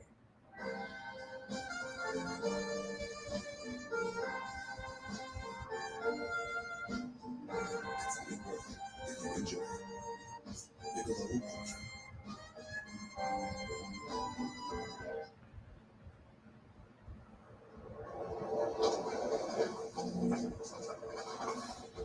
Congratulations, you're having an out-of-apartment experience. All right, let's try to find some new ones. You're rapidly expanding family, but with more rental experience than anybody else. Apartments.com can help you trade this love nest for An actual mess. baby names. For a boy, Brad. For a girl, Brad. Apartments.com, the place to find a place. Pizza Hut's got 2 mediums for just $6.99 each. That's less than $1 a slice. Got 2 more slices. Summer pizza. My pizza. What? Carry out 2 medium, 1 type of pizza for just $6.99 each. No one our pizza for that. We're back live here on TBS AEW Dynamite Father versus Hi, Paisley. How are you? Do you miss Dad? As you saw in picture, Billy Gunn was beating his son Colton Pillar to a post. She says nope, and she just left.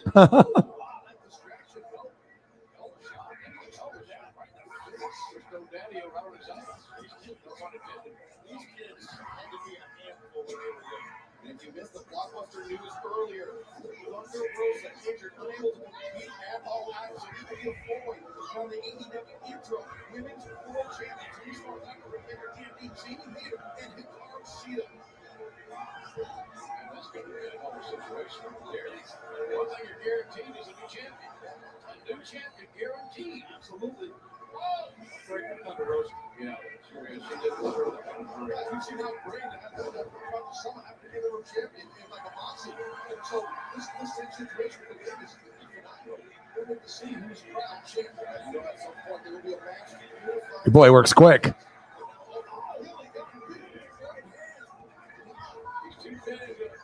I'm the master of the keyboard and the internets and the interwebs.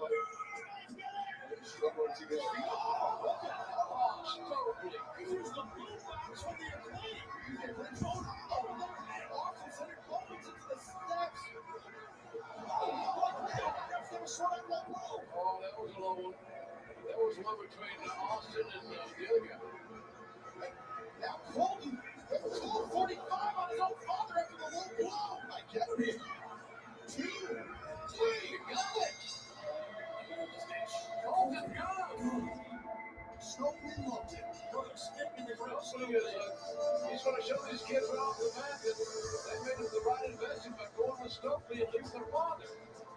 Stokely knows where the money is, and I guess he feels it's in the guns. Well, we've seen Stokely hand his business card out over the last few weeks to Lee Moriarty. Valdio each page now.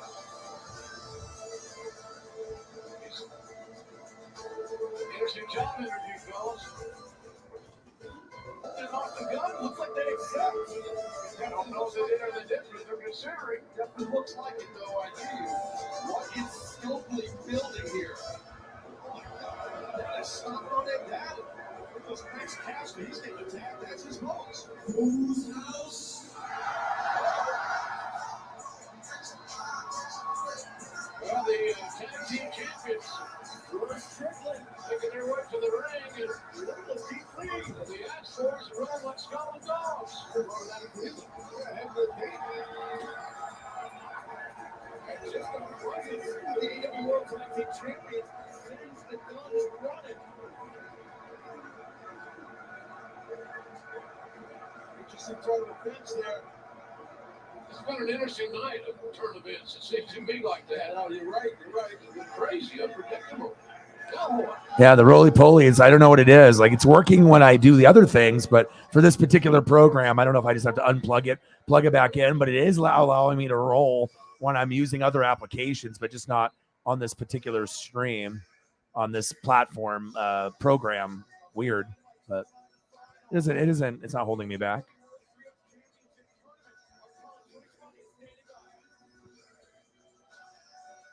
Jason.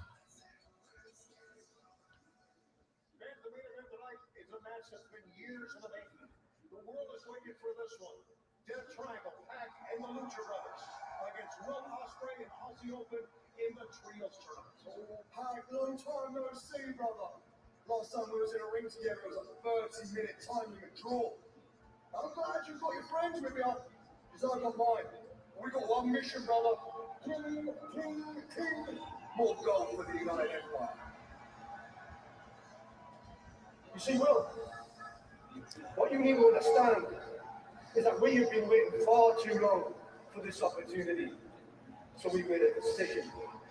Tonight, gentlemen, we're not going to kill you. We're going to murder you. Because all elite wrestling is Death Triangle territory. And tonight, United Empire, you find out the hard way. Yeah, like I said, if I wasn't a Tampa Bay Buccaneer fan, I'd be a Niner fan. So, because I was a big Joe Montana, Jerry Rice, John Taylor, Brett Jones, Dion, Ken Norton. I always liked, that Montana, Rice, Roger Craig, Steve Young.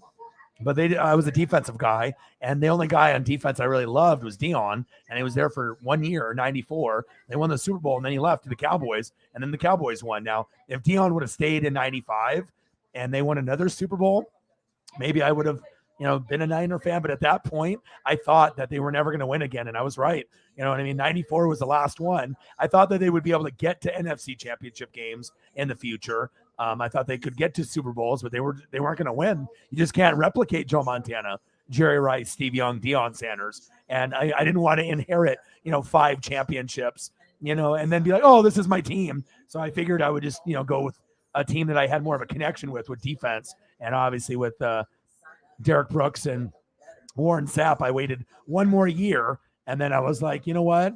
I was like, this is it for me, and I've been a Tampa fan ever since. So, but if Dion would have stayed for one more year, there is a possible that I might have been a Niner fan. But I mean, I connected more with Sapp and Brooks and John Lynch and all stuff. That's my personality. Hard hitting, shit talking. But Sapp would shit talk, Brooks not so much. But just being aggressive, decleating, pick six, hard hits, and just having that attitude of like the 85 Bears, 2000 Ravens, and the 2002 Bucks. And obviously having a Mike Alstott on the other side was perfect because that's my personality as well. Run you over and give you something unique and different that maybe you haven't seen. So for real. Yeah. But obviously Florida State, and then he went to Atlanta, and then obviously did the Falcon Brave thing. And then, went to the Niners, won there, went to the Cowboys, won there. Then he got old and then did like the Ravens and the Washington Redskin thing. And he was already too old by that point. But his peak was 94, 95. But I don't think I've ever seen anyone more swaggy in a uniform with the do-rag and the socks and the cleats as Dion. Dion had the best swagger out of any player I've ever seen him. I've followed thousands of players from the 60s till now, and there's nobody that will ever match Dion's swag in 94 on the Niners. I mean, his photos are something else. MLB on TBS Tuesdays is a home for primetime baseball. Every Tuesday night, beautiful play all season long. Dodgers, Mets, Tuesday at 6:30 p.m. on TBS.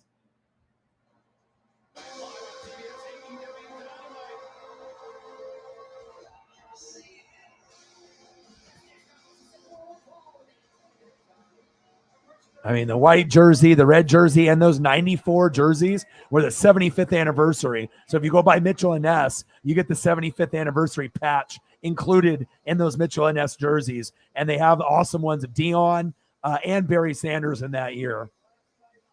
And those would probably be the two I get if I got players. So Joe Montana, Jerry Rice, Bo Jackson, Barry Sanders, and Dion. Those are my ultimate favorite five that weren't on the Buccaneers. Those are my favorite out of all players that weren't on my team. Joe, Jerry, Bo, Barry, Dion.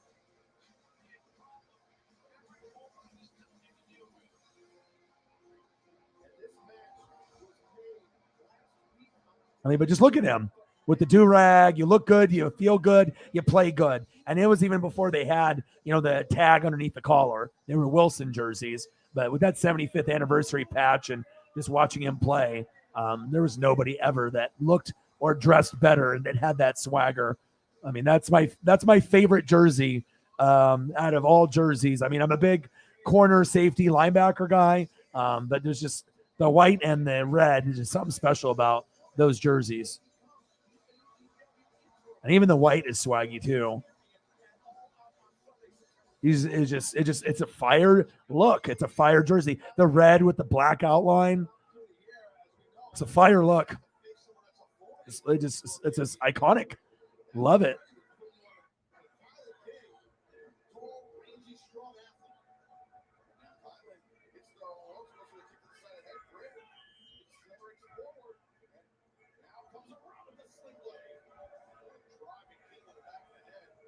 And plus, I remember all the Magic matchups with Dion and Jerry Rice when Dion went to the Cowboys and they battled. And also Michael Irvin and Dion when Dion was on the Niners.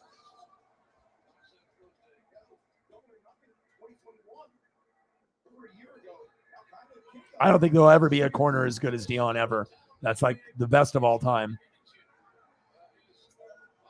There's a lot of corners out there, lots of talent, but not a guy that can, punt return, kick return, play wide receiver. I mean, you could really line him up anywhere on the field. And obviously they didn't throw his way. And if they did, he could intercept it and run it back for a pick six. I mean, he was like Dante Hall and all the great special teams players, Matthew Slater and all these guys that have played over the years. And we know the Chicago Bears had a special one as well.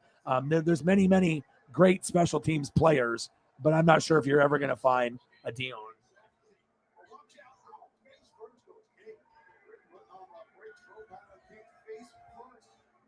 turnbuckle. Tad overzealous.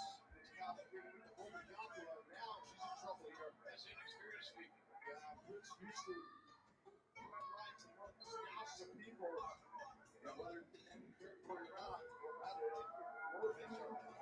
She's fearless. She's headstrong. She believes in her team. Nothing wrong with any of those things. And the confidence too, Gerald, off of your point. You know, that's Dr. Britt Baker. Super confident. She don't care if anything's wrong in this locker room, hate her or love her. She don't give a rap. Dion, Dante Hall,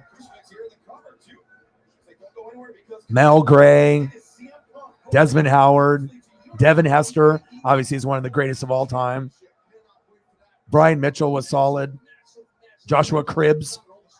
You know, the closest thing maybe is Devin Hester. But even Devin Hester, as great as he wasn't Dion, though. Dion did it with style and grace. And I mean, look at him. I mean, just with the do-rag. And I mean, I don't know. It's just for me, you know, being 12 years old, there was nothing cooler than Dion. And for him to be on the Niners with Steve Young, I was like, wherever Dion goes in that 94, 95, they were going to win the Super Bowl. And, you know, it's like if he would have stayed on the Niners, they would have won it again. And then it's like pretty much if you had Dion, you were winning the Super Bowl. And that's what happened.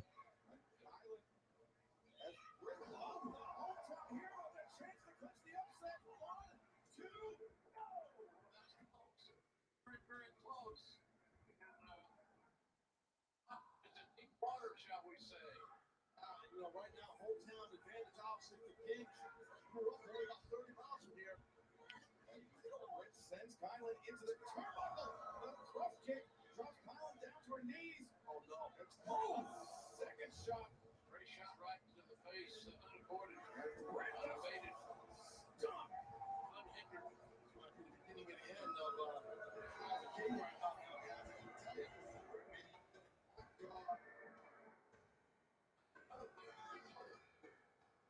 He did look pimp in a cowboy uniform. He's like probably the only one. Aikman, Irvin, Emmett looked fire. But when Dion wore the cowboy jersey, it was different. You know, he gave you that swag, the dancing. Everyone remembers. And I love the Dion on the Niners the best. But he definitely had some amazing, iconic looks. And like this, for example. I mean, he was a trendsetter. Karl Malone did this exact same pose before he dunked because of Dion. He put his hand behind his head and throw it down with the right hand. You know, and you knew when he was high stepping that it was over. Very, very iconic. Might be the only cowboy jersey I would ever buy would be a Deion Sanders. So.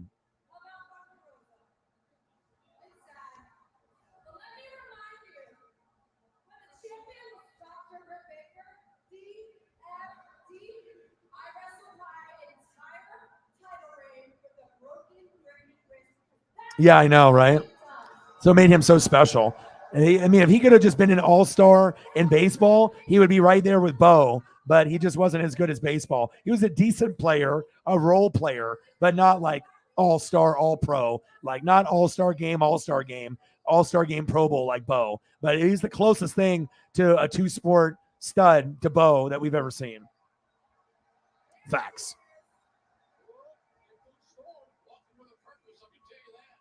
And with the do-rag, and he always wore the headband around his neck. Just very stylish. He had the most style and swagger out of any player back then, for sure.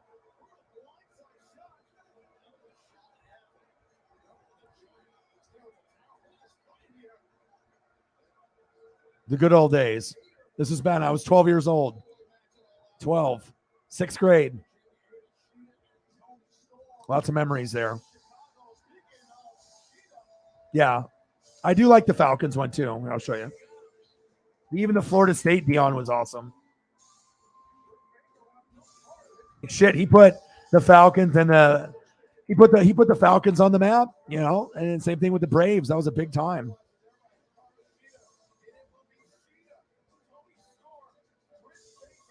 The black look was cool. My favorite look for the Falcons was the white and the red numbers with the red helmet. That was my favorite look.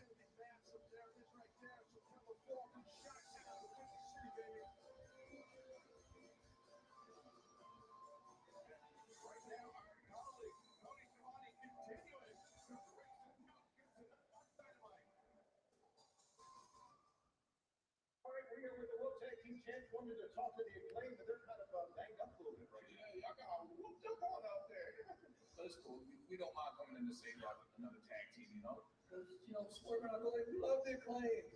Look right there. You got the Falcons. You got the Niners. I mean, the Falcons look fire, but the swagger on the Niners and Cowboys is a different level. You know what I mean? Like when you look at those pictures, it's like early Dion. You have talent, but you didn't really see that swagger and style and confidence come out until he hit the Niners. I mean, look at that. Look at that picture though. Like it's like, okay, start of a career and you're starting to get the swag, even though you've had the swag since you were a little kid and you were at Florida State. That's like rookie, you know, and then you go to like prime Dion, where it's like, I'm the best in the world. And then you get that same prime Dion on the Cowboys. When you look at the Niner and Cowboy picture, it's different than the Falcon one. You know, it's like, you know, you're good there, but you're not as good as you were when you were on the Niners and Cowboys. That's peak Dion, the very, very best.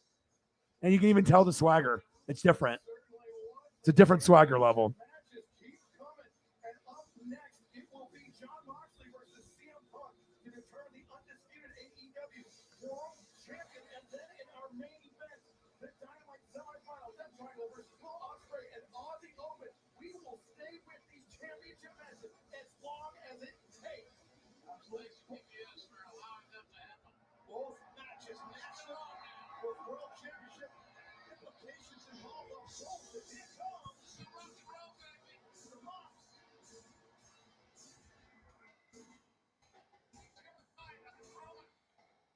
It has been over 8 years since Jon Moxley has shared a ring with CM Punk.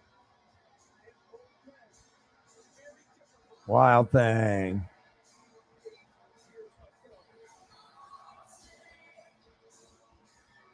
Like the old school red helmet is something special. Dion was the man. Good memories for me.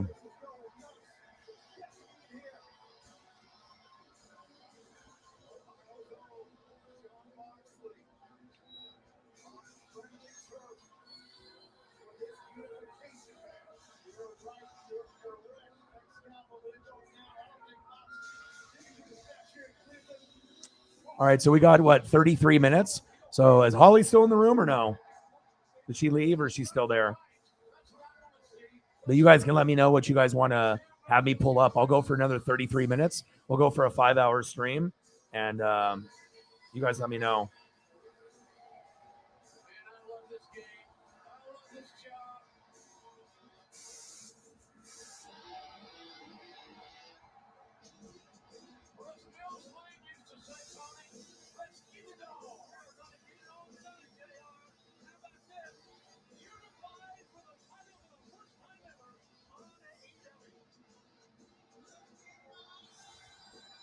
What do you see?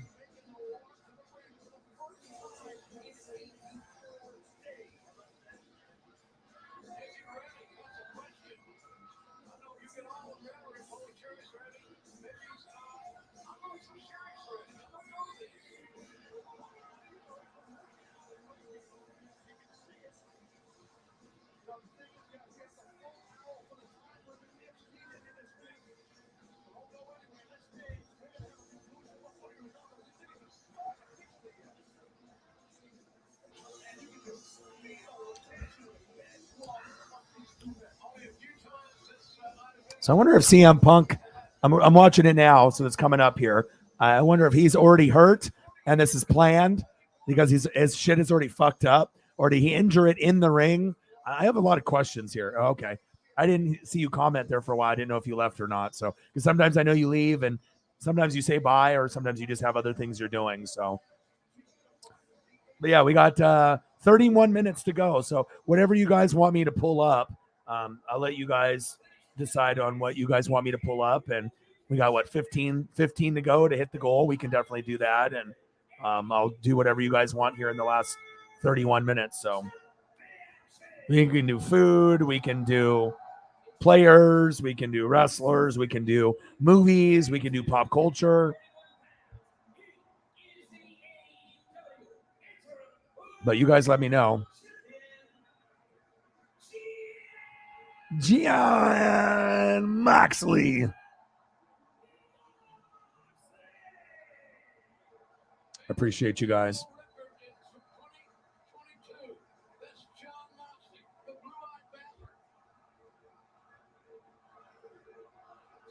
Thank you, Holly. Well, we hit our goal. Thank you, Holly. Appreciate you. 15 from the Space Kitty. And you guys let me know what you guys want to do. Megan with a 20. Appreciate you. Okay, I got you too. Chief says I want some food. Okay, I'll do some food too. So we'll do food. We'll do Megan's photos first. Or we'll do Holly's stuff. We'll do Megan's stuff. And then we'll close it out with some food in the last 10 minutes. Thank you. Appreciate you. Appreciate you, Holly, too. Or excuse me, appreciate you, Space Kitty.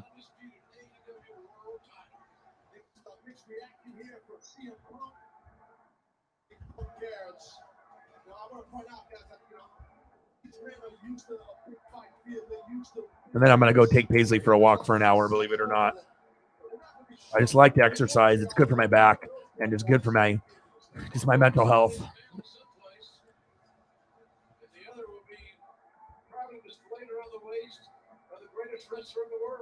It's funny, Beaver fans get so triggered when they see someone that's got the look. I mean, I'm not just like a normal Duck fan. I'm like super Duck fan.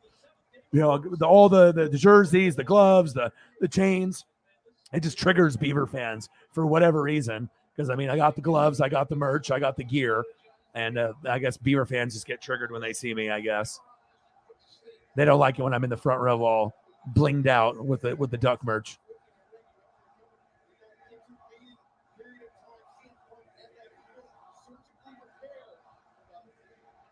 So we'll do a couple photos here for Holly. We'll do some cats, and we'll do some dogs, and we'll do some Tommy.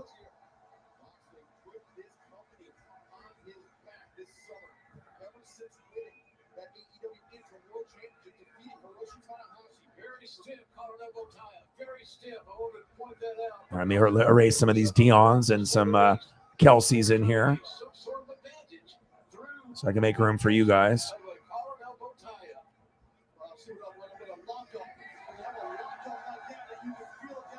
Let's see if I can find some ones that I haven't posted. All right, let's see what I can find here.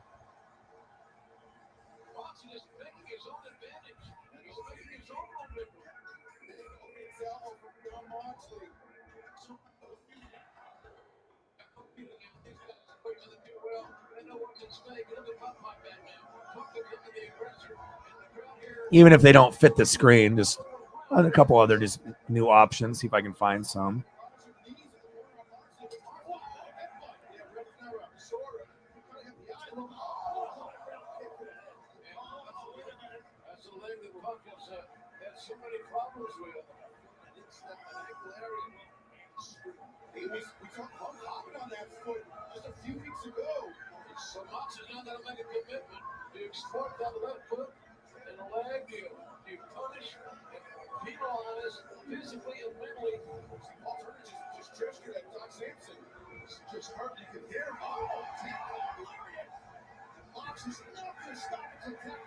So this is from a couple months ago, and it's going over the top 10 punters, and it's got Tommy ranked 8th.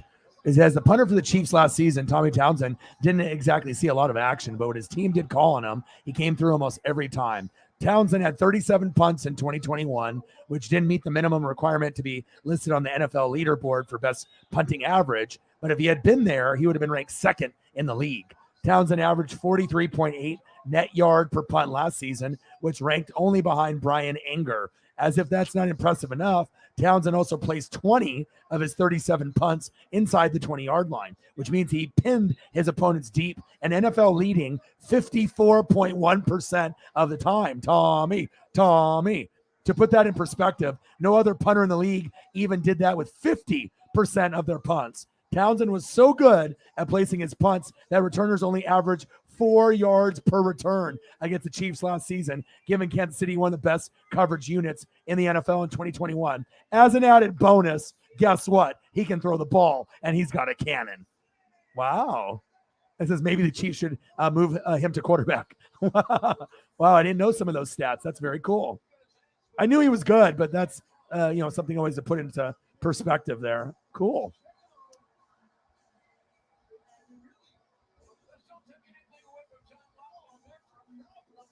Okay, Tommy.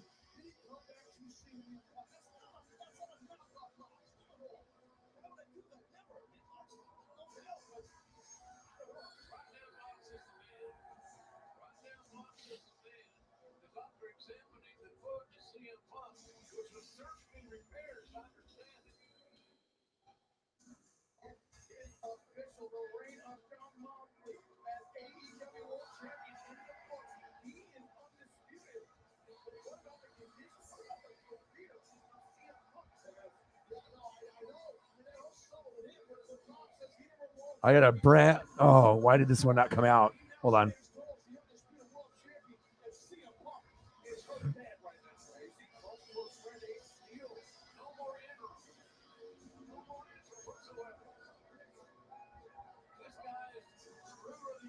All right, see if I can get this one to come through.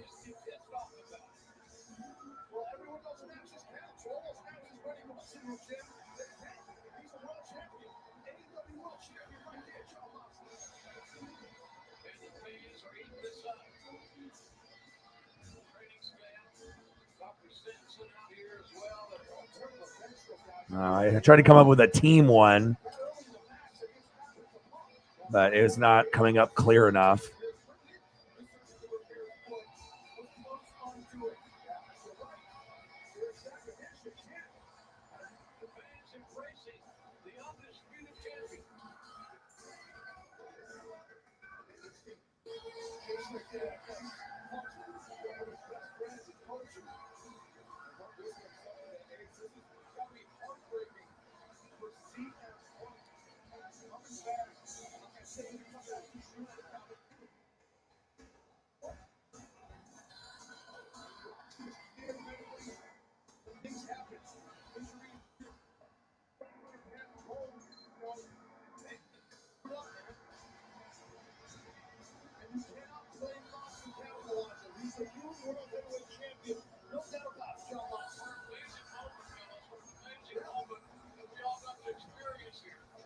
Try to find some ones that I haven't used in a while or something unique.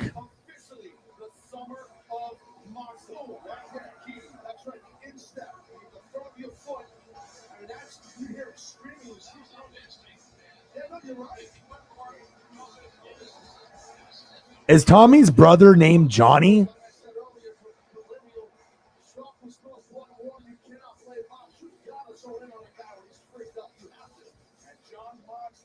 I found Johnny.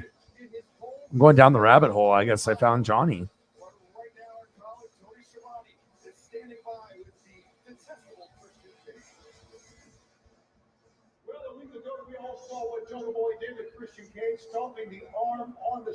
Johnny Townsend. Tommy's brother. Oh, would you look at that? Gators. Wow.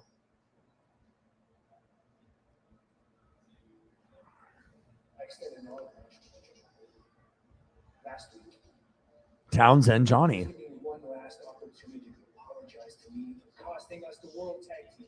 That's kind of cool.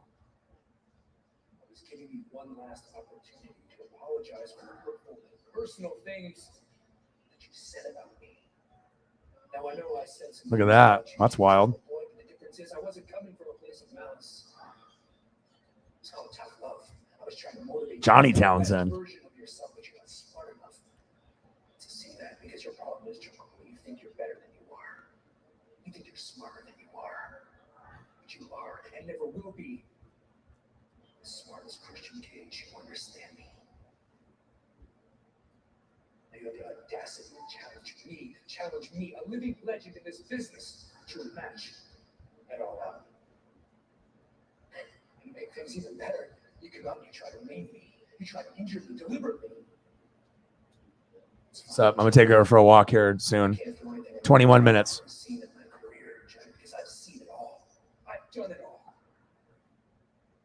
Chicago, all out. You're about to find out. Raiders, Giants, Chiefs, Titans, and probably others. That's what you're thinking.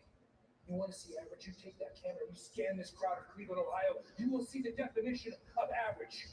I am anomaly. I am special. And all out, at best 100%. You're going to find out real fast. You are and never will be in my league. John Boy, The Shermanator. accept your challenge. All out, just keep straight there. Bring it on, baby. Bring it on. Revolution is televised. Really? Wow.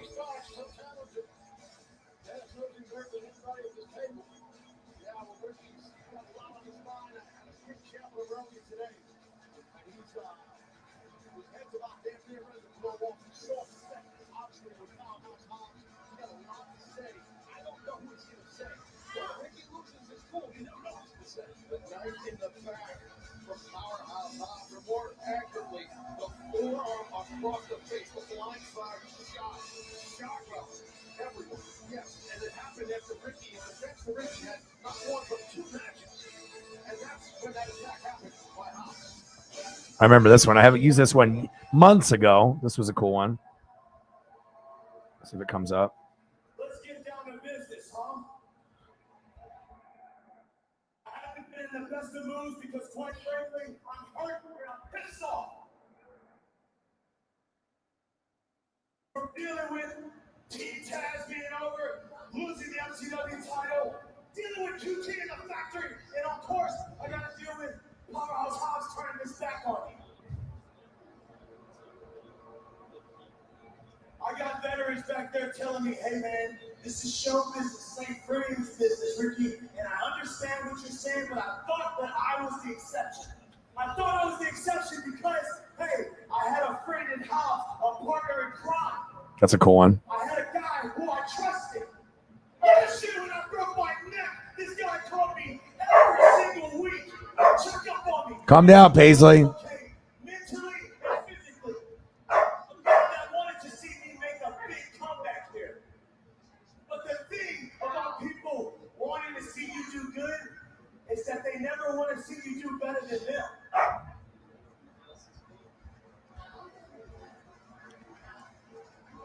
And don't forget, Hobbs, when you were standing around in Jacksonville in a bedazzled t-shirt being Paisley. a security guard, you were playing background player then. Then you met me and I showed you what it meant to have a seat at my table. If I hate, you hate. If I had the spotlight, I made sure it was big enough for the both of us. And you got the nerve to sit up here and blame me. But I should have known, because when you decided to turn your back on a nightmare, I should have known that it would happen to me. And that is exactly what you did.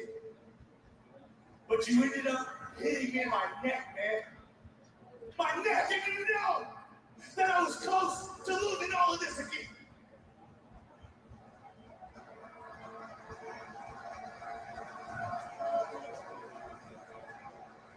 I told you, my friend, I considered you my friend. But you know what I call you now? I call you a low-down, dirty, slime-ball scheming snake. And where I'm from, we cut the heads off a snake. And since you want to quote New Jack City so much, here's one for you, Jack. How about you bring your $5 ass to Chicago and fight me and all out? Oh, whoa. Ricky put it down right there. Ricky looking for a fight. It's very clear about his thoughts. But Obi takes it through a bit more because the Powerhouse Hobbs is all man and a yard wide. Yeah, Ricky Hobbs starts head. It's not on screen. He could be walking into a trap and all out. Wow, but what just happened moments ago? Right there, we pointed out. Punk, did he come back too soon? He went for that high down kick, re-into that foot. Obviously, that certainly was bad foot. And we hear from Hobbs next, I believe. We're here from the undisputed AEW World Champion coming up next here on Dynamite. But still to come, our main event, the AEW World Trios Championship Dynamite semifinal.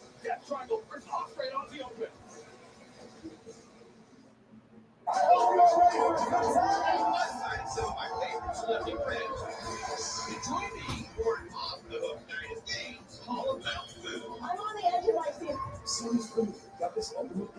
It's okay, Paisley. We'll go for a walk here in a second. She's going to her freak out moments.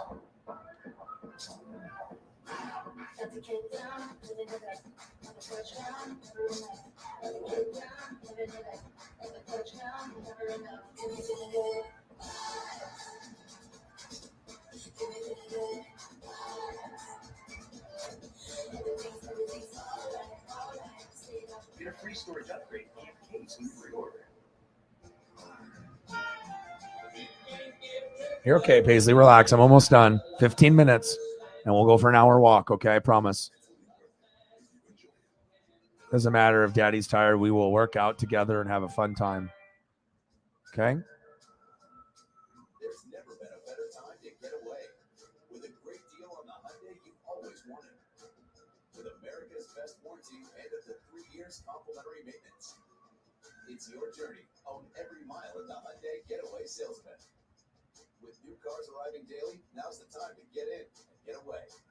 Right now, get 2.99% APR for 48 months on the 2022 Santa Fe. See your Pacific Northwest Hyundai dealer. In 2029, we look forward to seeing you. After our 160-point quality assurance inspections, we'll be Toyota certified used vehicles with 7-year, 100,000-mile limited powertrain warranties. Not to hump our own homes, but the best new cars make the best used cars. Yours, Toyota. Get 3.99% APR for up to 60 months. You okay? Your favorite Toyota certified used models. You all right? Visit ToyotaCertified.com. Toyota, let's go places. With Canva, we design All right. posts together. You just drag and drop, make it pop, and then watch the likes roll in. What will you design today? Start designing for free at canva.com.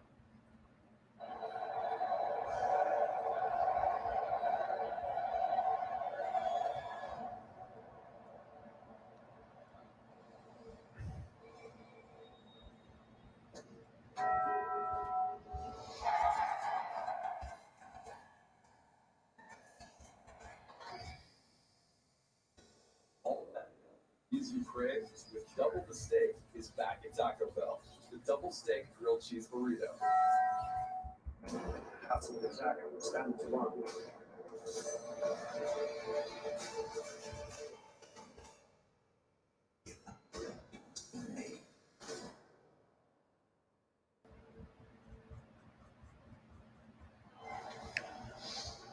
Well, hopefully those photos made things a little bit better for you guys. Well, people that are surprised right now, they're the same people that wanted to read my obituary the moment CM Punk came back. They're the same people who wanted to call me interim. Yes. And the same people who always write me off. Yeah, but I will be doing the game tomorrow. I'm excited about it. So, oh yeah, she's frustrated. She gets to this mode around the same time every night, and she'll get bitey, and she'll try to bite our fingers, and not really bite hard, but sometimes she pushes down a little bit too hard, and she's trying to play, but she gets a little aggressive sometimes, and and she'll get into these modes where she just gets really hyper and wild around the same time every night. So I try to get some extra walking in and stuff. So.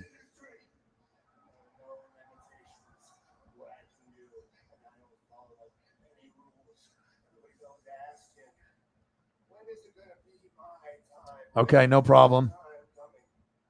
Sounds good. Yes.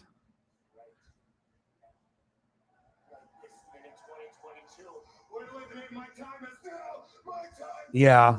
Well, sometimes, like for me, she doesn't do it as hard, but I think, for my girlfriend was, playing with her, and she sees like the hands as like a weapon or something, like, and so she'll try to go after my girlfriend's hands and bite them, and she can't handle it, and starts freaking out and tries to, put her in the hallway, and then I'll hang out with her or whatever and stuff. So I don't know, I'm a little bit more patient. I'll be able to spend time with her and stuff. So I have more patience.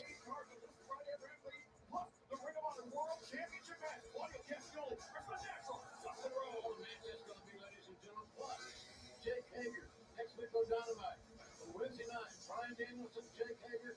Where do you find two better in-ring competitors? And what about this? Ahead of the four-way match at All Out, Tony Scarlett and Hikaru Shida will take on Dr. Faker, TNT, and Jamie Hayter. And then All Out Sunday, September 4th on pay-per-view. JR, this is huge. Absolutely is, ladies and gentlemen. Look at this. Rich Pierre, the good great legend. Got a few more puppy photos, and we'll start doing food here. We got about 10 minutes to go. And then you guys comment what you guys want to see for food. Just start firing off some different stuff, and I'll post that. That'll be a good way to kind of end everything. I mean, it'll obviously make me hungry, but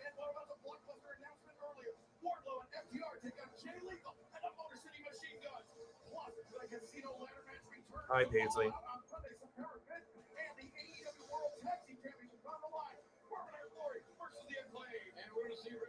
One-on-one with Powerhouse Hobbs. It will be a slobber knocker and could steal the show, ladies and gentlemen. Well, 1 week ago, we saw one of the longest awaited returns in all of professional wrestling. Kenny Omega is back in AEW.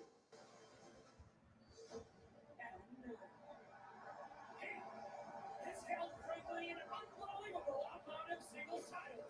He had the longest reign of 346 days as AEW World Champion. He is a real icon. 500 number one ranked. Oh gosh, so cute. At 221 pounds. The wrestler in his first match tonight in 276 Steak tacos.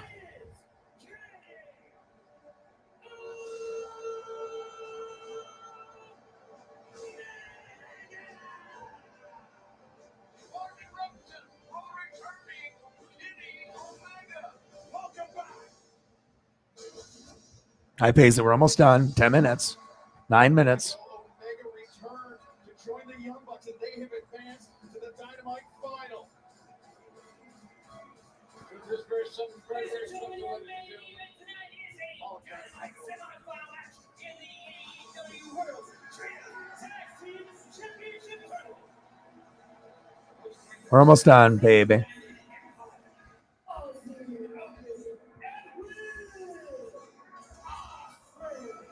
Love Will Ospreay. Also, this is going to be some of the greatest wrestling you're going to see ever in your career of watching television wrestling. I am a major fan of Will Ospreay. He is something extraordinary. But notice somebody else that's not so extraordinary. He's here with us, Don Callis. Don, welcome. Good to be here doing a little scouting, if you will, and some insight for you gentlemen today. And our main event is coming up next. Don't go anywhere. It's going to be special. It's going to be really good, folks. One word describes HGTV Monday. It's hot. Get down and dirty inside. Oh, and out. Come home with my. I had some really good tortilla soup. It's usually costs like $12, but you get this huge container. It's got chicken and cheese, and the broth is insane. It's very, very good. Then it had some flautas today too. Oh yeah, oh yeah, oh yeah, oh yeah. No, same Sprite, new bottle. It's kind of like same motor, new heights. Same chair, new style course. New bottle, same refreshing Sprite. People who come to Cricket stay with Cricket. Little did we know that switching to Cricket was going to be a major upgrade. The 5G is like fast. Switch for the speed, stay for the savings. Smile, you're on Cricket. Oh, great. Well, wireless goes as well. Because on US Cellular, they aren't raising prices on any of their plans. Seriously? Yeah, my price won't increase. Well, that is refreshing. I feel like everywhere you turn these days, prices are going up. Supply chain got us too. And don't get me started on the overhead costs. At US Cellular, every plan for everyone is price protected. You know, I respect a female entrepreneur. US Cellular, where every plan is. It's okay, Paisley. We're almost done. Bala is the easiest Daddy's just gotta work hard for you, okay? I've ever had. Take your barcode and then you just hit scan. Press that scan button. And it's cooking for you. So here's the phone part. I'm not going to. And just like that, 20 minutes later, it's done cooking my meal. How good does this look? You cannot get this from a microwave. Tavala, your secret weapon for impossibly convenient home cooking. Browse this week's meals at tavala.com. truly hard seltzer, now made with real fruit juice. It's real refreshing because real fruit juice tastes better, truly. Hey, you know what I say to all the other Titans attack? We're making such a fuss over finding long Oh, yeah. into space. Oh, yeah. Oh, yeah. Welcome to the club. I've been putting people into spaces for years. Millions of people into millions. Thank you so of much. spaces. Appreciate you. That must be why Tacos always look good. They're always hitting hard. Yeah, tortilla soup is my favorite, especially if I buy one for $12. It better be like the best soup I've ever had. And seriously, this place that's like right up the road for me, like 10 minutes, it's literally probably the best soup I've ever had. It's like good on a rainy day, good on a hot day. And they give you little tortilla chips, and then they give you chips and salsa, obviously separate. And then I get the flautas with that also. Bunch of sour cream and guac that they have right in the middle, and they cut up the little pieces and surround them around the outside. But just the broth and the lime and the cheese, the mozzarella, they put a bunch of that in there. So there's all kinds of little pieces of chicken in there. They're like grilled that they throw in there, and there's just so many ingredients. But the tortilla soup is amazing. Oh yeah, oh yeah, oh yeah. Yes, I do. Oh yeah, oh yeah. That is so me. Oh yeah, oh yeah. Yes, churros are very good. Yeah, looking at food is therapy for me too. That's why Megan left. Obviously she's, vegetarian or vegan, she doesn't want to look at this. So that's why I decided to do Holly's photos and her photos. And I figured that, she wouldn't want to see this, and then we can throw those up, so.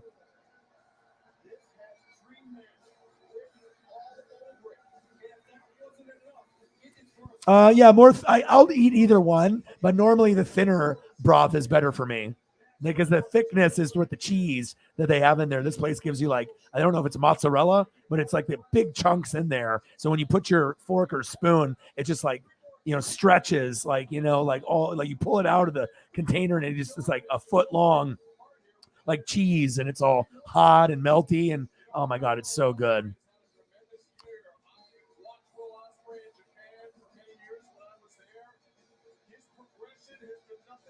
Oh yeah, oh yeah, oh yeah.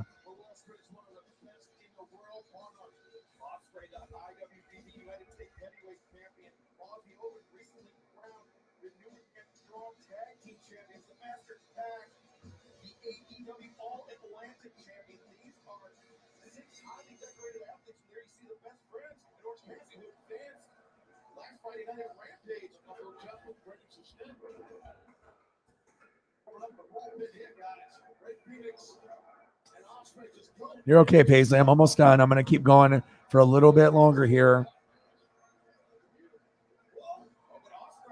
But we'll go for our hour walk, promise. Some churros. I don't know what the sauce is. What is this sauce right here?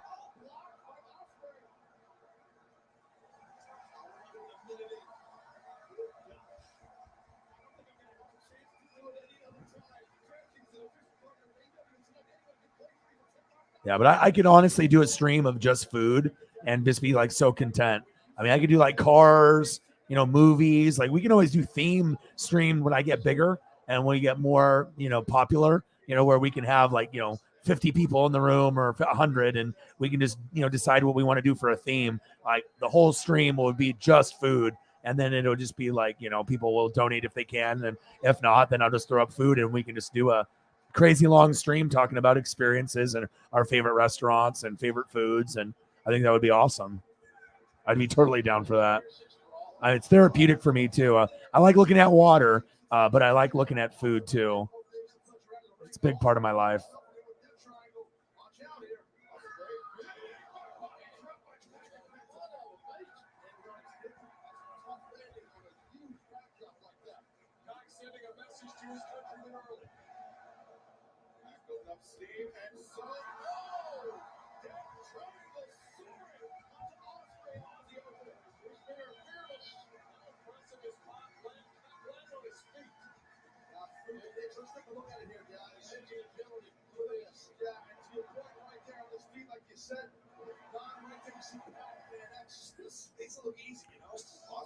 Yeah, me too. Seriously. I'm all about the taco picks. I can get all the taco picks, man. Yes, I'll do nachos. Is it caramel sauce? That's what I thought it might be that.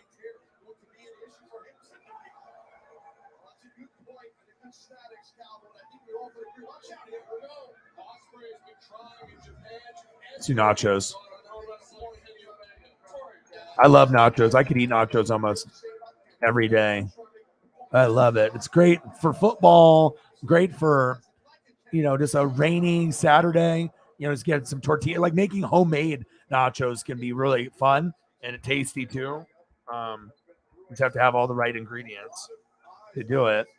And then buying nachos from certain places, it disappoints, but other places it can be pretty good.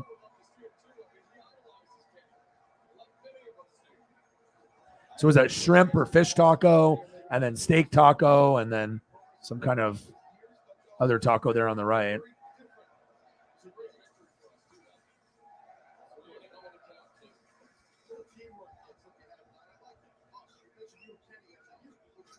It's like Mexican food looks so good.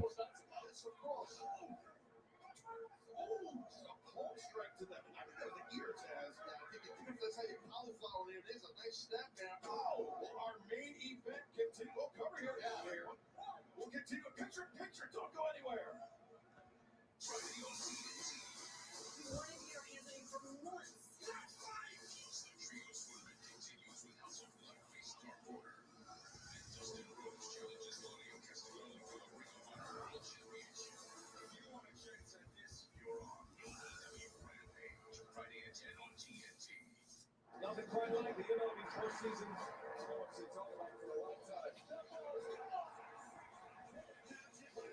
Double baseball on TBS.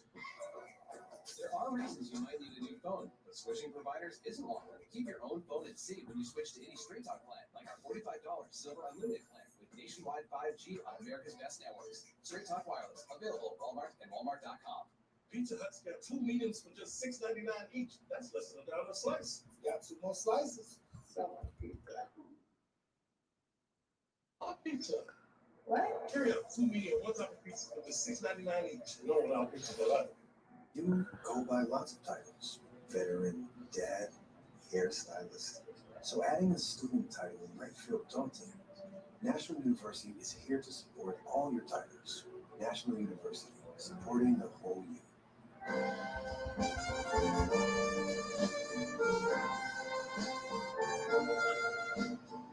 It's a new world. We can enjoy it. Live a little culture. Subway dropping 12 new subs for the all-new Subway series menu. New monstrous juicy steak and crispy bacon. But what about the new boss? It looks so good. It makes me hangry. Slow down there, big guy. The new Subway series. What's your pick? I knew there was a lasting legacy coming. I've been spending too much on money. Don't cut back.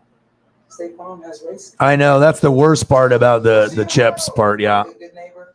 State Farm is there. Call it click to get a vote today.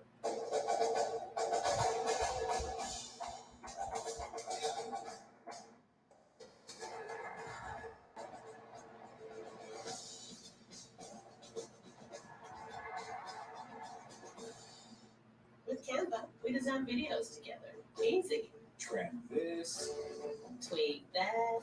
and that's a wrap. What will you design today? Start designing for free at canva.com.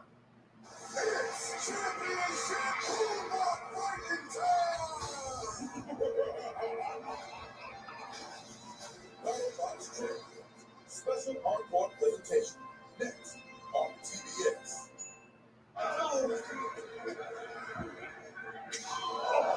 Our main event continues here on Dynamite. It has been all Death Triangle, taking the fight to Will Ospreay over. Martinez screws up the legs. A great finish. Love the siblings. It's still right now. The one referee in people's eye on 6 ends. Look, Ospreay can't do it. Ospreay up this up top turnbuckle there. Will Ospreay sky twister crest to the floor. It's just like that after sustaining all that punishment. One move changed momentum. Rough thing, absolutely. Aussie opens. Waiting to get into a double team deal here. The rocket launch to Ospreay. That's awesome. Ospreay look a human missile. Got him. Thank you, Holly. I mean, Space Kitty. Thank you. I will get a toy for her tomorrow. Thank you so much.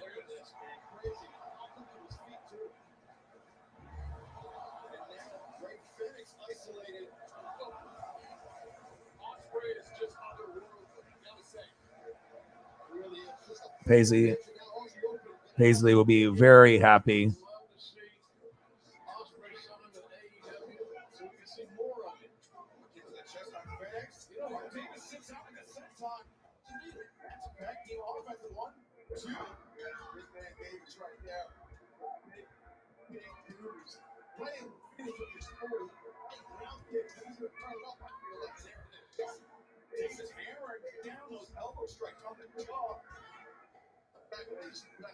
Space Kitty, $10 dono on Cash App. Bang, bang. Toy for Paisley. Thank you. Oh, yeah. Oh, yeah. Oh, yeah.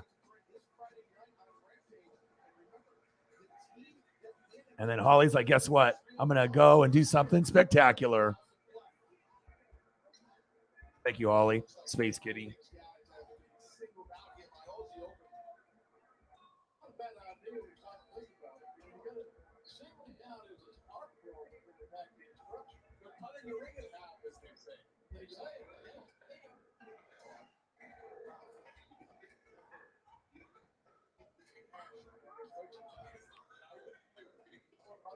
Space Kitty, $100 dono on Cash App. Bang, bang, bang, bang, bang, bang. Oh, yeah. Oh, yeah. Thank you so much. Appreciate you. Very kind of you. Paisley says, woof, woof. Thank you. And we get fries. We get pizza. We get nachos. We get the burg. We get the lobster. We get the crispy shrimp. We get the churros. We get tacos. And we get some more tacos. And some more tacos. And we get some cute pups, and we get some Tommy, and some more Tommy, and some more Tommy, and corgi, and cat taco. Thank you so much.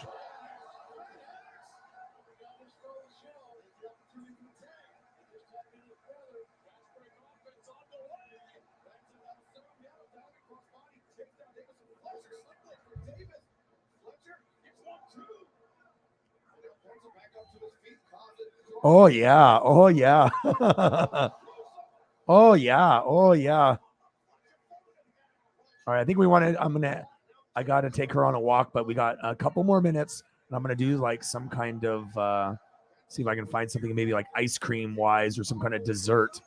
Let me see if I can find something that.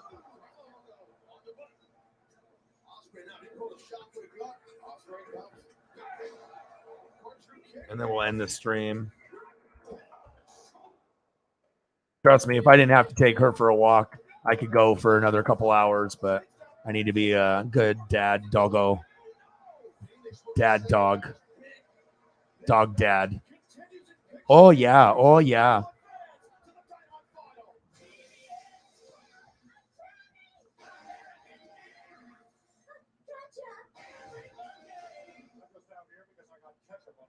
I'm trying to look for like the best popsicles and ice cream and things I can find here. Paisley Puzz says, thank you. Ooh.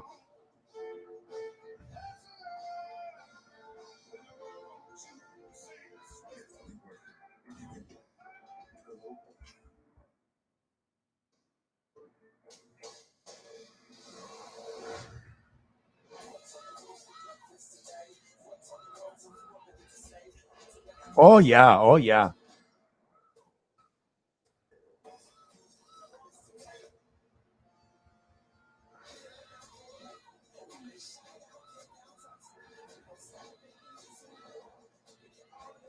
I normally don't really do sweets that often. Hey, but you know, I will find sweets. It's okay, Paisley. Almost done. I promise. I promise. Did you just say I promise? Yes, I did. Yo, new Sprite? No, same Sprite, new bottle. It's kind of like same pregame, new drip. I'm right here, Paisley. New person, new bottle, same refreshing Sprite. People who come to cricket stay with cricket. I got my phone from Cricket and it's amazing. As a journalist, I use it for basically everything. Great loans, great deals. Now that's a story. Smiles. You're on, Cricket. There was this controversial figure. Everywhere he went, people challenged him. They questioned his ideology, trolled him, called him ugly names. But he never took the bait, never raised his voice, refused to retaliate. I believe he changed. Hey, Sam, I'm almost done, I promise. She's getting antsy. She's like, Dad. She's right.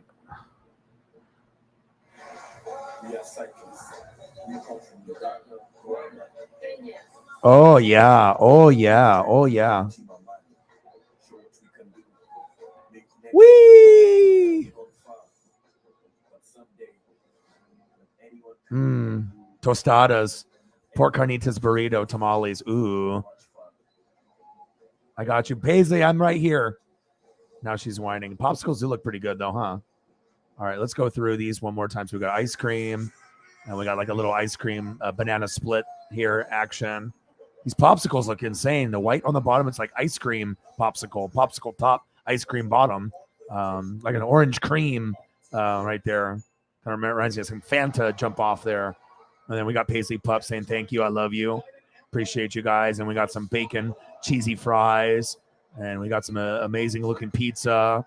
And then we got some nachos, and then we got a burger, and we got some lobster, and we got some crispy shrimp, and we ended off with 3 monster taco servings. And then a little pup action, and some Tommy, and some winch, and some more winch, and a cat, and a taco riding a pulled pork sandwich, a space cat, a corgi for Holly. You guys are the best. I love you, and I appreciate you guys very, very much. Very, very, very much. Hope you guys had fun. Thank you so much for all your generosity, Holly. You always go above and beyond, especially when Cyberpunk hasn't been able to be in the building, or Mr. Williams, or some of the other heavy contributors to the channel. So you're a lifesaver. Definitely helps a lot with a lot of bills, and I can spoil Paisley with obviously all the donos. You guys are awesome. I appreciate you very, very much. And I'll be back tomorrow, obviously for the Packers and the Chiefs. So I'm very, very excited about that. I hope you guys have a great rest of your night. I wish I could go for, another hour, but I need to get her. I need to walk her and make sure I do my due diligence and take care of her. So I love you guys, and I appreciate you guys very, very much. I appreciate you. Thank you so much for your generosity. Hopefully your spirits are lifted. JT, Chief, Sarah, everyone that's in the building still. I appreciate you guys very, very much.